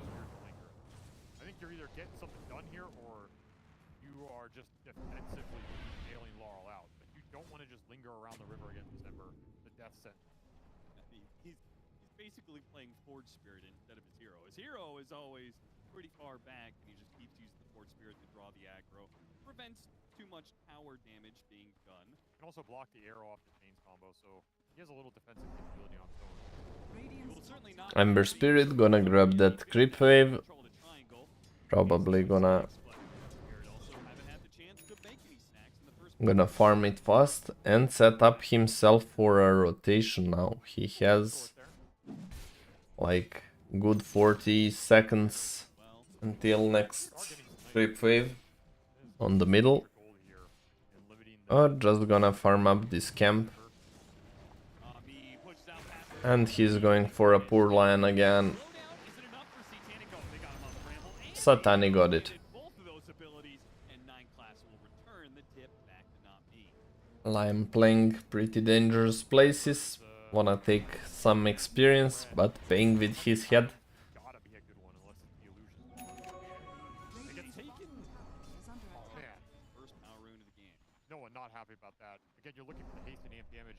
a 3 here. Really wanted those for the Embers. In fact, Laurel gets to steal one of those waves too. Base for the Sven. Spirit just trying to defend right now. How does this Sven... Doom is available, low mana though, but he still has Soul Ring as well as Healing Lotus. Sunstrike gonna connect. They tried to go for it, but without God Strength. Pretty impossible. Oh my god, they don't have a Sunstrike for top. That was dead Satanic, but Satanic has been used on bot just recently.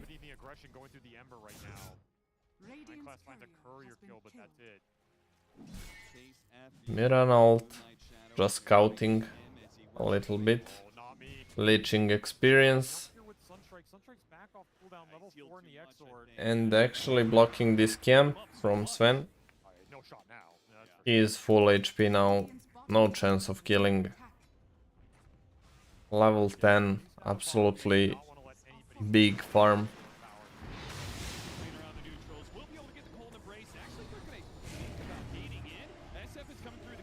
Gate has been spawned but not gonna be used because he recognizes it's too late. He would be sacrificing himself. He tried to go through. And they gonna group up for bot tier 1.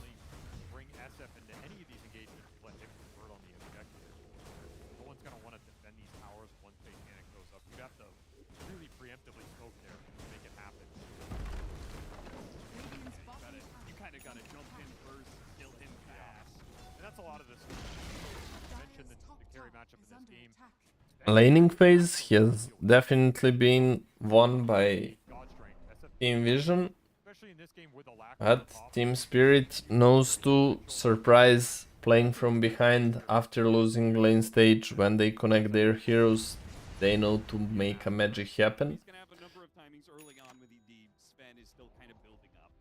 He'll have another time later on when he gets Butterfly against Sven, right? Potentially Aegis in line with that. Usually you don't wanna stay behind on Sven, but he's still building up his momentum. Sitting 1.3k behind SF. And making few stacks.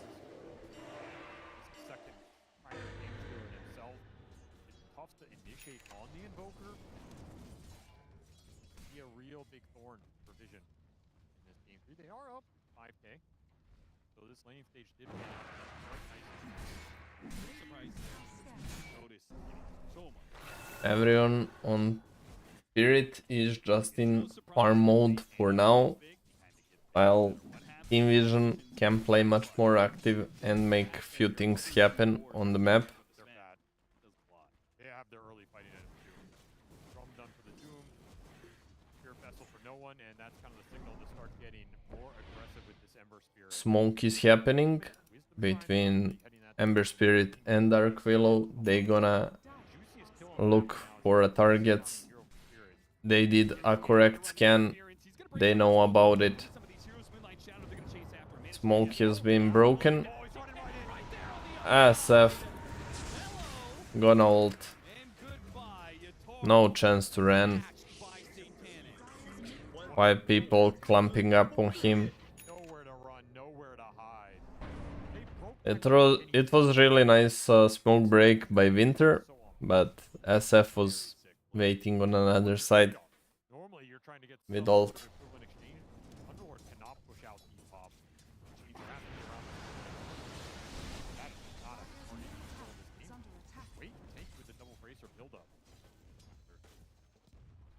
Absolutely seen the strength of Doom in this series. Still eyeing his lower bottom.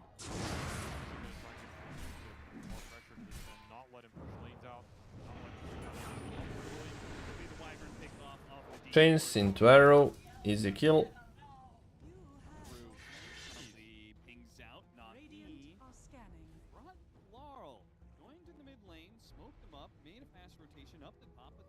Team Spirit has so slow start of the game, slow damage, they definitely has enough. They definitely have a lot of CC, a lot of stuns, hexes, disables, but they kinda really like damage.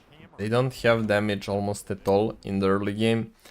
They rely on Sven getting that blink and being able to jump in with ult and actually do something. For now, he's purely in farm mode, popping ult off cooldown to clear through the woods faster. This sentry still stands, blocking this camp entire time and kinda ruining Sven's farm patterns.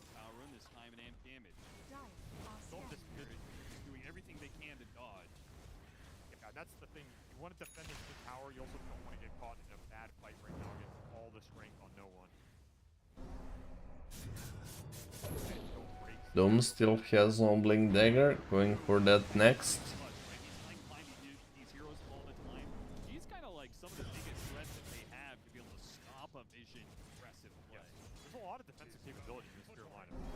A lot of denies actually on Walker.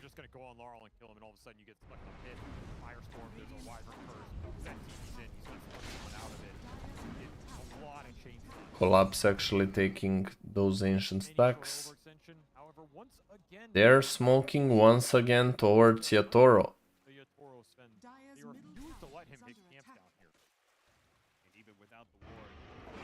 He's gonna stack.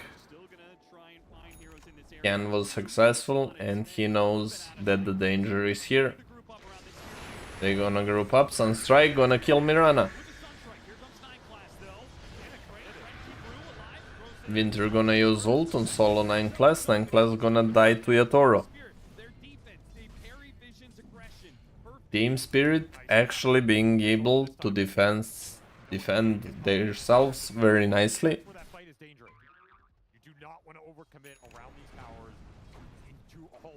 Nice turnaround.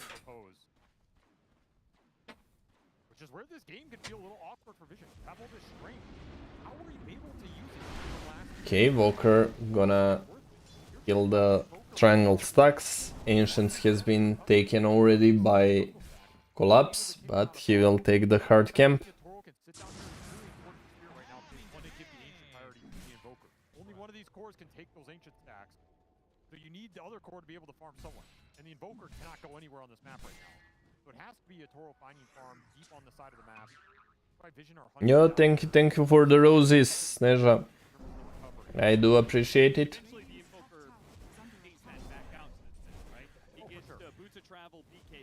Then he's able to play out on the map with his shard, with Ghost Walk, pushing waves, and then this fan gets to farm the nicer parts.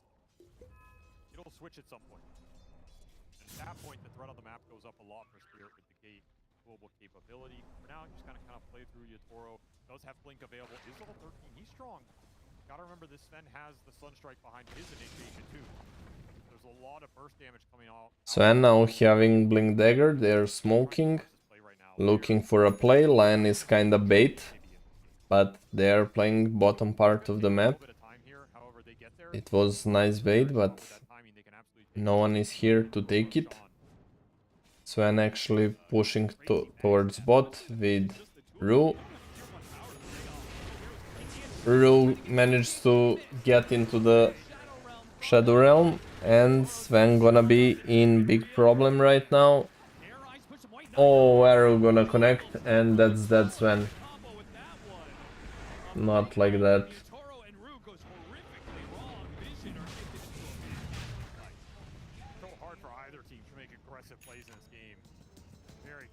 That was very questionable actually, jumping on Dark Willow. Even if you manage to cast that stun, it's very well expected that player of this caliber will be able to press one button, which is Shadow Realm, and you will just get kited away like he did. He wasn't patient enough to basically wait them to commit spells on Winter Wyvern, and then when they commit like few heroes, maybe having a good jump which was probably the initial plan, because Winter was running first, but he went one step too much and broke his smoke. And now all of a sudden, if you're Yatoro, you're like, please get me out of here. That's going to be a problem for him. He may have to match up against the SF, but you've got some very, very mobile heroes in the support. Dark Willow and the Marauder both difficult to kill. Ember Spirit obviously highly mobile. Be difficult for Yatoro to find opening for fast kills like you want. Also, just need BKB to deal with a lot of control here. The Brambles, the Moonlight Shadow, Doom's waiting for you. A lot you have to worry about right now. He will definitely need that BKB finished so he doesn't get kited up as much. SF is working, got his BKB and Pike and Moms and working towards Silver's Edge. An opportunity here. He's waiting for some support to come by and he can impale Sunstrike, but instead, Nation are making a move. They gonna find Rue. He tries to TP out, but not successful. Nineclaz gonna get him, but he broke the smoke. So even though he died, it's actually a good thing for their team. It's always better to break the smoke and die on support than actually taking your core down. He's trying to TP out and gonna be successful. That was nice space. You get some deep wards out, and you're getting to the point in this game where you're going to start to threaten a Roshan. However, Satanic is really ramping up his net worth advantage. Doom gonna go down, Larl gonna commit that kill.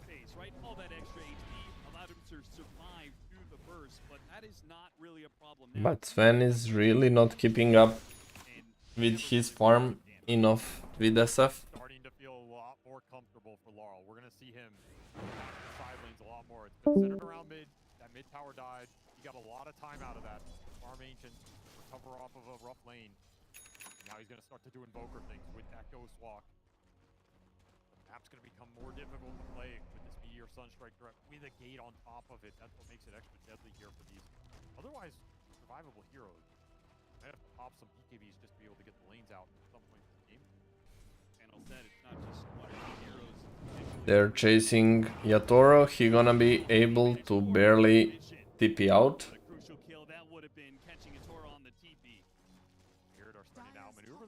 He's 1 and 2 only, while Satanic is 4 and 1. 18 level versus 16.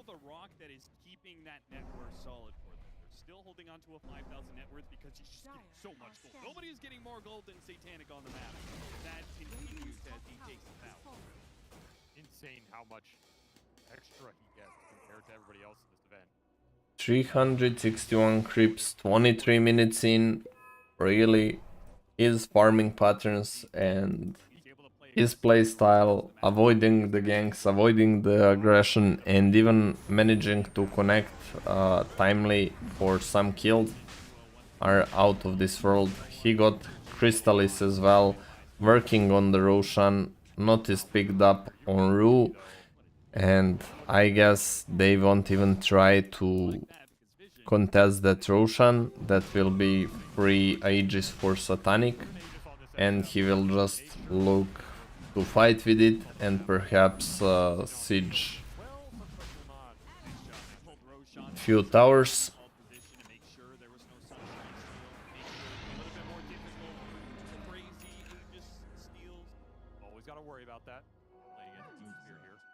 Up a gem at the exact same time. So this is vision signaling.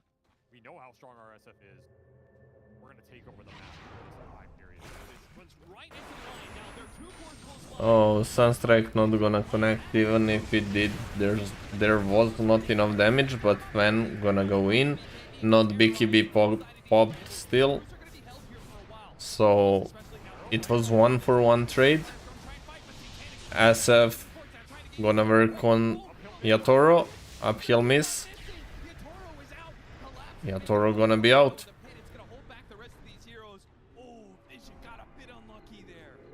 I can't believe they couldn't capitalize on that more.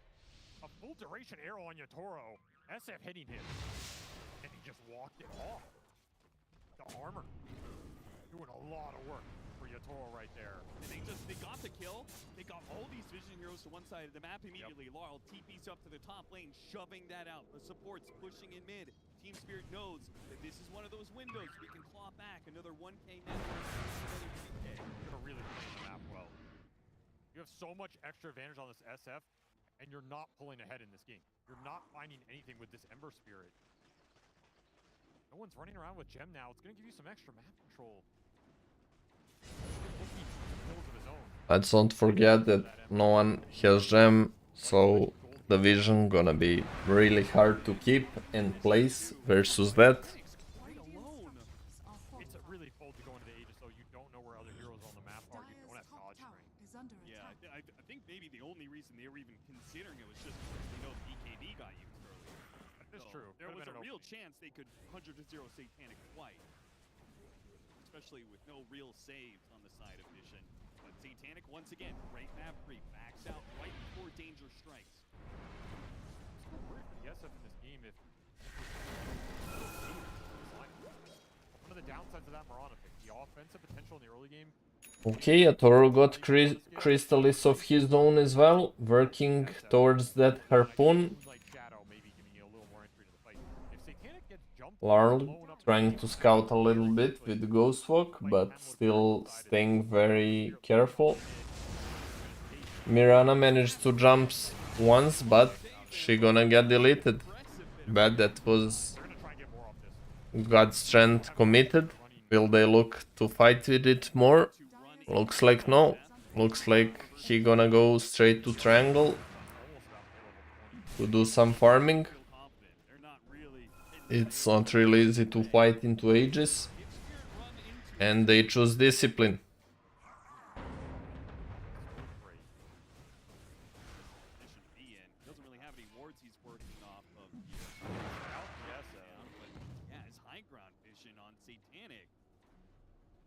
It's one of those moments. Are you bold enough to go for this play and make the call?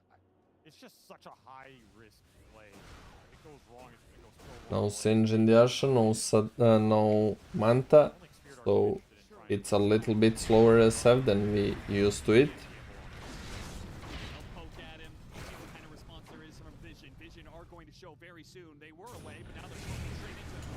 They try to go on Collapse. Collapse gonna go down. Doom not still committed. They take two pickoffs without even committing a Doom. Aegis still staying strong. One more minute. Two TPs has been committed up. 9 class trying to go for the Walker. Oh, Didi Atoro. Not even ult popped. It was 2 hits, instantly deleted, 1 crit.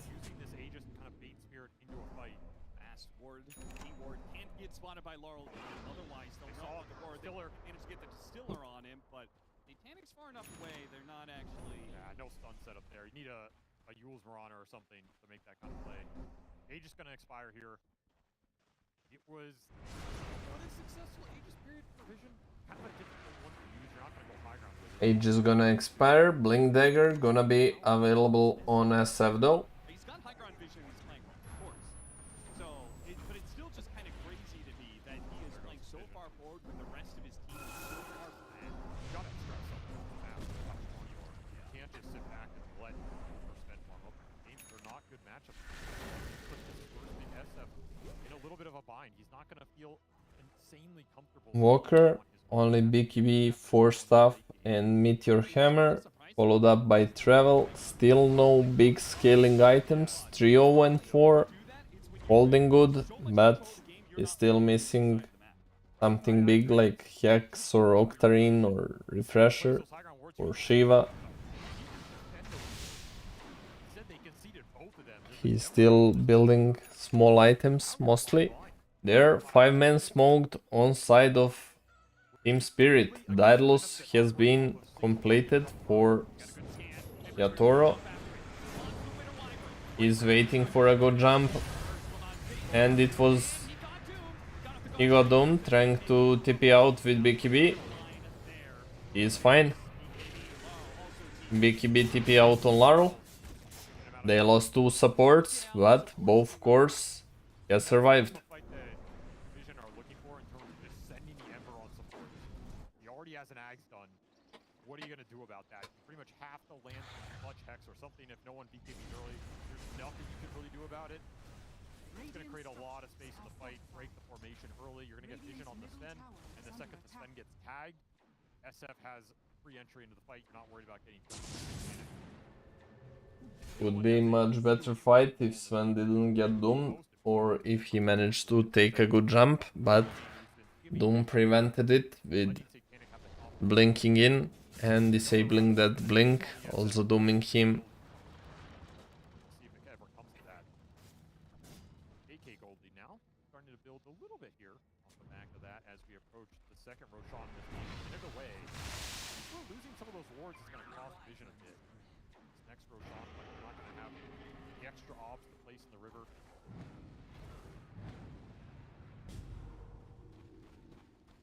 Take advantage of it.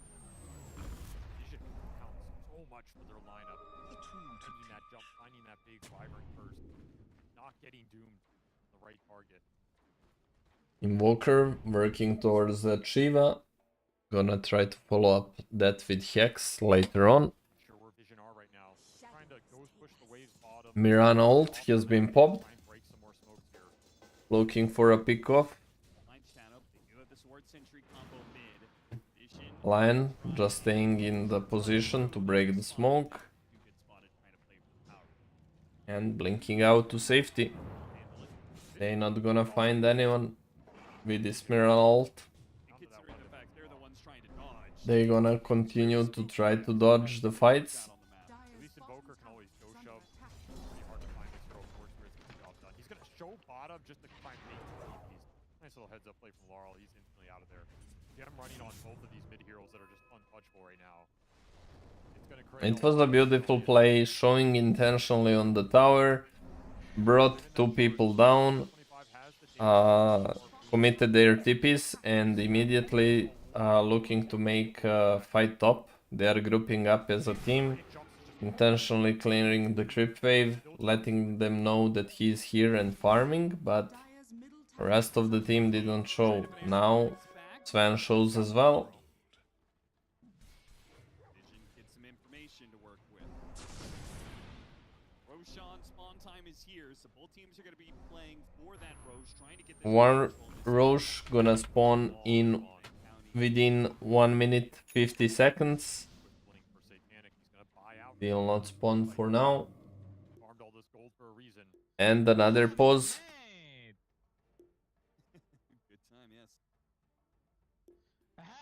Laurel seeing lags. So they really... It's always like a question mark for me. How can you host a huge events like TI, like any big tournament, like even if it is tier 3 tournament, you know, doesn't even have to be tier 1 tournament, and allow yourself to have lag? Like, how can you, you know,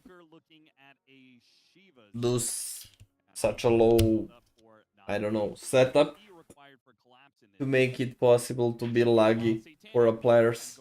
I don't know. Notice is just bit, man. He's just full HP. He went all the bracers early. He's going an Aeon disc, and he wants to go for a heart after that. The game plan is let him tank some of the Sven hits, right? Create some space for this SF. Because you gotta remember, we talked earlier about this. Doom is going for full tankiness, making armor, making HP, staying tanky, going Aeon disc next.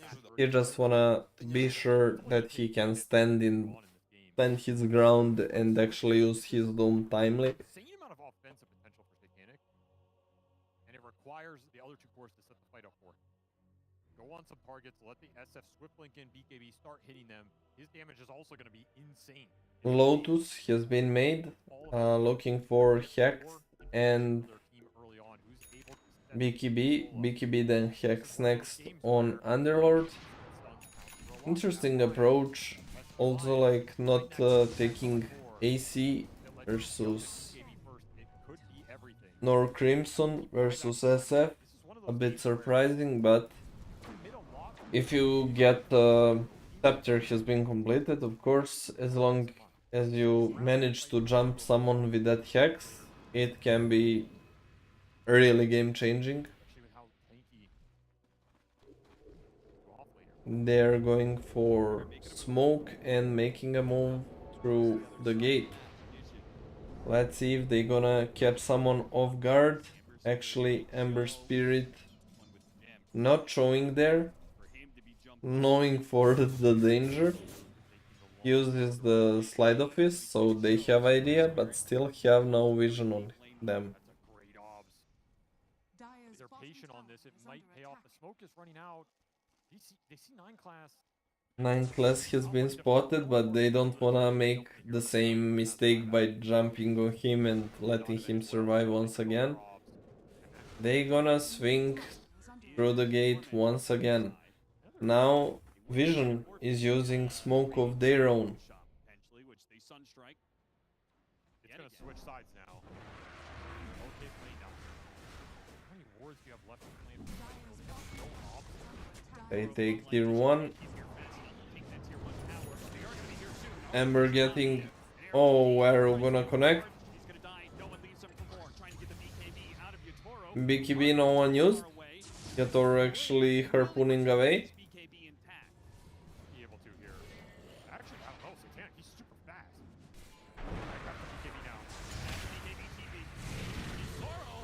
Yator really overstayed his welcome here.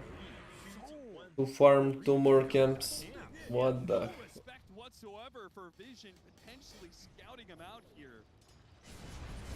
That was really misplay. Big misplay by Yatoro. Overstaying to hit 1 more creep camp. Not even using Blink TP out, BKB TP out, anything. Just stayed and died.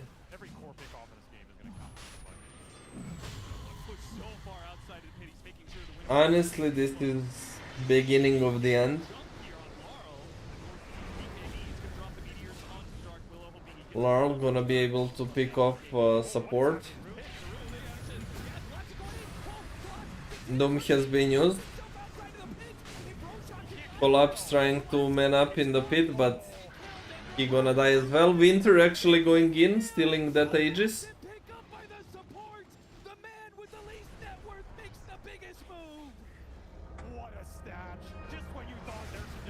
He gonna die nonetheless, but very big steal.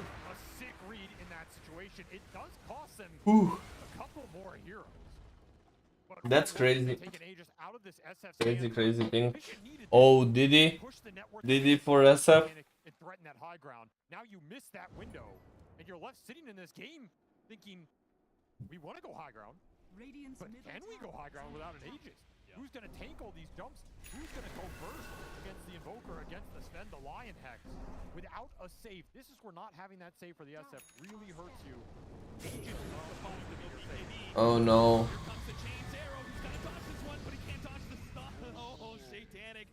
Larl gonna just die like that. That is a big pickoff. Might be able to just run down the mid lane here. The Rue may have pulled off that great move, but Spirit are still... They are blading random kills left and right. On Team Spirit doesn't look good. Holding a significant lead.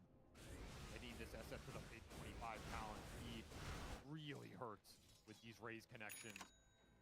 Some big crits, rated Shiv on top, insane attack speed. 3,500 HP, got Pendulum as well, so a little survivability here for this SF. If he does not die in the instant burst, and he gets to swing back with the Satanic hits, you're going to be in big trouble. Satanic is absolutely huge with this Satanic. Fam being forced to go for BKB TP out. He will stay alive, but without BKB. For 80 more seconds. That definitely opens up this tier 2 tower on mid and potentially even more. 35 seconds without land. They might poke high ground as well, but let's see what they gonna decide. Nope, they not gonna commit for it. Have a satanic heart right now or anything, but here's the heart. Otis is getting Heart has been made for Doom. Together with Aeon Disc, BKB, Shiva, Blink, he's a really hard guy to take down. double edge after double edge. In Doom's case, it's this infernal blade that has percentage-based damage. Does a lot. If he just exists, he's killing you. It's the Doom you as well. He's got that new 66 damage talent at level 20. I was just about to say, can you go higher on this period? Because surely that was second road, you got banner, right? Yeah. No, Rue got the banner too. He got both? He took both away. Whoa, what a god on Ru. He both stole Aegis and banner. When everybody's Damn. cursed, you have some time to click everything right. That was such a huge play by him. Pretty nice here. First banner's not as strong, however. Gem available on Invoker as well, so he can be a little bit more relaxed if he's walking over sentries as well. Now, or not. Now with that gem pickup, he can be a little bit more relaxed. Still, Gem of True Sight available on Ember as well.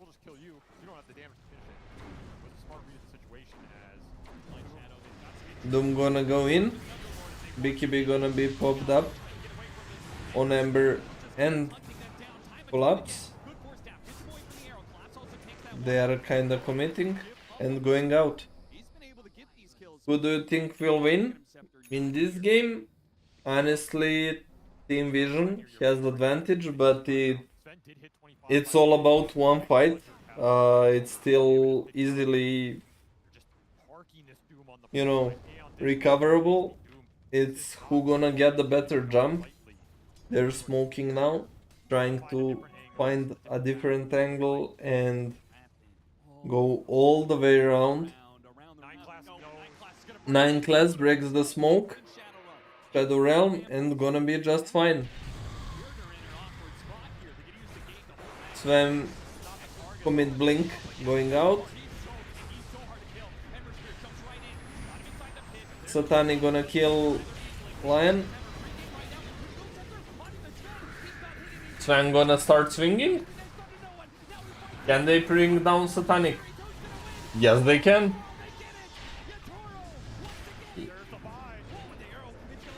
Buyback on Satanic has been committed. Sven gonna go down.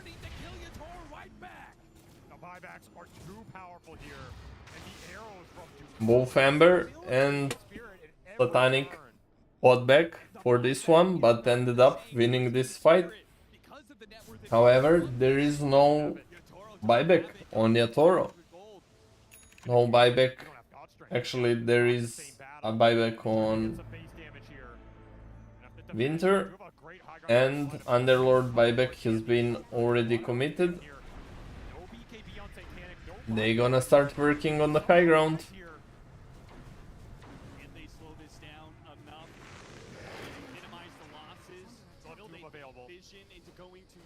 Doom is still up. I guess they need to let this mid lane go, or they might suffer even bigger loss. They really cannot fight. They're trying to work on Satanic, but he gonna be just fine and gonna get doomed, and the game has been thrown. Why do you try to defend this? Just let mid-Rex go. Sven is down. Damn.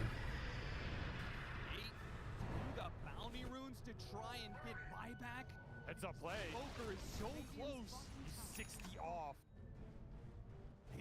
Even for a temp of bounties, but That must mean that Laurel has buyback. Yeah, you got a back there. They respect it, but maybe they 40 more for a buyback on Laurel, but not enough for now. Sven going for the Wisdom Rune. He decided that he doesn't wanna fight without two players. Much better decision making than his teammates actually throwing a bit by fighting last fight without buyback. Like SF died so casually in that last fight, but it was right next to tier 2. It didn't matter. They just won it just purely through the power of net worth. You've got a 30,000 net worth SF twice. The only advantage you get is Spirit, and all this is, okay, SF doesn't have buyback for 5 minutes. Visions can dodge for 5 minutes, sure. There's gonna be a Roche spawn in that interval. That's the only downside for them here. It's a fast Roche, so might have to fight this without the SF buy. Is it even worth it if you're gonna dodge for 5? 11 and 2 on SF, and Satanic so young and playing so well. Huge talent, definitely. Not a bad idea here. That SF is incredibly scary right now. Full Wind Waker for Ducalis, by the way, quietly having himself a game here with the arrow lands, and now you get a save. Oh, Wind Waker on Ducalis, that can change everything. Whoever Sven jumps, he can Wind Waker him for an initial save. A really big pickup for him. MKB has been completed for Sven, so there won't be as many misses anymore. They think the Wind Waker is the be-all, end-all save, and they don't have an answer because Sven's not going to get a nullifier. They might just be shocked to see the collapses pick one. Spirit are all in though. They have no buys available. They have a Wyvern buy. However, there is nullifier on Underlord to deal with this Wind Waker. They are ready. They're checking items and they providing some answers. Look at 9 class. They back away. 9 class in the back. 9 class in the back. Oh.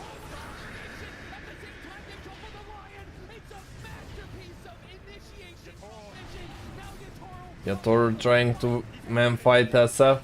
Not sure if he can do it.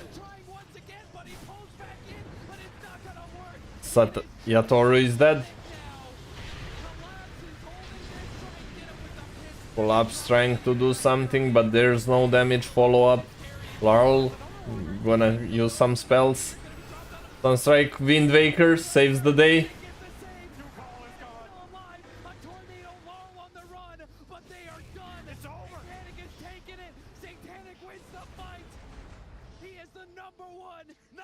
It's GG.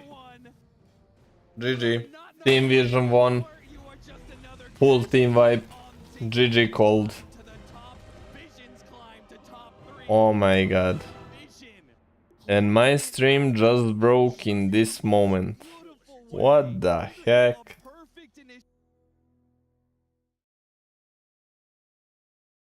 Crazy.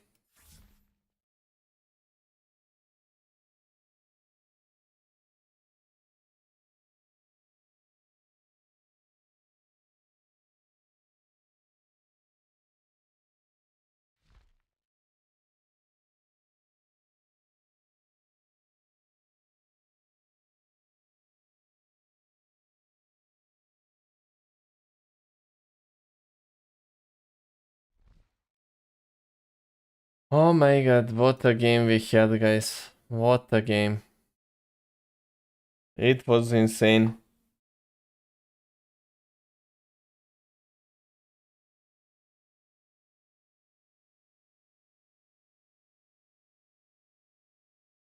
Big vision for Team Vision. Big game, big win.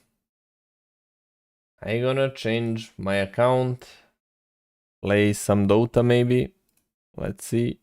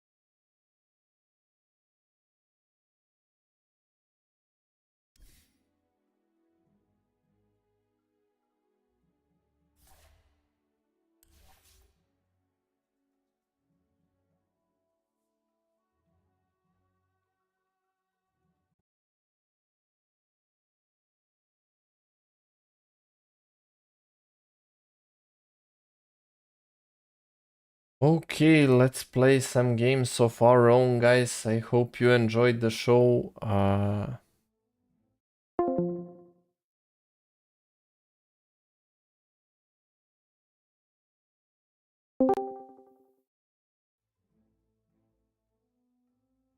Between Team Vision and Team Spirit,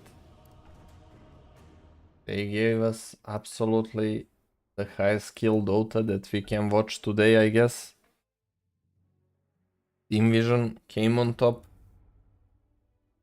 Still, Team Spirit fought very well.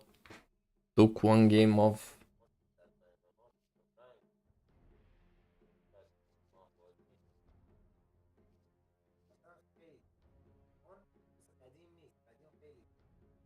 Ten seconds remaining. 5 seconds remaining. Your turn to pick. Okay, first two picks, Pudge and Mirana. What should I pick here actually? Macro doesn't look the best, but might still go for him. We'll see. Oh, okay. Not gonna go for this one, definitely.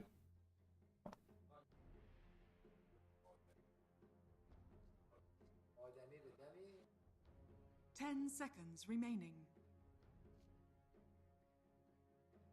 5 seconds remaining.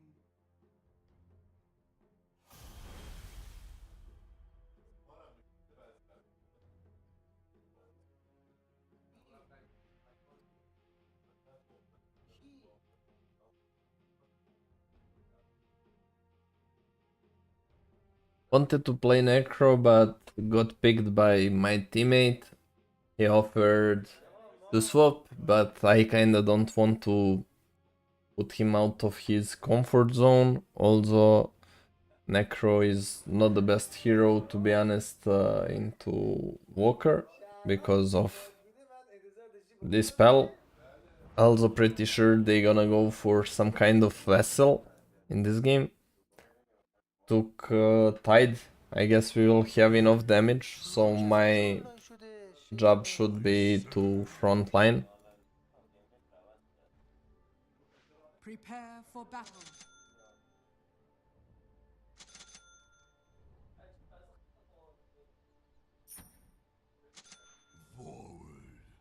My job will be here to frontline for my team.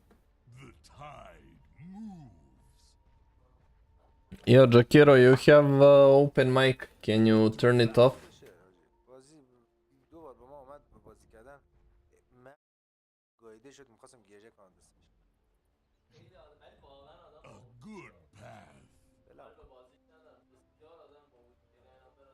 Not anymore, said. You seem chill. Let's run some games. Sometimes Discord for 5 match phone.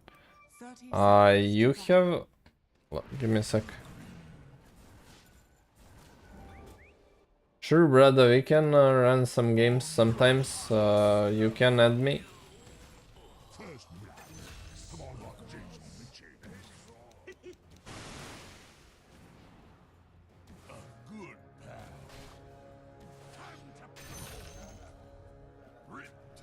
Gladly taking that kill. Yeah. Fish. Let's go. A big fishy fish for me.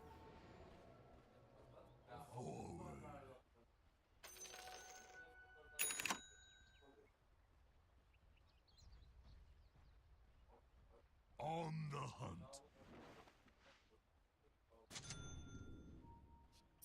I surge.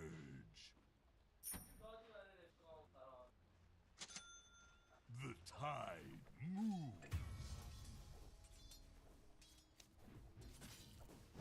I go.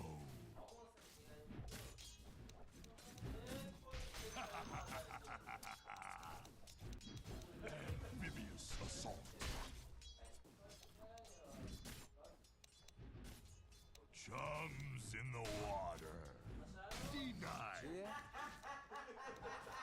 شیر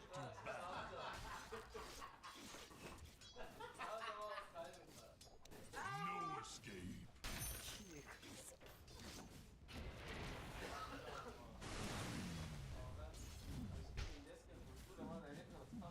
Oh no, tag team.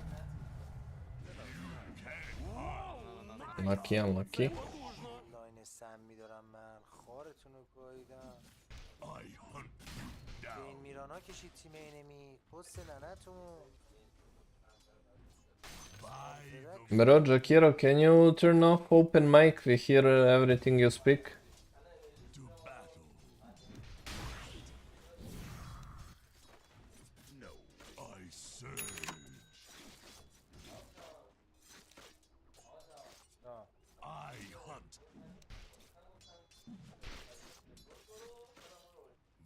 من حواسم نیست چیزم A good path. Ha! You swim against the tide. بابا خارتو گاییدم بابا Oh, good blocks actually.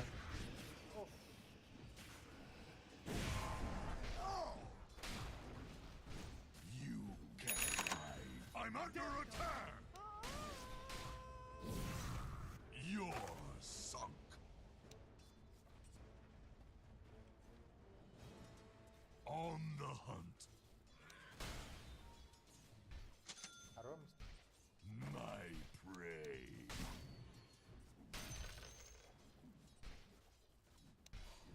Low too soon, low too soon. Yeah, okay, be careful because Running won't help.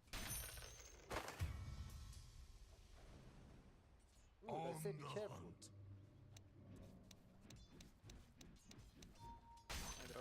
Thank you, brother.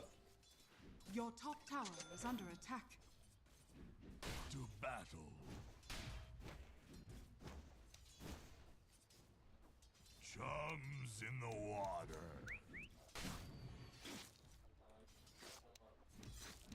To tide me over. I hunt. I go.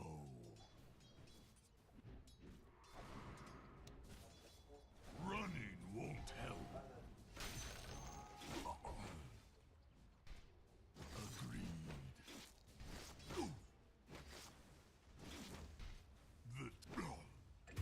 Get it, brother.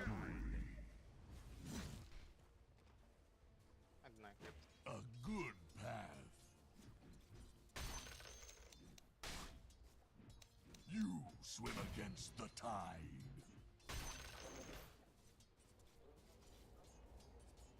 I surge. By the moon. On the hunt. My prey.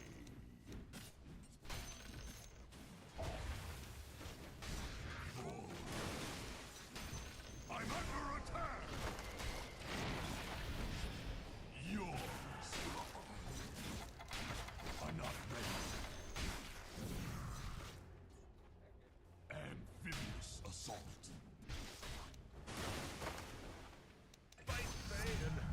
I could eat a grill. Nice! Оце потужно! A good path. You get nothing. To battle. Off with you. I go. Воу, найс! Оце потужно! I surge. Ouch, 11-4 already for the enemy team. The team is definitely not doing good at all for now. Considering that I'm on the hero that cannot really do much alone.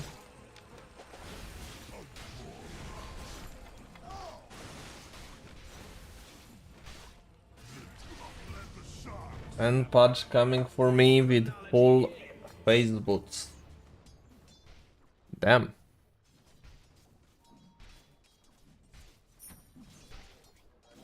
Without a miss, without anything, without any communication.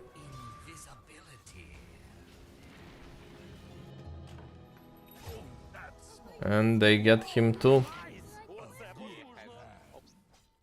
Very, very, very poor players.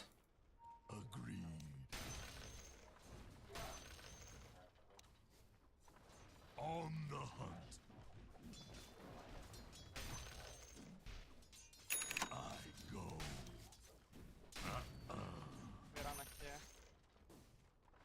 To battle.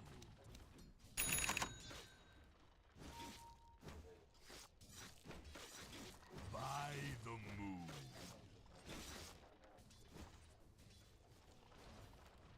You can't hide.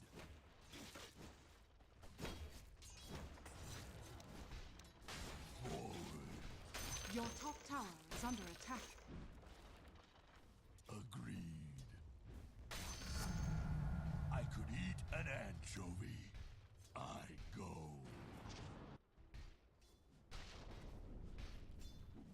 On the hunt. By the moon. To battle.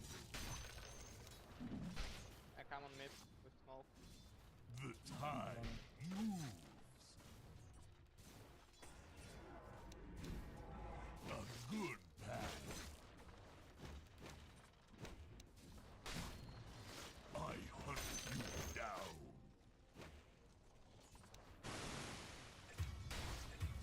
I serve.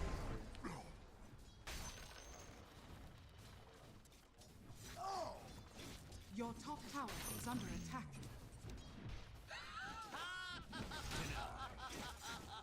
The tide moves. I think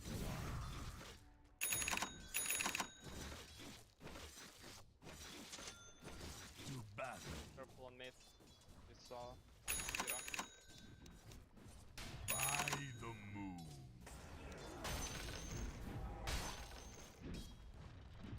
No escape. You can't hide from the tide. I hunt. You're sunk.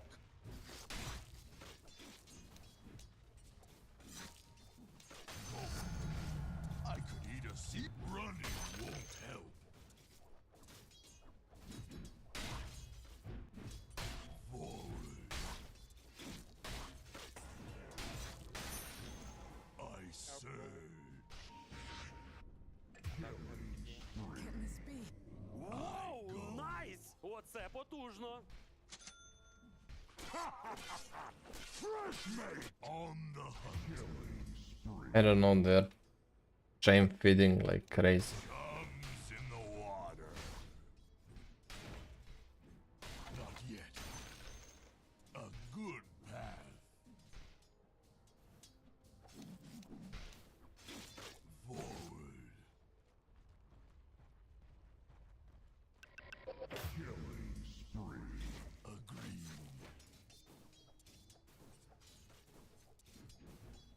The tide moves.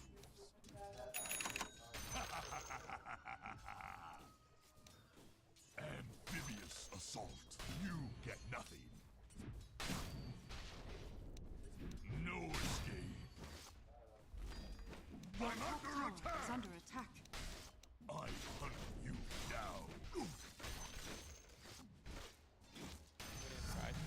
Dire structures are fortified.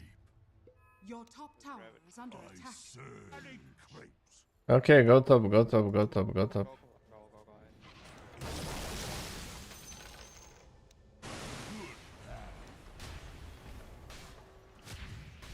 Your top tower is under attack. By the moon.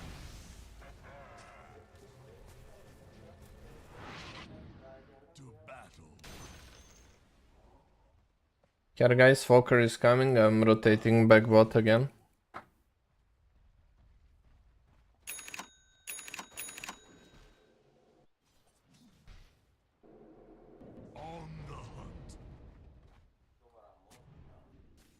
Your bottom tower is under attack. Agreed. I'm not ready. The tide moves. Help. Your bottom tower is under attack.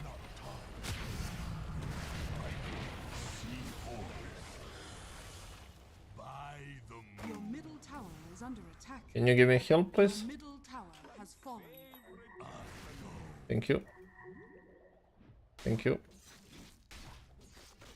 Stuck. On the hunt.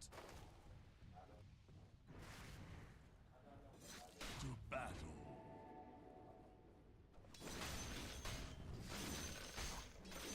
You can't hide. Your top tower is under attack. Chrono has been used, by the way.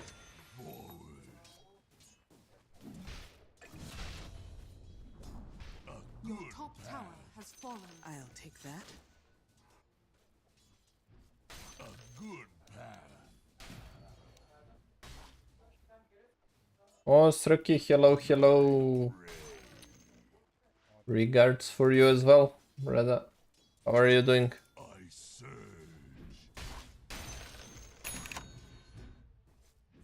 You can't hide from the tide. I go. No cooldown TP, no Ravage, guys. Not yet. The tide moves.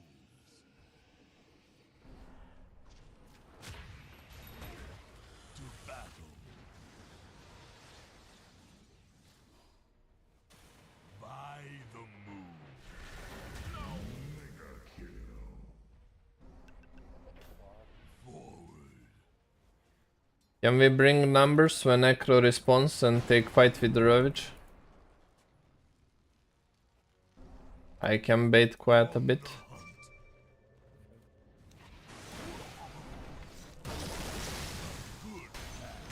Ult? Brother, ult? What do you wait for?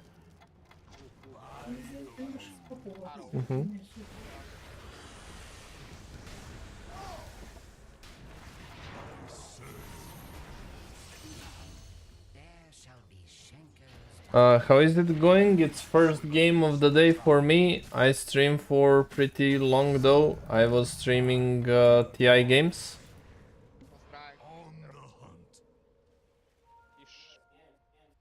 Where fish? Okay, okay, thank you, coming. The tide moves. Not yet. Agreed. I'm not ready. I go.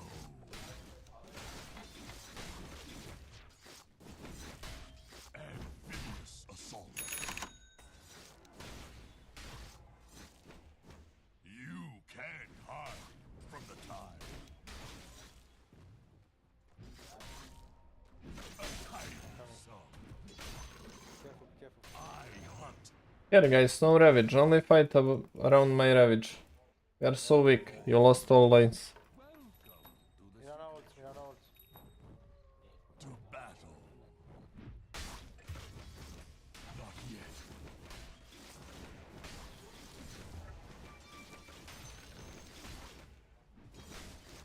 I'm not ready.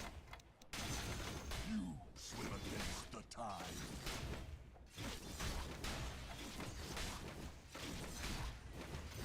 It's not time. Chums in the water.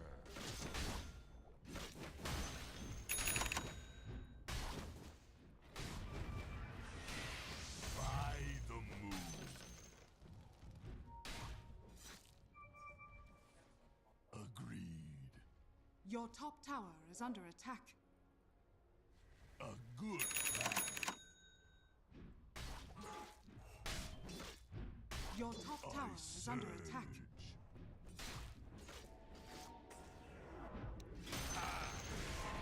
Tipping. 1 HP, alive. Your bottom tower is under attack. Now that you're dead, I find it easy Right. to 1 respect. HP he was. Your bottom tower is under attack. To battle.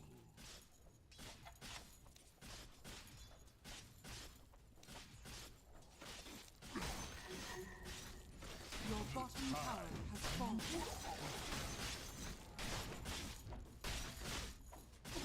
Destroy. I hunt you down.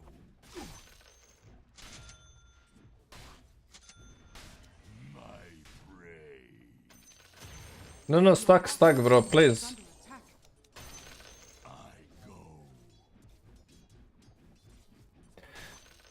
What idiot you have to be to steal stacks instead of making them.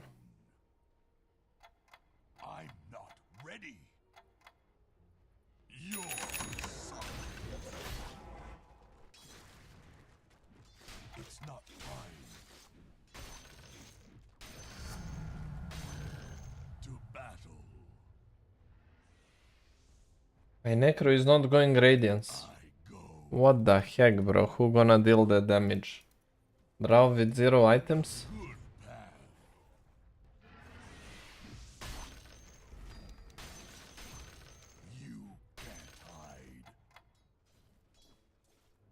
Necro no Radiance?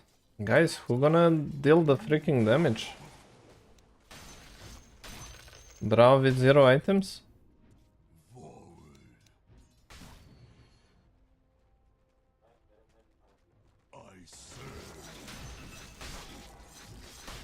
Or I need to go desert to actually compensate for you, I don't know.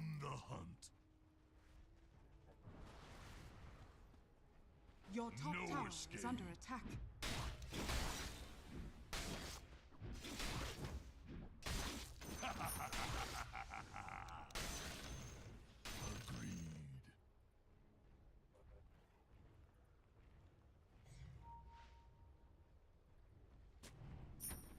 The tide moves.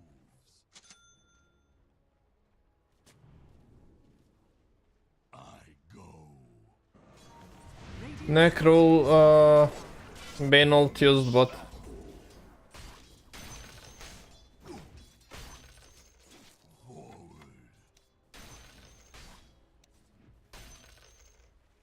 By the moon. Agreed. I hunt. I would a mullet on the hunt. Your bottom tower is under attack. I don't know, 0 chance win. Keep trying until the end. In the worst case, we lose.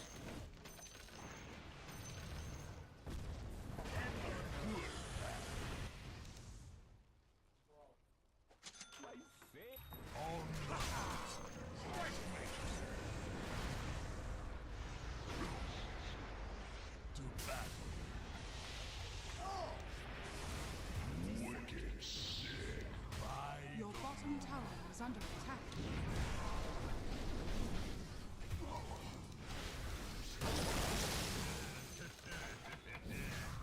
It's not time.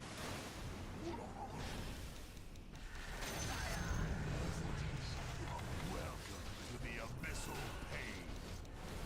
I'm a tide racked.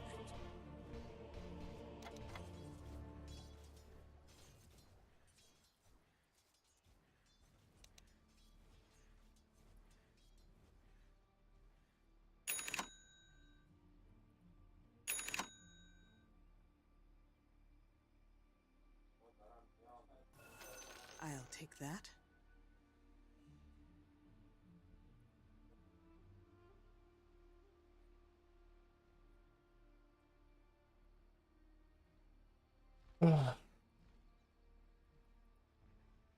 3-8 carry, 1-5 midder. No Radiance build. I don't know, bro. Why do I have to get freaking idiot account bears every single game? It's really insane.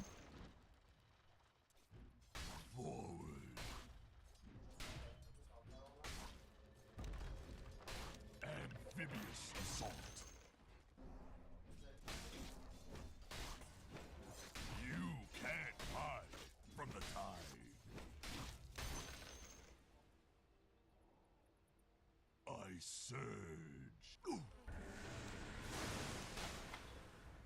Not yet. Oh! A good path. Agreed. I'm not ready. Agreed. You can't hide. Your middle tower is under attack. Forward. Running won't help. Not yet. Your middle tower is under attack. Monster kill. A good path. Killing spree. Oh, how they can feed so badly.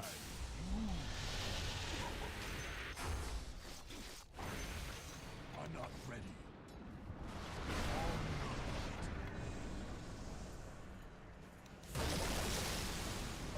Your middle tower has fallen. I hail. You're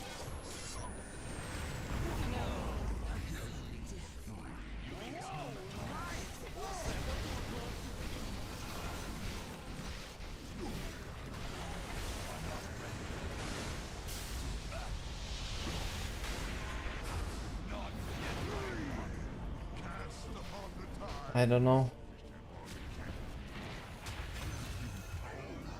knockout. Your ignorance ensured your demise.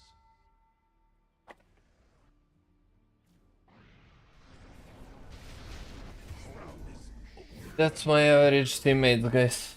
My average teammate. 1627 1839. How do you win those games? Okay, we all can have a bad game. But what the heck is this build?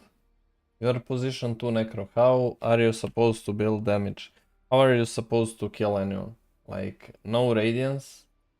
Your bottom barracks are under No attack. travels? What? You will be tanky and then what? You only will kill someone if you can ult him, you know?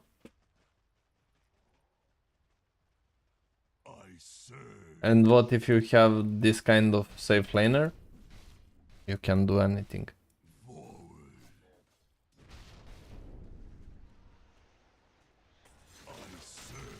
I won my lane, but unfortunately other two lanes just got ultra raped. To battle. Agreed. No escape.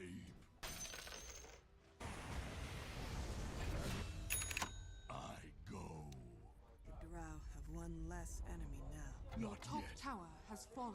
Chums in the water.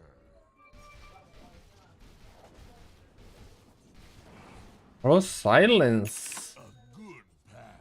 What the heck? Why didn't he use silence even? I'm under attack.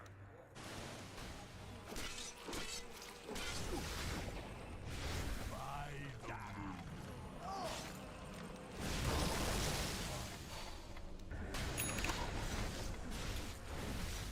I'm not ready.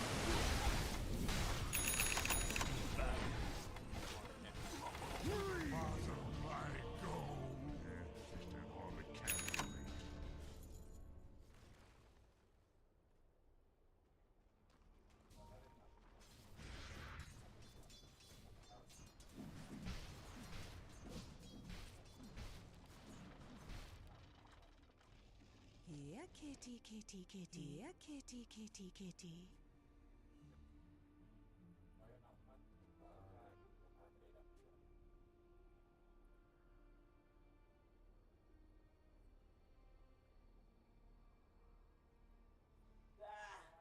Your bottom barracks are under attack. Wow, nice! Оце потужно! My skin breathes Your again. bottom barracks has fallen. Forward. By the moon.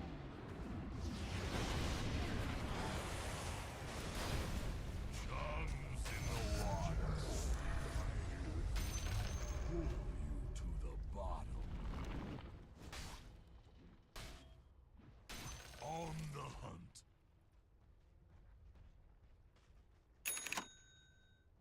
The tide moves. Boy, fresh mate! It's not time. I go.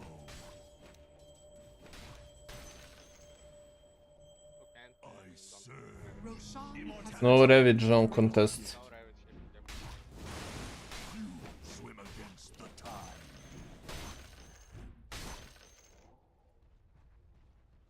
You can't hide. Guys, I'll just go Dezo. I would like if I had game to go Blink, but we have no course really. My prey. Dire's courier has been killed. Forward. Your bottom barracks are under attack. Bottom barracks getting attacked. Good path.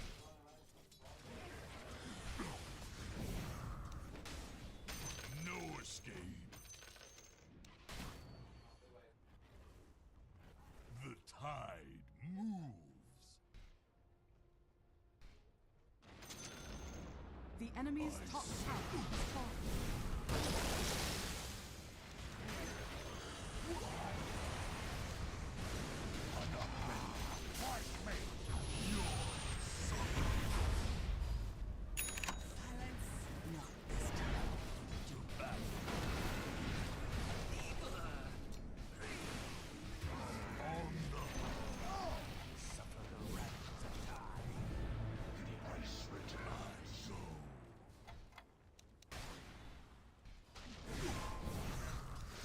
I'm not ready.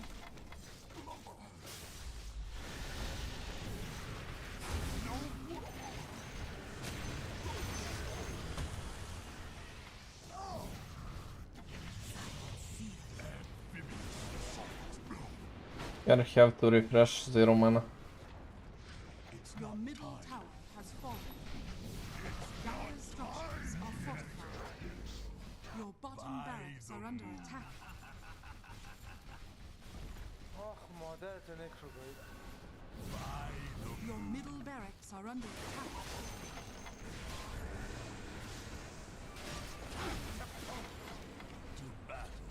Your middle barracks are under attack. Your middle barracks has fallen.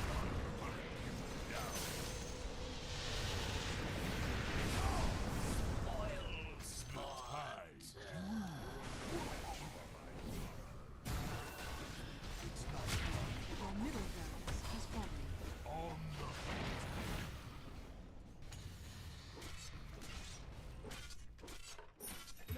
I surge. I go. Your top tower is under attack.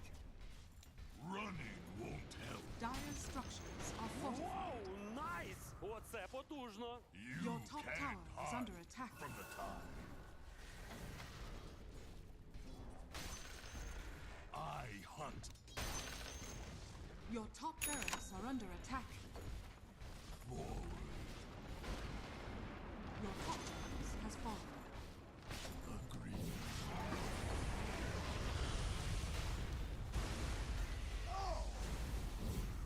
A good path. Your middle tower is under attack.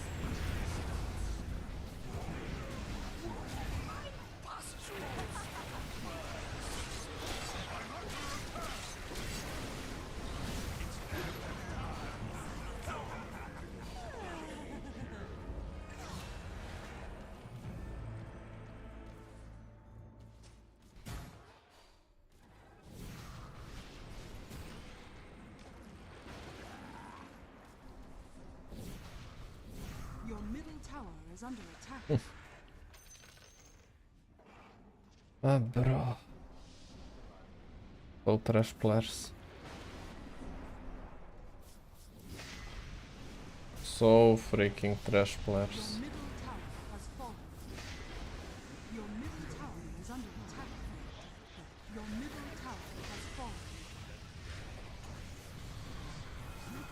Your ancient is under attack.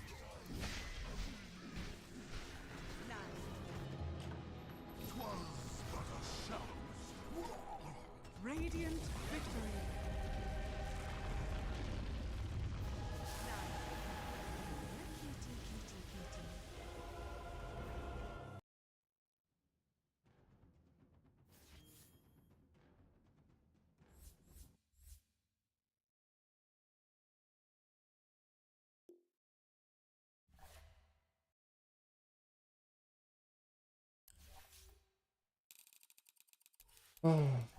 Okay, definitely not playing traditional offlaners anymore. No matter how tanky you are. You cannot win solo, unfortunately. When you have dogs like this. What can you do solo with Tide? Carry 1v9? Not really.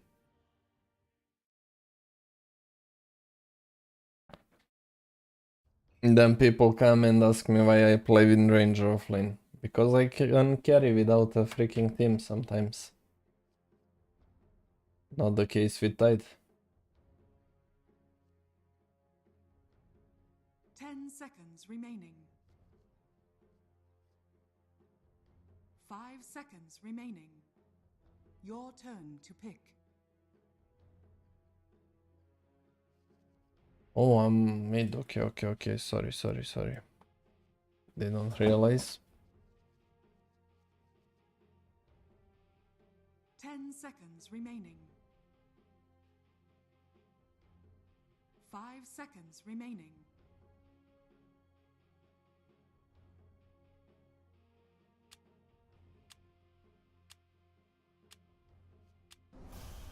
Why don't you let me last pick? I don't know.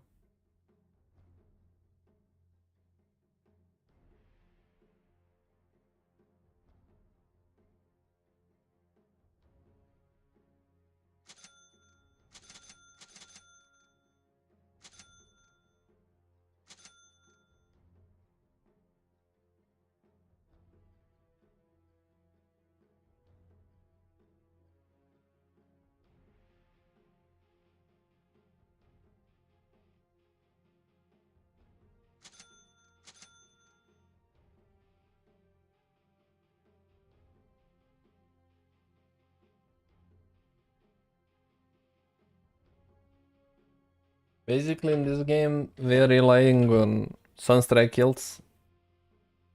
Walker is pretty trash in the laning stage.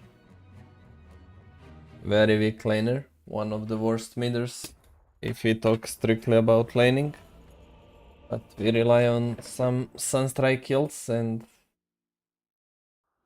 in the late game we should be okay if we come there without our team getting absolutely stomped.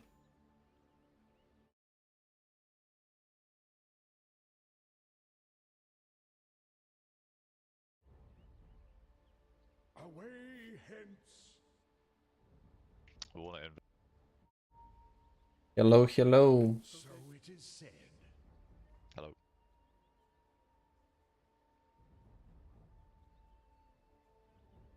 Concentration. Delicious. I am committed. Money and bones, money and bones. I'll keep it in mind. Your name offends me. As needs be. 30 seconds to battle. Can we invade? No. I need you guys to be close. No. That's a bad idea. What do you have? Legion Commander? Walker? Spectre not here. Please don't. Oh, okay, we're giving up runes then, I guess, because we're Uh, not contesting this one. Okay, 2 for 2 is more than good versus their heroes if you Two can. here. If they even invade, it expect us not getting this, and we're not getting this one. The battle begins. 2 for 2. More than good, brother. Look at their heroes. We would donate first blood if we fight, for sure. Forthwith.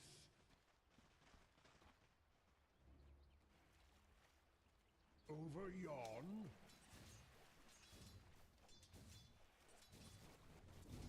I proceed. I'm under attack. Such tedium. Sunstrike.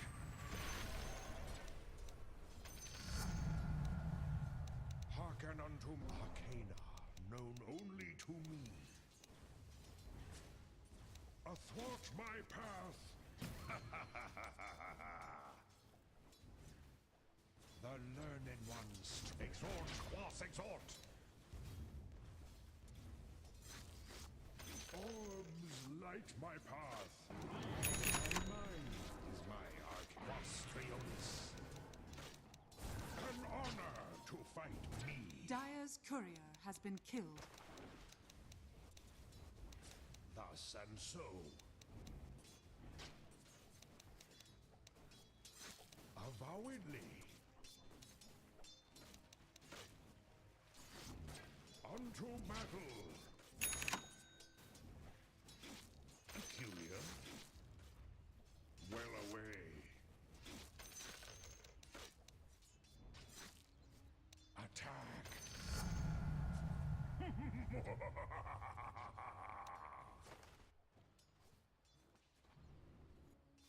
Nigh unto death. Ow. You dare fight me? Yes. It's fun coming. This bores me.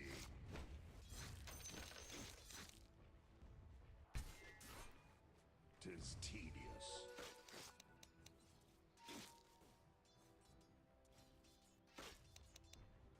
Mindfully. Fine. The choice is knowledge is power.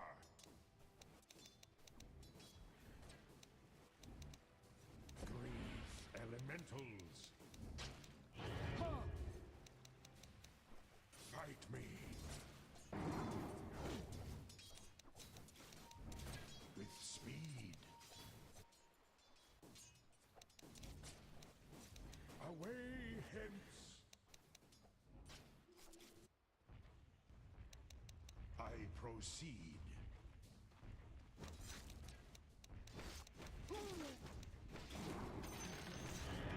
Thus and so. Radiant structures are fortified. Orbs light my path. Behold. I'm not ready. One of my Your favorites. middle tower is under attack. Exhort Trionis. First blood. Speed. First blood. As indeed I am first. This bores me. Whew. Oh my god, I can't farm. I'll keep it in mind.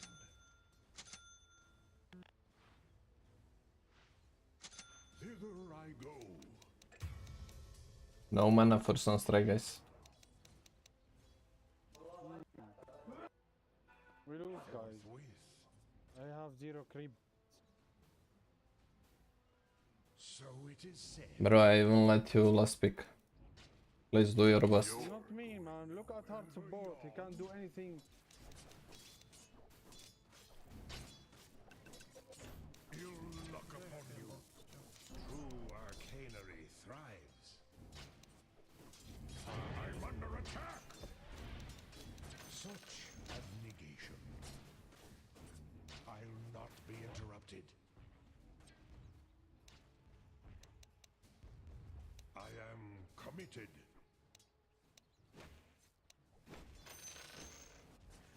Who threatens my concentration? Hearken unto me.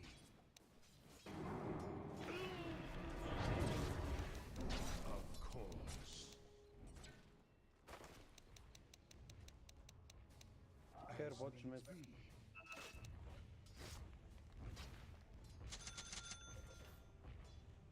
Unto battle.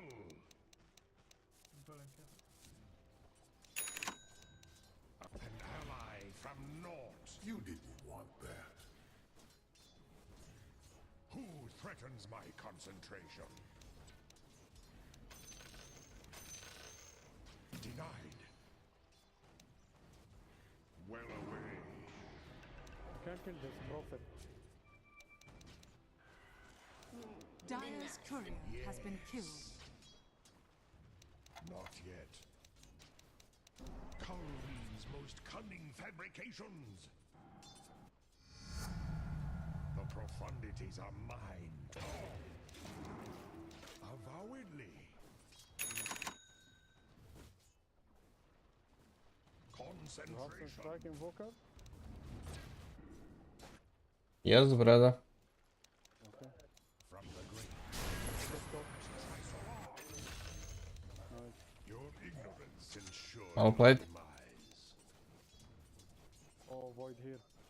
Yeah, he TP'd, I guess. They pulled.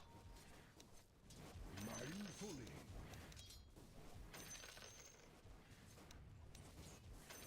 Avowedly. I am committed. Augury abound. Chaos unity off. Wisdom. Nigh unto death.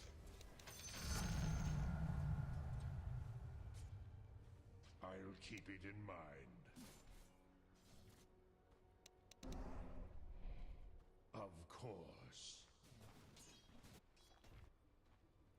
Ravagers of a charming comics. Yes, yes, so thank you.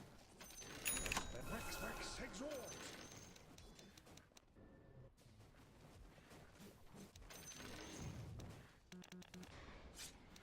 Spherical sorcery. Such tedium. Your middle tower is under attack. Harmix, incantation of incineration. Words of power. So it is. Mid. Need help, mid, guys.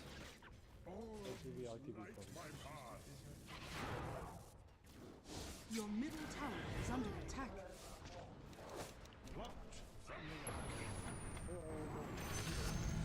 I'll play the guys. Your middle tower is under attack. Set you aflame. The learned one strikes. Knowledge is Fudge here as well. with an ally from North. Your top tower is under I have attack. ulti, LC, you can duel him. Thus and so, an incantation long remembered. Harlex, incantation of incineration. You die as you live. Mamma mia. Insipid and ignorant, drawn from deep within. This bores LC me. for duel, we have swap, you can duel here. Come, LC. Let me duel. Come. Rampart, enlightened Harax, descent of fire. Your middle tower is under attack. Is tedious. Wexhort. It's not time. Your middle tower has fallen.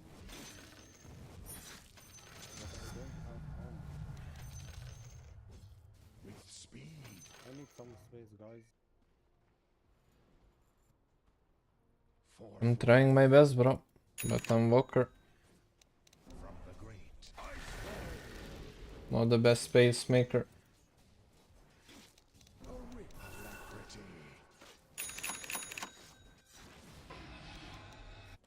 We're not killing that Rubik, by the way, just good harassment. Your top tower is under attack. I'll not be interrupted. No mana to TP to help here. Gold for little toil. They're twin gating bottom. Get back. Yes.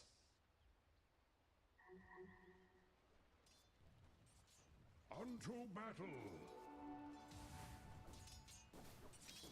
Accurate forge, spirit. We have good duel combo. Take tower, Invoker. Invoker, if you make a move bottom, oh my god. I'm taking tower, I cannot. ITV, ITV. Can you try to duel anyone?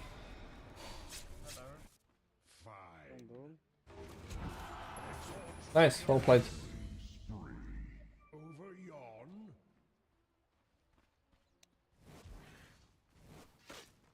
An honor to fight me. Double kill.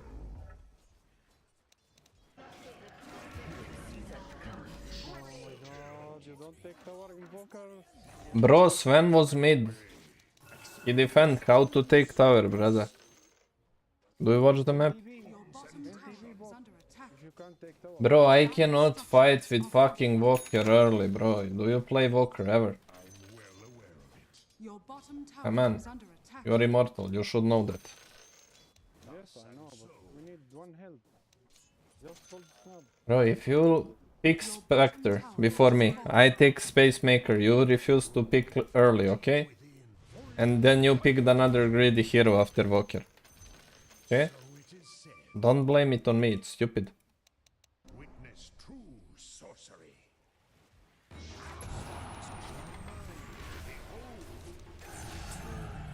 Such illusion.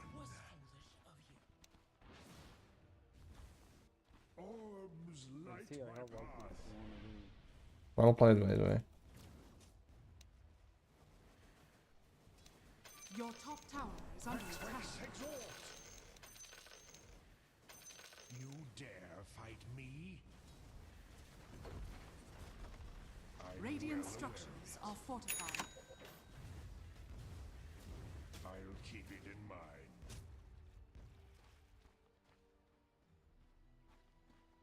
With speed. Fine. 'Tis tedious. I am committed, well away.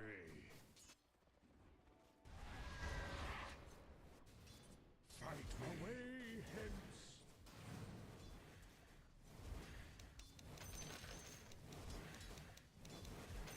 Concentration. This will do nicely.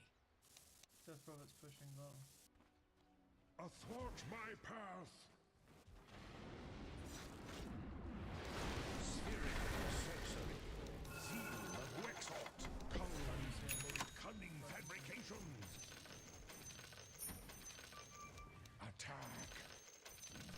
Help LT guys. We have some strike and I have ulti. Yes, I have some strike. Wait, when still not enough damage. Good job. Fresh meat. Hearken unto me. A spell I will remember. Take, destroy, whatever. Invisibility. Yes.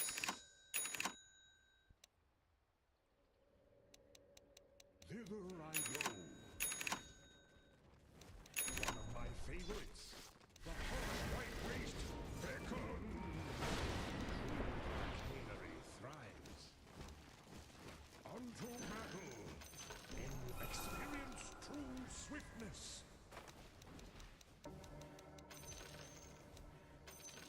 Forthwith. As needs be. Over yon.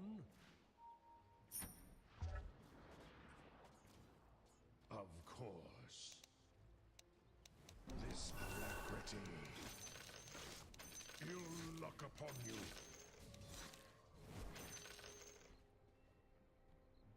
This bores me. Can we kill Pudge, guys? Okay. I don't have ulti.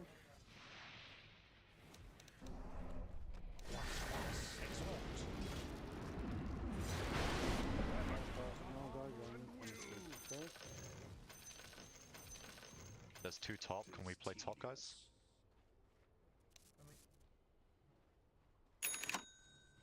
You dare fight me? An incantation exhort. Tipping top.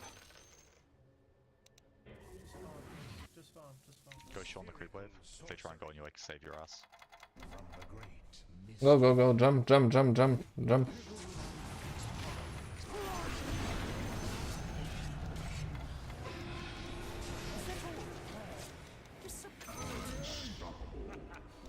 Arcanery thrives. Can we push? Can we push the tower? As needs be. Yes.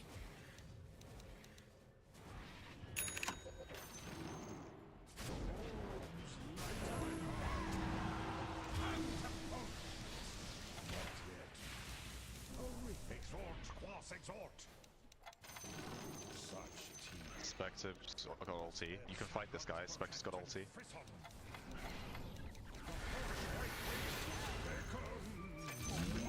Nice.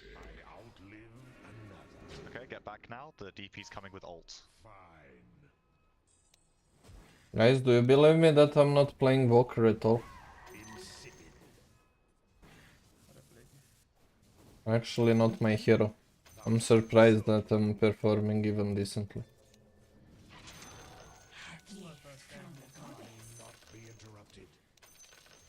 Yo, Laza, thank you, brother. I'm not Invoker player, not lying. I'm trash on Invoker though.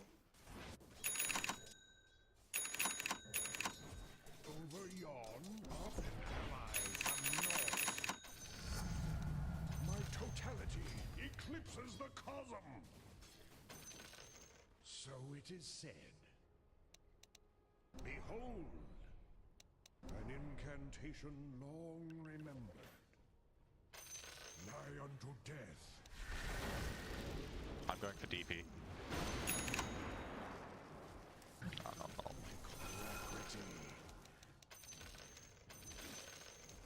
Maybe if she's gonna walk over, I'll fight her. Gold for little toil. Well away. Witness true sorcery. Invo, you ready? I'm dead.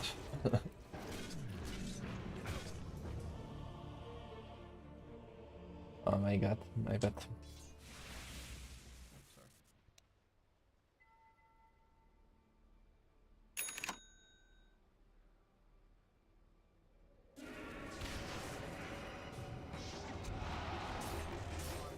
What? Still not the blade mail? Care, you have very limited damage without my Sunstrike and Spec ult. Without blade mail, shouldn't fight. Dire's courier has been killed. Actually very lucky that he survived.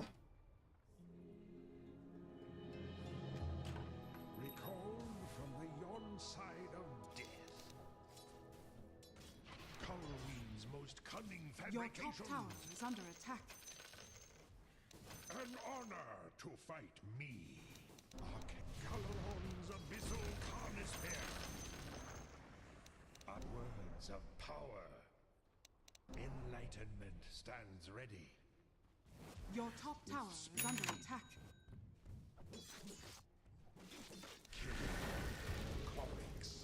Your middle tower is under attack. I fucked up.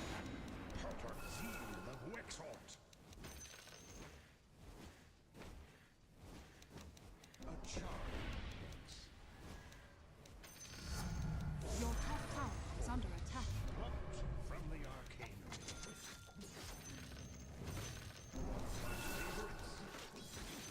Your top I'm looking. Are fortified. My mind is my away. Good job, brother. Shield ring. Geist of lethargy. Here, guys, no duel. I'm walking top. Well aware of it. True arcanery thrives. Enlightenment stands ready. Your top tower is under attack. Go fight. Your top Unto tower battle. has fallen.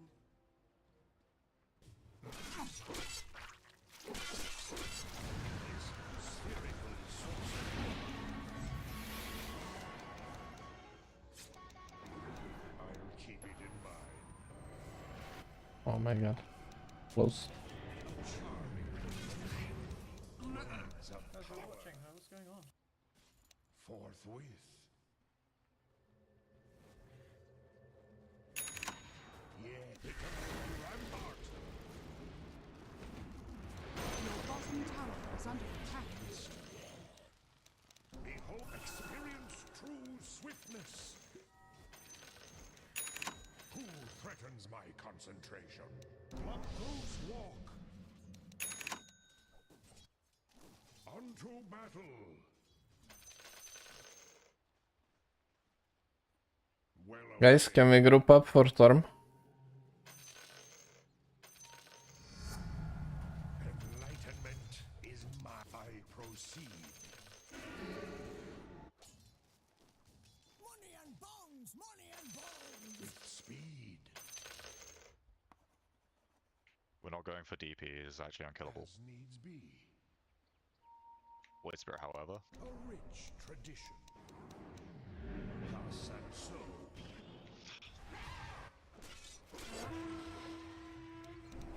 So it is said. Your middle tower is under attack. Sven coming from behind. Your middle tower is under attack. Oh my god.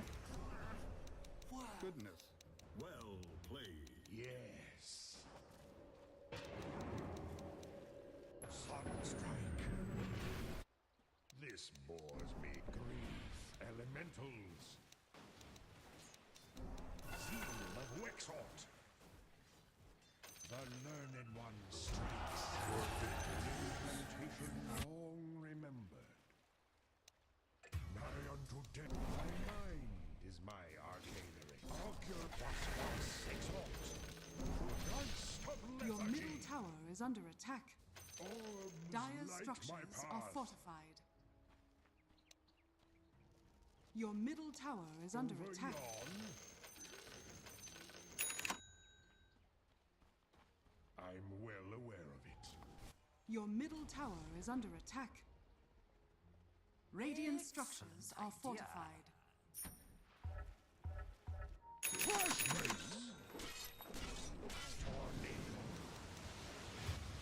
Riverite Arcana, known old one of my favorites. A spell, exhort, quas exhort. Behold, alacrity. Spectre, if they're last showing here, you can't be farming here or here. They just have too much catch for you.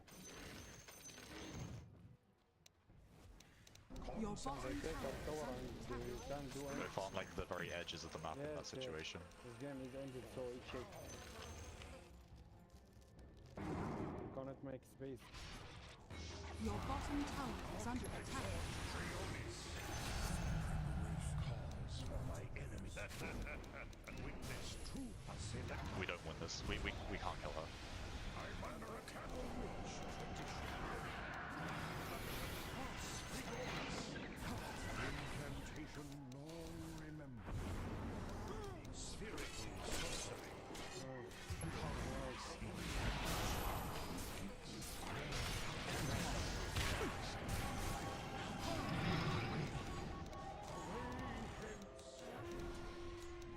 Your bottom tower is under attack. Your bottom tower has fallen. Mindfully. From Forge Your Spirit. bottom tower is under attack. Such abnegation. I am committed. Ghost walk. I'm going for Death Prophet.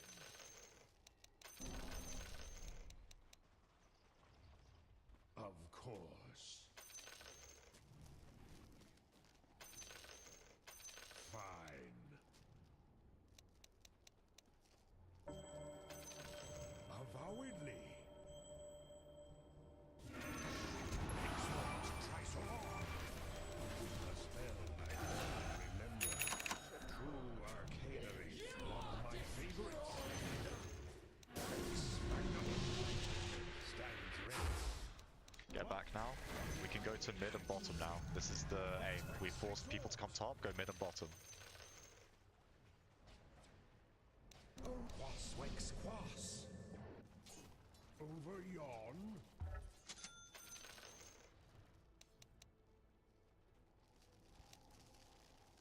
Tis tedious.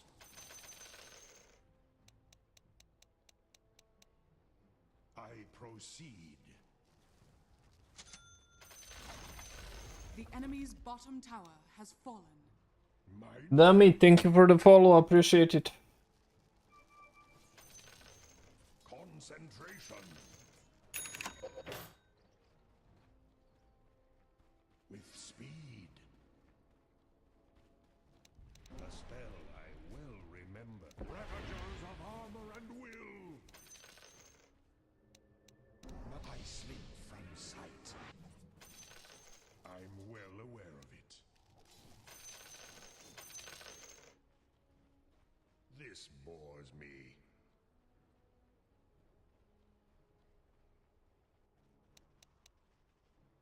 Such tedium.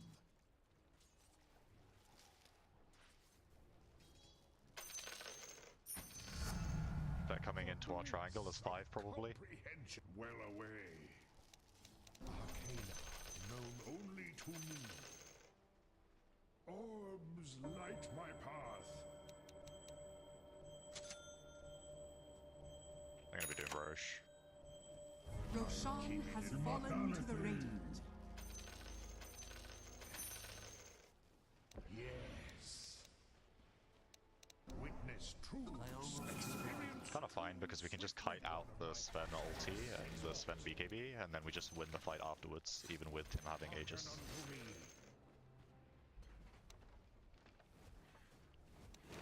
Rex Rex exalt. Took top tower. Bridges power. From the great mystery. Geist of lethargy. Augury abounds. Hither I go. White spirit up. Forthwith. Wax, wax, spirit, forth. Away hence. Did I mix my magics? Unto battle. So it is said. Infelicitous. I am committed.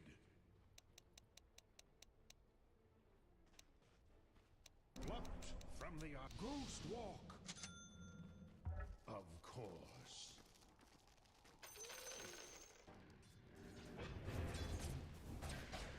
Thus and so.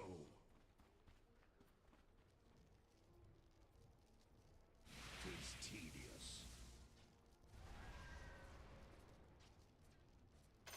Of course. Stings. I proceed. What?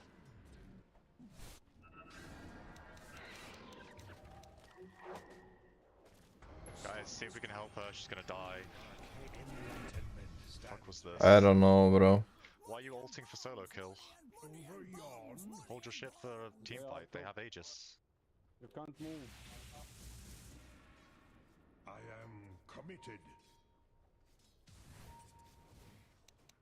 Ravagers of armor and will.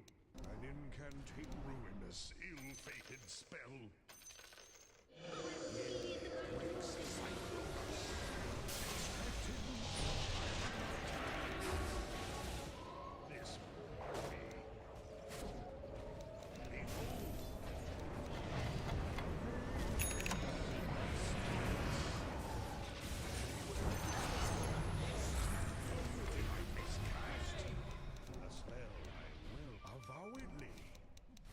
Dire's structures are fortified.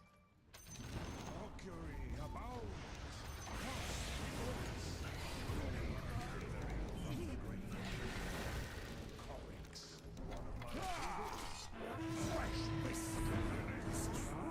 Full of one. In Coleen's most I'll not be interrupted. Arcane known only to me.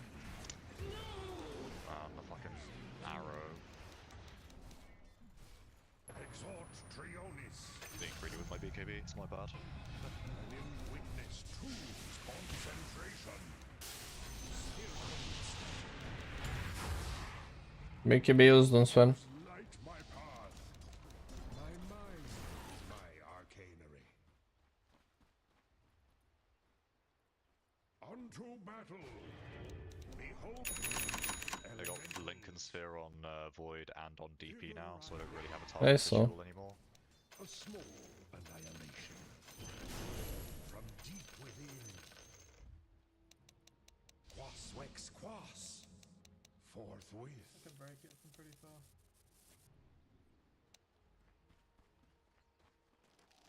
Such tedium.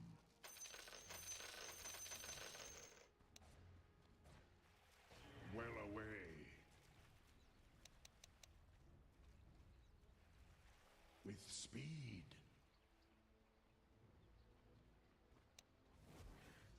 Radiant's courier has been killed.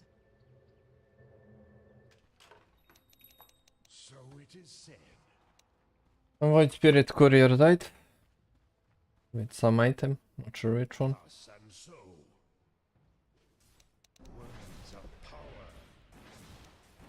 Five. I slip from sight. I'll keep it in mind. Such abnegation. I'm well aware of it. Dire's courier has been killed. I'll keep it in mind. Vital attainment. Orbs light my path. I am committed. Forge spirit. Your middle tower is under attack.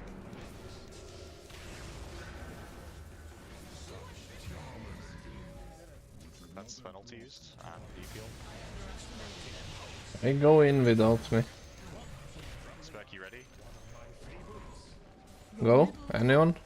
Spells? Spectre, hello.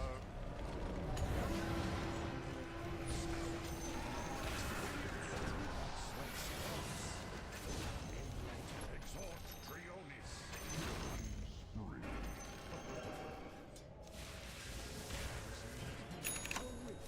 An incantation long remembered. Wax, quas, wax.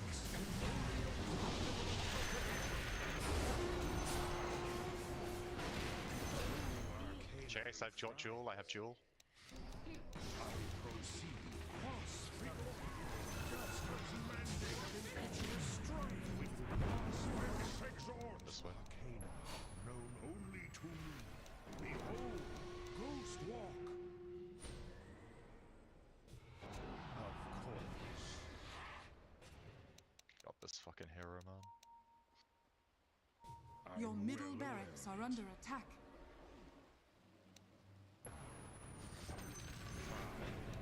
Charming words of power. Your middle barracks are under attack.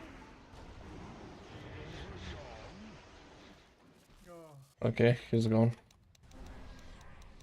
Tis tedious.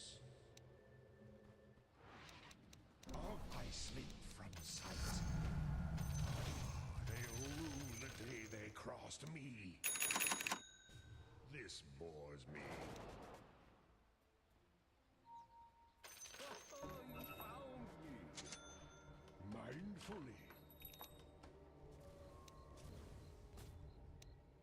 with speed.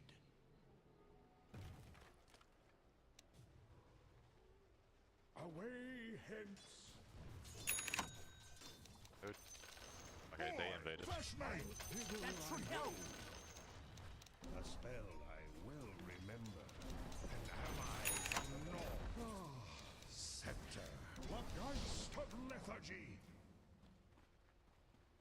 Concentration.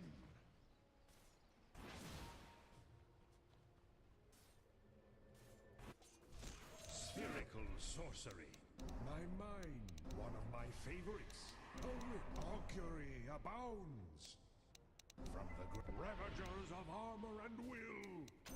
Arcane true enlightenment. Your bottom tower is under attack. Dire structures are fortified. Your bottom tower is under attack.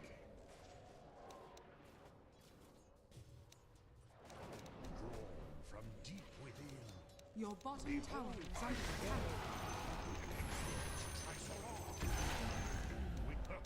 An incant claws of X. Your bottom tower is falling.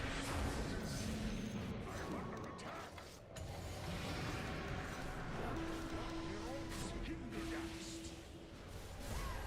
Unto battle.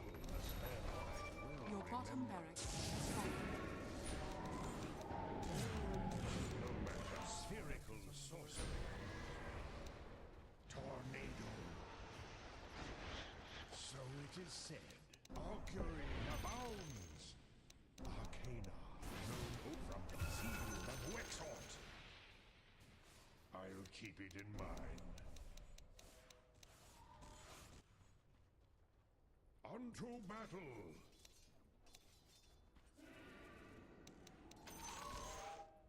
I proceed.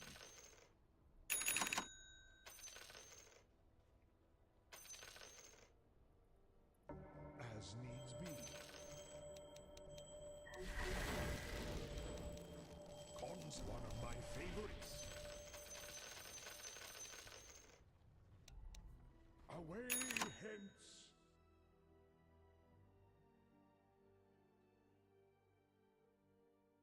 Too hard game for me to carry as non-invoker player. I'm doing my best, guys, but this is a rough game. Really rough game. Breaking 2-7 account Byron back. Having Radiance and Manta at 37 minutes in versus Sven, who has like 5 items. 5.5 to be exact. 23 level. Damn.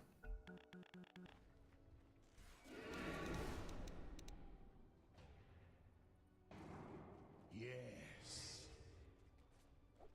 Wax. The white waste beckons. Words of Colween's most cunning fabrications. Pluck pretty. It is tedious. Mindfully. I slip from sight. I'm well aware of it. There's no Sven here. Of course. Animal wine. Fudge and DP here. Over yon spherical source enlightenment stands ready. Dire's courier has been I killed. am committed. My foes aloft. My an ally from naught. Avowed true arcane. Eternal rampart.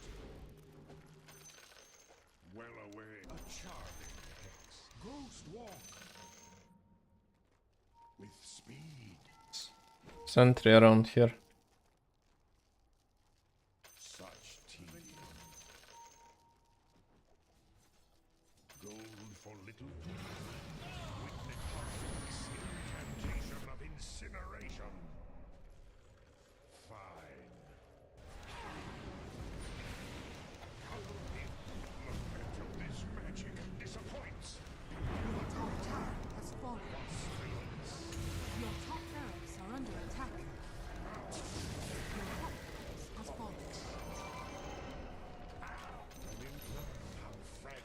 Fortress has fallen.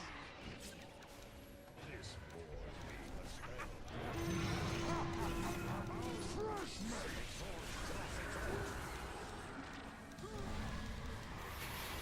Thus and so one of my Your middle barracks has fallen.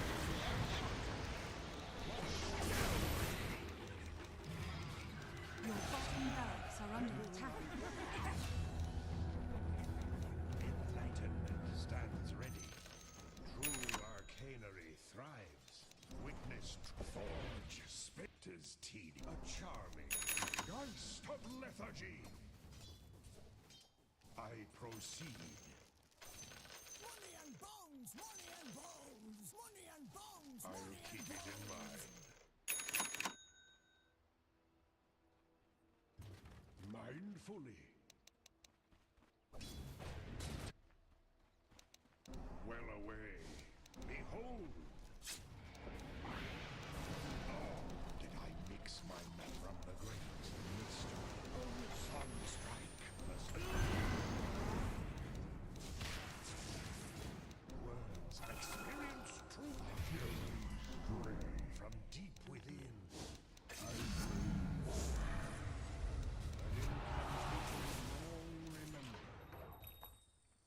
orbs light my path. Enlightenment.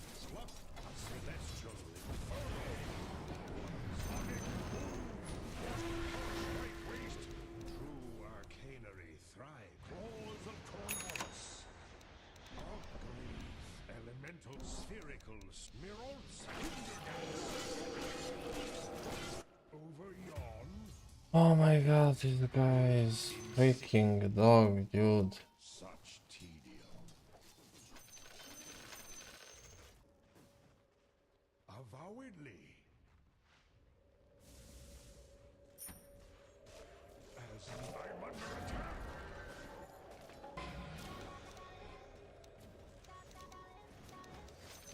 Forge spirit attack. Your middle tower is under attack.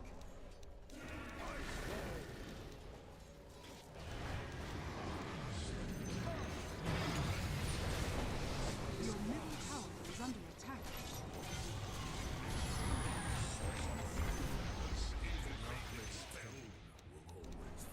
With speed. Dire structures are fortified. Your middle tower is under attack.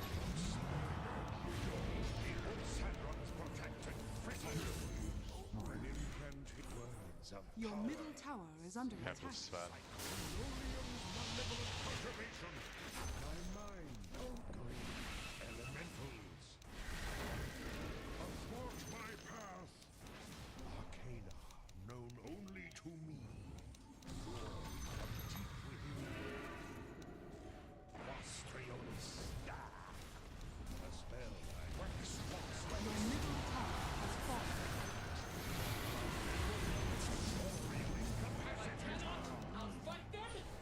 Your ancient is under attack. Get away!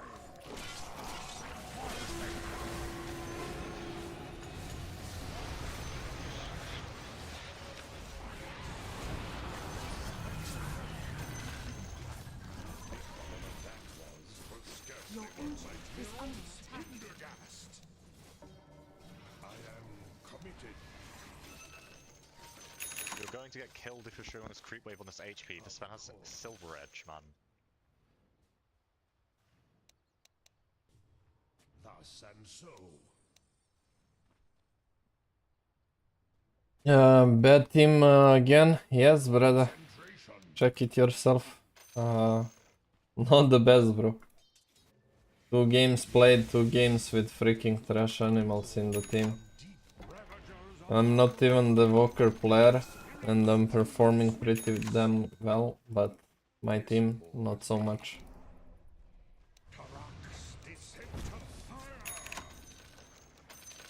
Away hence. From geist of lethargy. A spell I well remember. Fine. Didn't buy the thing.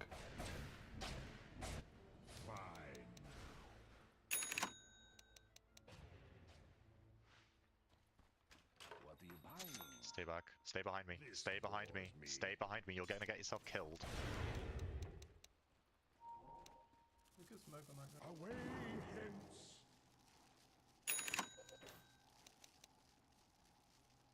Yes.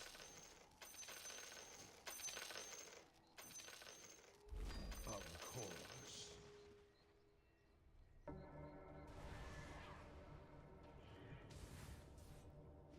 Over yon, an ally from North. What it ought, known only to me. I slip from sight. Avowedly.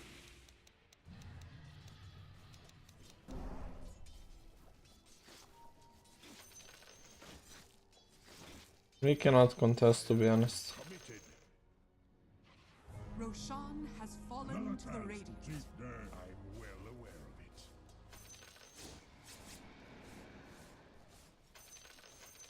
Bro, they're gonna jump you and kill you. Words of power. Thus and so.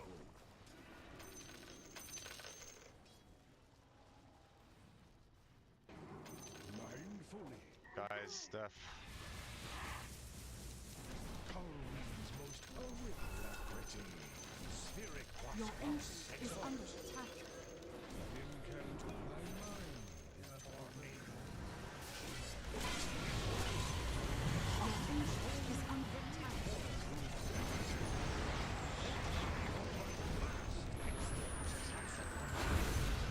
Your ancient is under attack.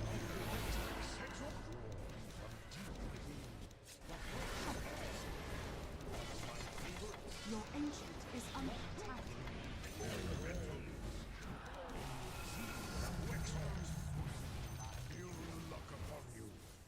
Ah, bro, if I just had a little bit better carry or offlaner, it would be so easy game.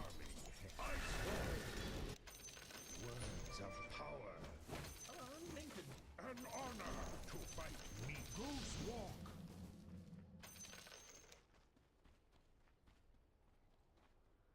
Orbs light my path. Chance for a comeback. Very team, brother.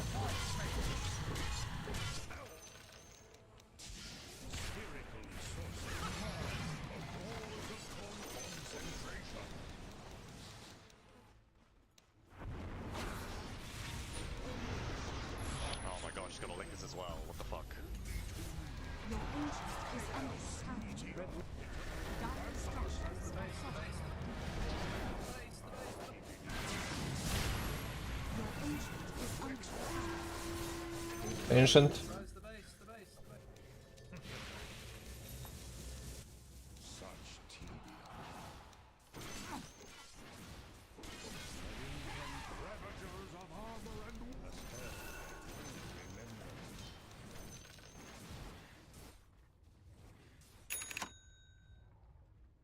'Tis tedious. Guys, one more hour defend and Spectre will have full build. We will have unlimited damage on LC and we're gonna win.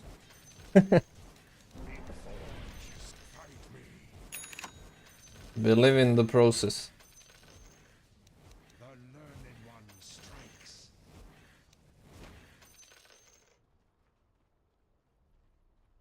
Unto battle. Okay, GG.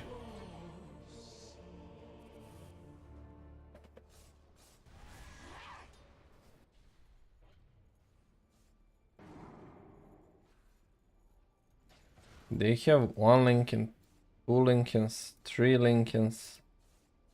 Insane. Just dropping Lincolns on each other.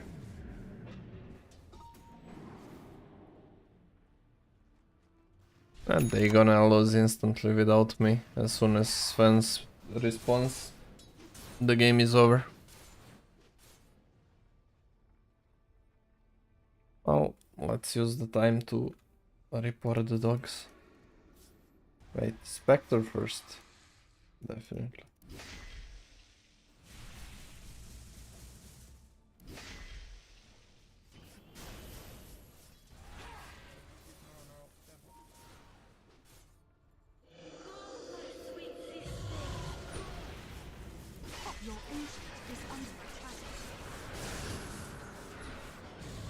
They have zero chance to win the fight without. Actually, finally, something useful from Legend. Spec. Spec. Win, brother. Spec, you have to go in, brother. Illustron.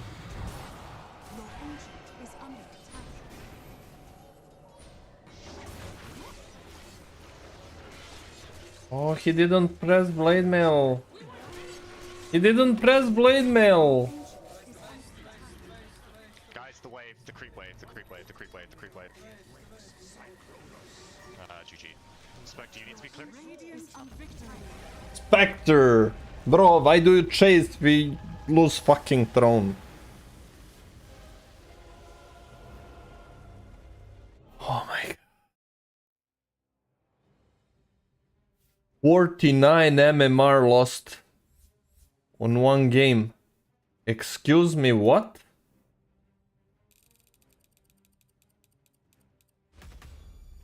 No, this has to be a mistake, brother.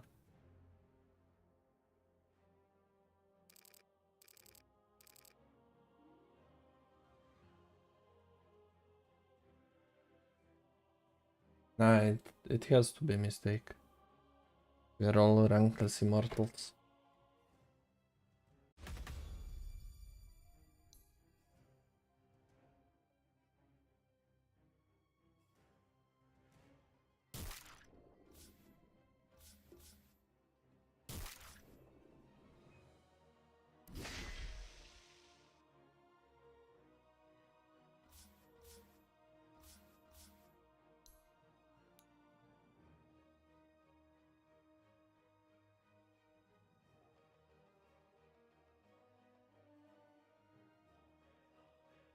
Imagine having a top net worth with freaking Walker in a losing team and losing a game.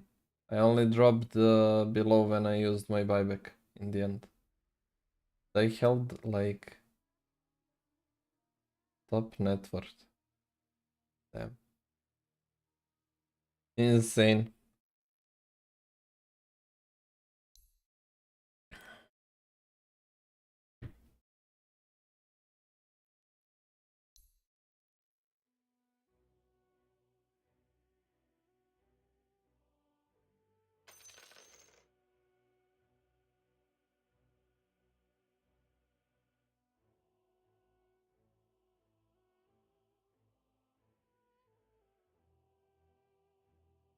When you have 2-8 carry, 40 minutes in, he has Manta and Radiance. Like Manta and Radiance in 40 minutes. Hello? What the heck, brother? How can you be so bad? Immortal player. I don't know, what should I say? Absolutely insane and disgusting.